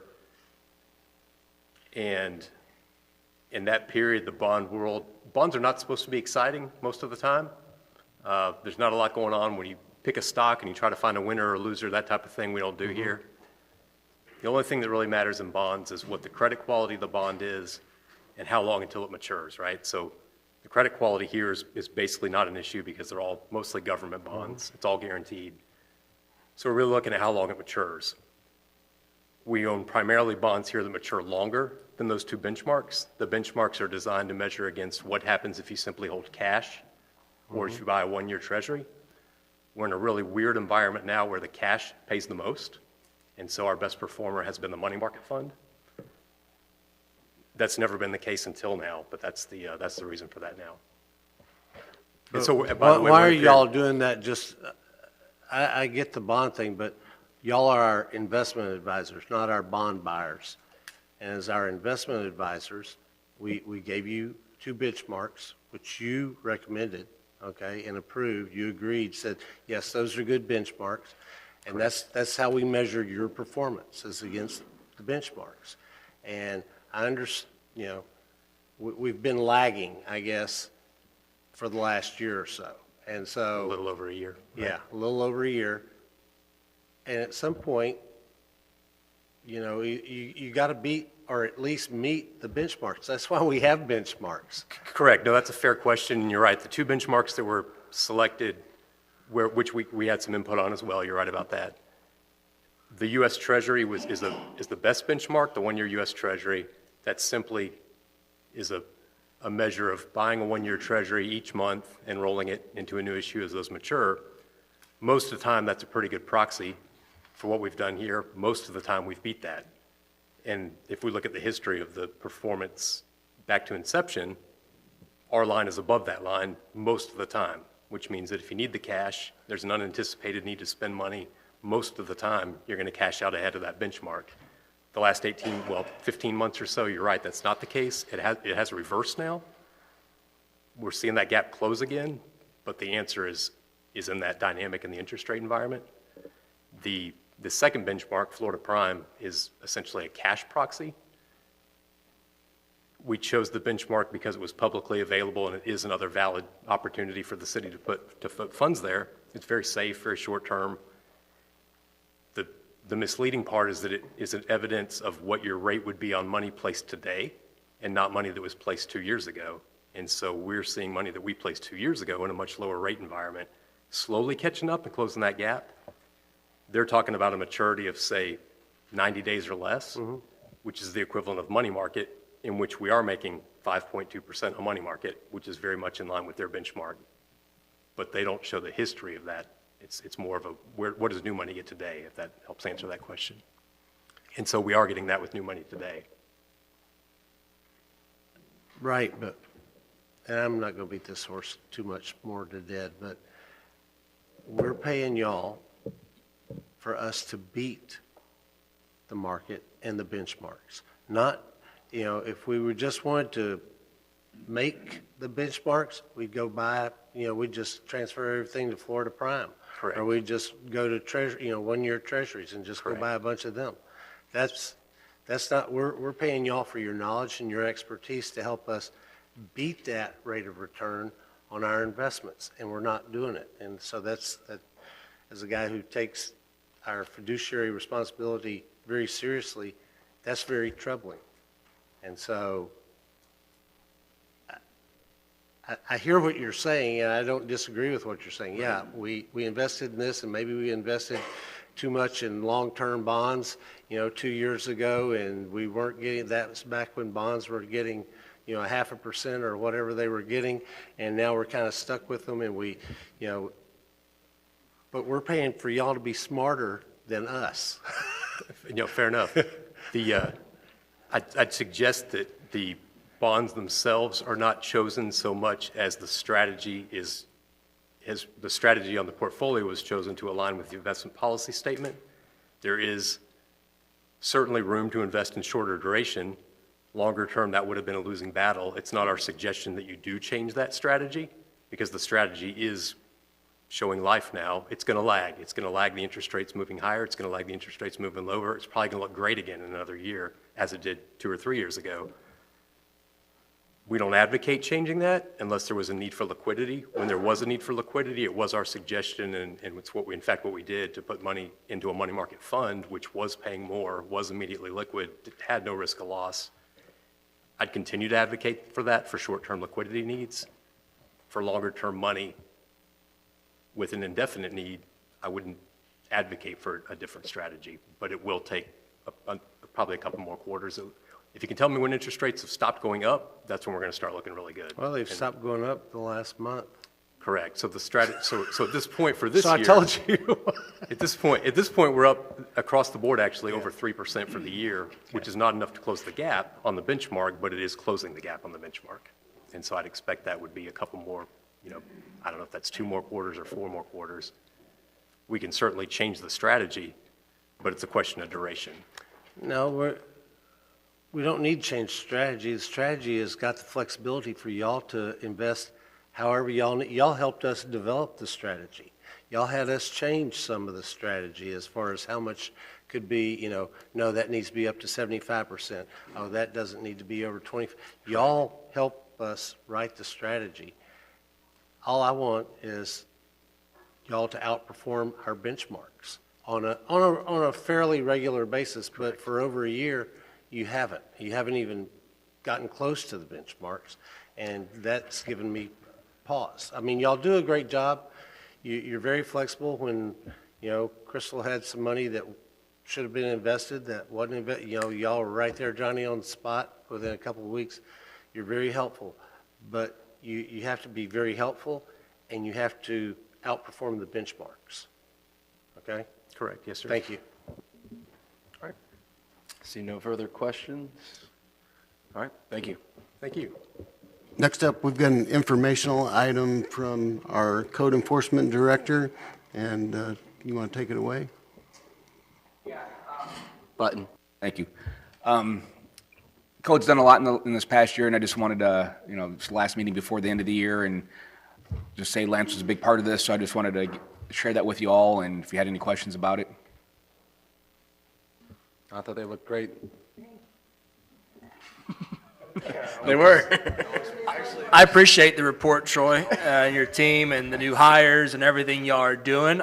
Only thing I will say, and somehow or another, we need to reconvene sometime early in the new year to discuss topics that Mr. Bagby and I have both disagreed on for a lot of meetings about prioritization of things, because I believe that is still a mysterious, up in the air item, even though it specifically says it in the LDC. But I would love to, I'm not sure if that's a council thing or a one-on-one or however that's going to work. But thank you for all this. But that proactiveness that we've talked about a lot, we need to talk about that and make a final decision at some point as a city in some way or another. So thank you, though, for the report. I mean, for what it's worth, we've got all the new full-time hires have been hired. Thank you to HR for their assistance in that. And one of the part-time positions has been hired, and so we just have one part-time position left to fill. So we're moving right along. Councilman Guile? Troy, I wanted to thank you very much. I absolutely think you're being proactive. I attended your workshop, and I saw how you addressed the community with your goals, plans, and any of their questions. I think it was amazing. I think you're doing a great job with staffing, and I've talked to you personally about your plan, and I don't see how it cannot be successful. I appreciate you and your team very much, sir. Thank you. Councilwoman Hebert? Well, I kind of want to piggyback on that. We've had several conversations over the last few months, and you've had some areas in the city that, we had to be more of the reactive versus proactive. But I do want to commend you guys. They've gone by some of these homes that I've driven by, and I see them in the driveway. I'm like, oh, they're there. And I don't know if anyone's called them, but I'm pretty sure they've driven by and seen it and done it themselves. But I'm glad you're fully staffed or pretty close to it. And I'm happy that you're able to get these guys to look and, when they're driving around, they're seeing things that they know that's wrong. Let me pull in here and at least verbally give them a warning. So thank you for what you're doing, and we'll see how we're going through the next year. Thanks. It's a total team effort, and there's a lot to be done. And we've heard the concerns of the citizens, the concerns of the council, and so we are addressing them. We got a million plans in place, and so I look forward to those conversations, and there'll be a lot happen in the new year. All right, I got nothing else up here. Moving along. Next up, we have a discussion on the Tyler Technologies, and we're looking for council's direction. We have our Director of Information Technology, Mr. Andy Peters, to present. This is my first time talking to you, so I'll just come face to face. I'm glad you're feeling better. Thanks. I'm really looking forward to getting a chance to talk to you tonight. We're coming to talk to you mostly at Councilor Schmidt's request. We wanted to talk about Tyler Technologies before the end of the year. However, even if he hadn't requested that, I think it's important that we cover these things. I'm kind of at the tip of a spear that includes all the directors, all on the same page. We're having some issues with our software provider, and that goes into accounting, HR, payroll, licensing and permitting, the public and what they face when they apply for anything, and several other modules. So I'm interested to see what your thoughts are. We were planning on bringing Tyler Technologies to discuss these issues with you tonight. But in the course of discussions with them, we decided, well, we all had a big meeting back in November, all of the department heads and all of their VP folks and everything, and we hashed out specifically what the issues are. We brought ticket by ticket what the issues are, server failures, payroll issues, and a whole slew of issues that have gone on for a long time. It looks to me like what happened here is the accounting system being in place for many years seems to be successful, and so the natural solution was to add additional modules from the same company on. So this thing got bigger, and that's not necessarily a bad thing or a good thing, it's just what happened. But from right off the bat, these new pieces began to have functionality issues. And so the folks that were in charge of this system at the time said, hey, look, let's get Tyler Technology folks out here to help us and get this thing updated, upgraded. It's breaking, and Tyler Technologies put us on a list that said, well, we can't get out there to help you for at least a year. And I even have an email in the records that we weren't even on a list. I don't know how true that is or whatever. It's just there's some old email records. So in approaching Tyler Technologies, hey, what can we do? The alternatives were, A, you can go to somebody else and just, we're not a good fit for you, or B, you can come into our cloud environment and we'll put everything on our servers and we'll help you manage it and we'll give you this and we'll do this and we'll do that. So that process began in 2021 with approval for a budget of $429,000, just over that. Since then, the investment has been substantially increased to include fixes, some custom stuff, help just figuring out how to run the system. It's my understanding that all staff has been doing training, did training for months and months, like every Friday. You wonder to yourself, am I doing something wrong? Are we doing something wrong? And we've gotten to the point where we would like to come talk to you about alternatives because we don't think we're doing anything wrong. But in the meetings, Tyler Technologies has made some big promises. They're going to come out here with boots on the ground, although we don't have a date yet as of this meeting. They're going to give us free licenses. They have done that, thank you. They're going to fix certain issues, and I'm going to get some access to some databases that I need to make sure that our stuff is protected. So all those things are in the works. Now, in their defense, they're working very hard. Anytime you talk to one of their folks, they want to help you. You know, I think if you, individual by individual, they're doing their best, but they're dealing with a very large, very complex system that I don't know if it's going to do everything we need. So I don't have any personal feelings either direction or any direction. The options are what is in the report, and the basic options are push on with Tyler Technologies, additional investment, additional time spent, make this thing work. Option B, we could silo out some of our super important pieces like payroll, accounting, get them separated, get them protected, get them into a different vendor or whatever that will work for us and continue with Tyler Technologies on the rest of it. Or option C, we can silo that stuff out like I just described to other vendors, and we can bring some of the code base in-house and build it ourselves. There's pros and cons, risks to each of these approaches, and if it was an easy decision, we wouldn't bother talking about it. I'm very interested to hear where I've got my logic wrong here.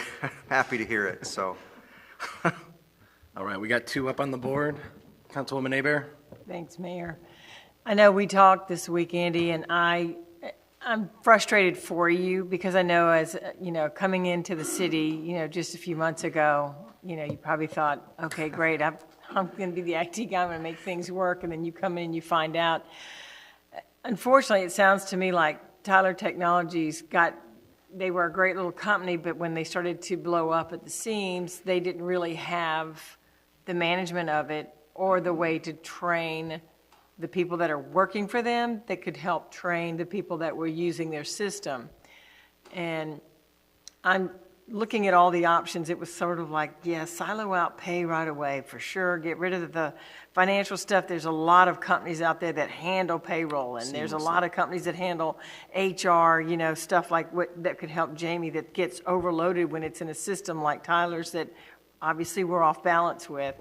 I'm interested to hear what the rest of the council say, but I really feel like, it doesn't seem like Tyler is valuing us, that they've got a whole bunch of people and they're just going to keep giving us lip service and passing the buck.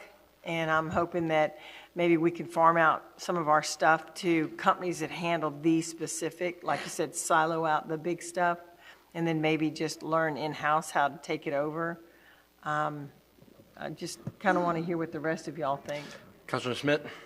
Sure, I'll make a quick motion and I have some discussion, please. I would like to move to direct staff to proceed towards option C, pending the outcome of the interactions with Tyler during the coming months. Second. Got a motion and a second for option C. Go ahead. Yeah, so Andy, we talked, staff talked, expressed a lot of comments and frustrations and opinions. Really briefly, the past is the past. Wherever we are where we are, not much we could do about that right now, but one thing I don't want to do, speaking of being a fiduciary responsibility to the citizens, is continuing throwing junk into a garbage can and not getting anything in return in a positive effort for our staff and our citizens. So my other biggest concern was about you and you personally and what your future looks like, and I felt pretty good about your answers that you gave me. So, before we have further movement, I was happy with that as well. So that's why I'll support this option, and we'll see what happens next. Councilman Guile? How long would it take you to migrate the rest of our files over to our servers from Tyler? Well, if that were something to happen, if we were to come to the point where Tyler Technologies and the city had to part ways, it could take me up to a year to get to where it's hands-off, flying on its own, seamless. And that could be whether we go out to other vendors or whether we do in-house code or some combination. It's going to be a challenge. All right, so option C, still, it's 1 year out, correct? I would say so. All right. Under promise, over deliver, yeah. All right. A year. That's what I wanted to understand. Thank you. Councilman Bagby? Yeah, I thought in our discussions, option C, any of the options A, B, or C are 2 years out because we have contractual obligations with Tyler Technologies to some point up to 2 years out. Yeah, Did you're I absolutely right. misunderstand? You're absolutely right. So when I say that, I mean, I mean if for some reason the city were to have to part ways with Tyler Technologies for breach of contract or mutually agreed or whatever, if that were to happen, that's how long it would take me to get to where we could. But you're absolutely right. Right now, we have signed a contract with Tyler Technologies that had a 3-year term. We've paid the first year and gone through it. We've paid the second year and we're at the beginning of it. So before we could come to the point where it's time to renegotiate contracts specifically, we're 2 years out. That said, Tyler Technologies has said in our meetings with our directors that they'd be willing to talk to us about readjusting modules, readjusting costs. They've already, like I said, given us some licenses. So we're on good terms right now in our working relationship, and we may be able to figure out how to make this work better. Oh, we can make it work. We just pay them the 2 years worth and then we could be gone in 30 days. But I'm not a fan of that. But let me get to some specific questions here. I'm more of an option D, and you and I had a long conversation with some of the other staff members. And I sent you, or I sent somebody, Association Voice, which ties all of it together, but that's for homeowners associations and stuff. And then they use the Enterprise QuickBooks to tie into their modules. What I would like to see is a prioritization of the modules. We would like to divorce ourselves from Tyler Technologies from the staff. So we want to pull payroll out first, or we want to pull accounting out first, or we want to pull inventory out first, or we want to pull out, management modules. I want to see the priority and see what. I'm not a fan of in-house. I'm glad we have that capability. Sure. But as we discussed, we're one retirement or one accident or one whatever, and then it's like the only person that knows the code is not here. It's kind of like the example I gave you was the guy on New Year's Eve, who knows where to find the one light that turns on the Big Apple, and they have to bring him back because he got retired or whatever. Right. And I have no desire to be that guy either. Yeah, I know. The idea of recoding something like that is actually a worse nightmare for me. To do that is going to be very, very challenging. And I told you I'm not a big fan of we take, this and that and this other from all these different companies. And yeah, you can make them talk to each other through an API, and you can probably do the APIs. The problem is when they change, part of their code, then it's not pulling the data from this guy that it was, and probably you don't even know because they don't know that you've written an API that pulls that information. So I want a holistic, I'm not saying it has to be one company, I want a holistic solution to how we're going to approach this problem. And, if y'all can come back with some recommendations. I also mentioned in our discussion that I would like the new city manager within 2 months. I wrote down Mr. Destin's quote. I'm revisit it in 2 months to have some input on this, because maybe they have some experience with a system or systems that really worked where they were before. And oh no, you guys should be trying this. Fort Walton Beach, I believe, just got a new system. So maybe we can look at that. I don't think we have to make a decision tonight, but I'm not a fan of C. I'll just be honest with you, but I agree with you, but I want to know what the priority is, and I want to know what the cost is, and then I want to know if we can get out of those modules in the contract, because if we can't, then we have to make a decision. Do we just go ahead and pay for those modules for the next 2 years, or what do we do? Yeah, I'm hearing you, and this is just a discussion. I appreciate it. We do have a couple things that we need to do and that we've planned to do to kind of bleed less. We already have a timekeeping module that's been budgeted for, and we would like to begin that process. We've already begun it. In fact, it's within the city manager's purchase authority limit. We actually think we can get a payroll system within that same purchase authority limit too. So we could, if everyone was okay with it, actually get the biggest chunk of it out without big money, So, yeah, no brainers, just do them, right? I mean, all right. Councilman Destin? I understand the payrolls and the accounting and the issues you've had. The biggest grief I get is someone who can't get through InterGov, I guess it is, and buy a business license, or can't apply and get a permit. Are we also talking about trying to address those issues? Yeah, so the biggest priority, for the staff is payroll and timekeeping. The biggest priority for IT is that public-facing website. I know it's a flagship module for Tyler Technologies. It doesn't meet my personal quality measures for what software should be released to the public as an IT professional. That's just an opinion, only an opinion.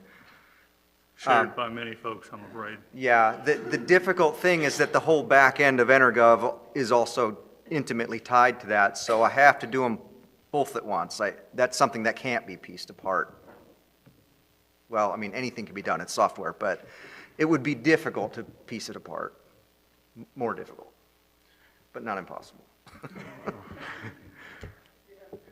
All right, I see no other questions, but we do have a motion and a second for option C at the moment. So with nothing else to discuss, I will call that vote. Option C does have a motion and a second.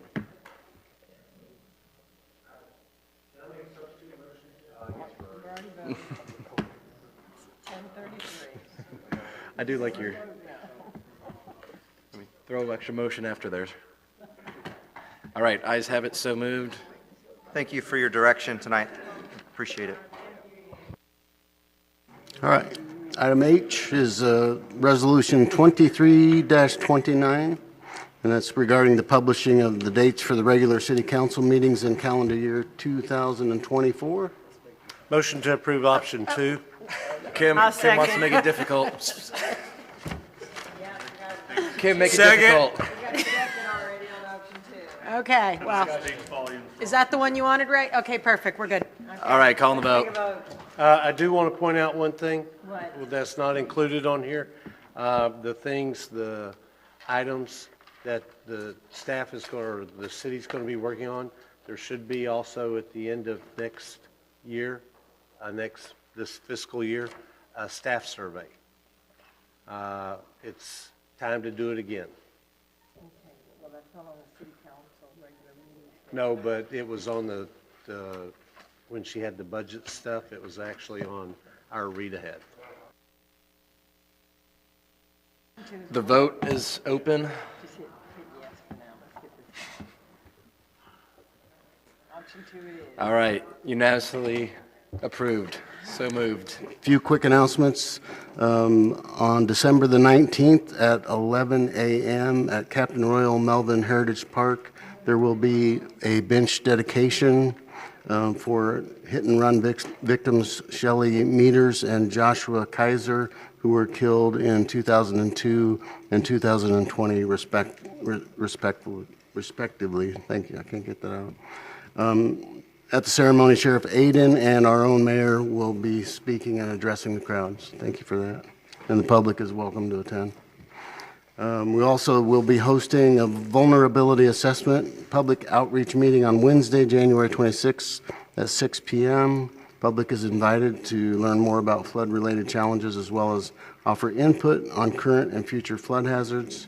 And just a reminder to folks out there that individuals interested in the new Land Development Code, Articles 1 through 4 are posted on the website, and the draft version of Article 5 is also posted on the website.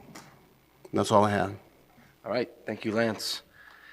Public hearings. Kim, take them away. Okay, this is ordinance 2318 CN, an ordinance of the City of Destin, Florida, relating to a natural gas utility franchise of the Okaloosa Gas District, extending ordinance 1302 CN for an additional 5 years, pursuant to the same terms and conditions set forth in ordinance 1302 CN, providing for repealing, severability, and providing for an effective date. This is second reading, and the only change to the ordinance was from the 10-year to the 5-year term, so no change since first reading. Awesome, thank you so much. Seeing that this is a public hearing, at this time, I'll entertain public comments on this specific topic. Seeing none, we will close the public comments at this time and entertain a motion. I move to adopt ordinance 23-18-CN on second reading. Second. Got a motion and a second. Any further discussions? Johnny, you have any discussions? Nope. Call the vote.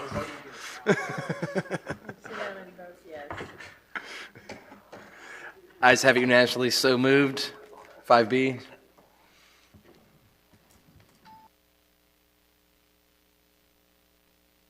Just going to skip 5B and just go on to the next, right?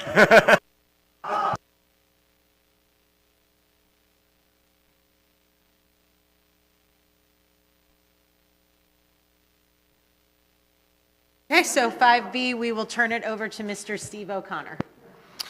Good evening, Mayor, council members. I'd like you to turn to page 4 or 5 in Exhibit A of your staff report, as I believe visuals are the best in this sort of instance. And I'll run you through the essential request of fire dock for the new fire station. It boils down to they are requesting a new non-residential dock that's approximately 388 feet in length with 6 boat lifts, 18 mooring piles, an emergency loading and unloading zone, as well as a staging area. The total square footage is approximately 4,314 square feet at 127 Calhoun Avenue. The dock is compliant with every applicable regulation of the marina siding, with the exception of M, which is dock length. 388 feet may seem a bit extreme. However, the applicants did go through a variance process and were granted a variance from the Board of Adjustment on November 1. And so a compliant fire dock would be approximately 155 feet long. However, due to the environmental constraints with seagrass as well as depth and the emergency needs for the fire district, they needed the length to be out to 388. With that, you probably do not see, or you will not see, a recommendation from the Harbor and Waterways Board, as due to lack of quorum at the November meeting, we were unable to get a recommendation from them. So staff just decided to bring it forward to City Council, as you all are delegated that power to the Harbor Waterways Board to begin with for recommendation, but eventually with all docks, council is the final decision maker. So with that, City Council, staff does recommend that this get approved. All right, good deal. Do we need to open this up for public comments? Sir. All right. So at this time, if you have any public comments on the dock, this is going to be your biggest component. John Stevens, 4025 Indian Trail. Pretty much, I just want to let you all know I'm 100% supporting this. Being able to provide a docking facility in Destin to provide docks for most, if not all, of our emergency vessels, that's pretty huge for our safety of our citizens and tourists that's going to be on the water. So that's all I got. All right, thank you. Any other public comments on this specific topic? Seeing none, I will close the public comments at this time, and I have some discussion. Do we want a motion or we want to go discussions? All right, Councilman Guile. Just so the public's aware, can we explain what all six of these spaces are dedicated to? It's not all strictly for fire, just for public awareness, how they're allotted. Are you talking about the 6 slips? Correct. I do believe they are all specifically for emergency services. Right. So wasn't it for 2 for the fire department, 2 for law enforcement, 2 for code enforcement? Is that how it's being? I'll defer that out to the applicant for answer. Come on up. You gotta be Yeah. I'll ask.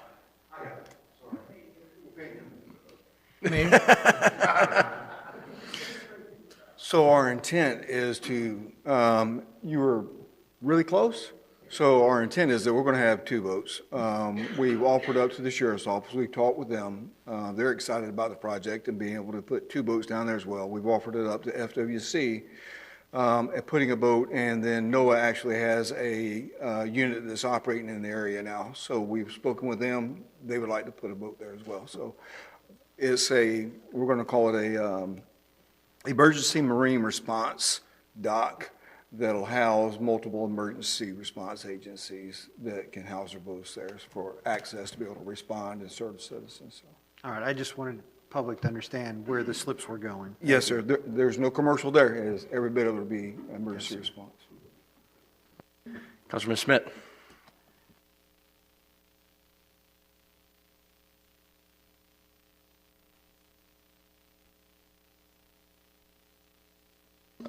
Your mic wasn't on.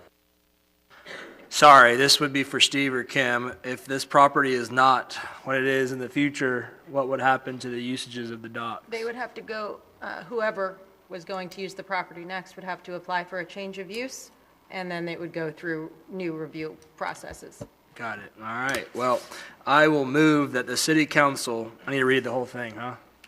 Yep. Okay. Public That's why hearing. nobody else wanted to do Yep, it, right? public hearing. I move that the city council approve the marine construction project proposed at 127 Calhoun Avenue for the construction of a new dock approximately 388 feet in length. The new dock consists of 6 boat lifts and 18 mooring piles, an emergency loading and unloading zone, and an emergency staging area with the conditions of 1. All applicable federal or state approvals shall be submitted with the marine construction permit application, and 2. All regulations of the city's marina sitting LDC section 11.5.00 shall be adhered to and followed at all times. Second. Thank you, sir. All right, motion and a second. Further discussions? Got a second? All right, calling the vote. Look at that. Ayes have it unanimously. So moved. Thank goodness. Oh, man. Yeah. Build a city for chiropractic.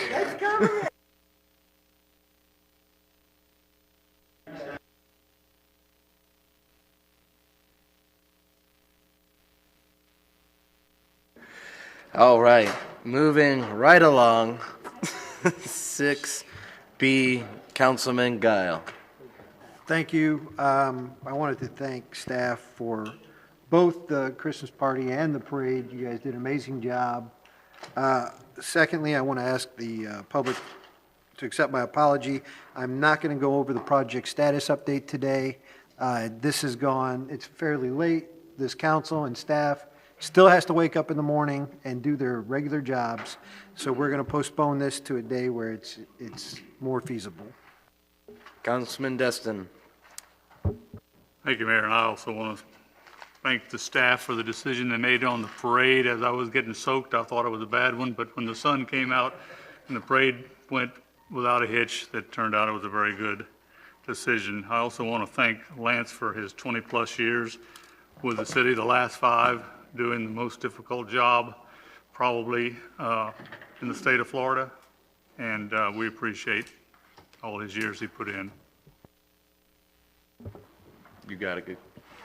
Thanks. I want to thank the staff for the Christmas party. It was amazing, and the parade, and the sky opening up, the good Lord blessing us with weather for the parade, not for the prep, but for the parade. Okay. I'll blame the prep on the mayor. Okay. I want to thank everybody up here for holding off on Lance's farewell so I could make it here from the school board meeting where I had to be. I really appreciate that. I want to thank Lance. I've known you for all 20 years, I think. I was the chair of the Municipal Resort Tax Blue Ribbon Panel when you got hired, and then and you've done a great job. Many good times at the Governor Sterling Council thing where I learned a lot about process improvement and product improvement and building high-performing units, and you've built a very high-performing unit, and you should be proud for what you're leaving us in here. I will bring y'all 7 names at the first meeting in January for the Recreation Foundation so that we can get that. Lance and I had a call with the National Association of Park Foundations director last week, I think, and I look forward to that entity getting stood up, and I'm sure we'll have to give them some support initially, as all communities do, but it provides a process where people can donate money or donate land and get a tax deduction, and then that foundation can, at some point turn it over to city to maintain or operate or whatever we want to do with it. But thank y'all, and thank you, Lance. I'm going to miss you, buddy. Bye. Councilwoman Hebert. Thanks, Mayor. Yes, I want to commend the staff on that parade Saturday. I I know the prep was a lot of work, and I know all of the recreational staff are on the streets and setting everything up in the rain. But Lisa, I know that it was because we were at the church parking lot that the good Lord said, okay, it's going to start. And then he just cleared the skies. So kudos to you, Lisa, for not caving when all of us were like, are you sure we don't, it's going to pour. We need to not do this, Lisa. So thanks for putting it on. Thanks for the staff and everybody and all the work behind it. Thank you, Lance, for being our city manager. I enjoyed being on the Parks and Recreation, learned about this city as your chairwoman for the first few years, and then you encouraged me, go ahead and get on council. You can really make things happen. So thank you for your leadership, your guidance, and for giving us a great staff, and look forward to working with you in whatever capacity you go forth from today. And thanks for all you've done. That's it, Mayor. Councilman King. Thank you, sir. Yep. I always, it's like getting ready for the parade's always like every year. It's like a stressful thing, and making sure you have, everything you need, and yeah, and it's just it's kind of a bear to get ready for, So I can't imagine what y'all go through to get it going, because we pretty well just show up but every year. Yeah, I just want to say, every year it is the most just enriching, it is just the most wonderful thing. And I think that part of it is driving through the center of our town and seeing our community. It just gives me this huge sense of pride, and getting to kind of shake hands and rub shoulders with thousands of people. It gives me so much hope for our community. And so thank y'all for carrying through with it and trusting that it was all going to be good. I was out of town for a wedding for the Christmas party, so I apologize I wasn't able to be there. Lance, I don't know what's next for you, but this it's gonna be tough here without you. Man, I can't thank you enough for your leadership and what you do in up here and behind the scenes, and everything else. We have a thankless job. You got the most thankless job. So I just want to tell you thanks, and if there's ever anything we can do for you to support you in any way, you got it. Thanks, Lance. Councilman Schmidt. Thank you. Broken record, kudos for the party, staff, everybody that did that. That was a ball. The parade, again, like Johnny said, everybody and everybody just loves it. I didn't tell Lisa to do anything, because that'd be against the charter, and my attorney wouldn't like that. So, but I'm glad she made the decision that she made. So, yeah. I wish. Did. Yeah, she did. Merry Christmas to everybody. Happy New Year, and. Well, all the people that are watching still, so yeah, Merry Christmas to everybody, Happy New Year. Look forward to 2024 for everybody. And Lance, thank you. Thank you for your time for the city, for 20 years. Thank you for what you've done during that time. So I look forward to seeing everybody in the new year. For everyone who doubted the dome, it's real. It's real. The Destin Dome is real. Get on board or get off the ship. No, thank you guys, the staff, for keeping it all going. All the lights you guys strung around town. I appreciate everyone's help. And to back everyone up, Lance, you're an awesome person. You're a genuine human being. I love your compassion and how much you've led this team with love and sympathy, and really trying to make the right decisions for the family and the individual people.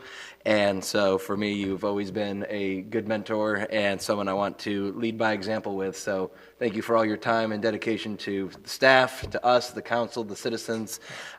We wouldn't be where we're at without you at every role that you placed inside the city at the time that you were asked to do so. So I really appreciate everything you've done and stepped up and want to be, and hopefully one day we can just be park rec people again. All right, City Attorney. Lance, it has been a pleasure working with you. Thank you for everything. And everybody else, Merry Christmas, Happy Hanukkah, Happy Holidays. Oh, public comments. Oh, everyone's yielding on the comments? Oh, no, not Marcy. We have 5 minutes until 11, and then we were going to break some rules and shut people down for their public comments. I wanted to say this earlier. Marcy Bell, 3 Gulf Breeze Court. I wanted to say this earlier when we were talking about the short-term rental committee. I just want to acknowledge the work that we did do. We worked for like 4 months, I think, total time to time.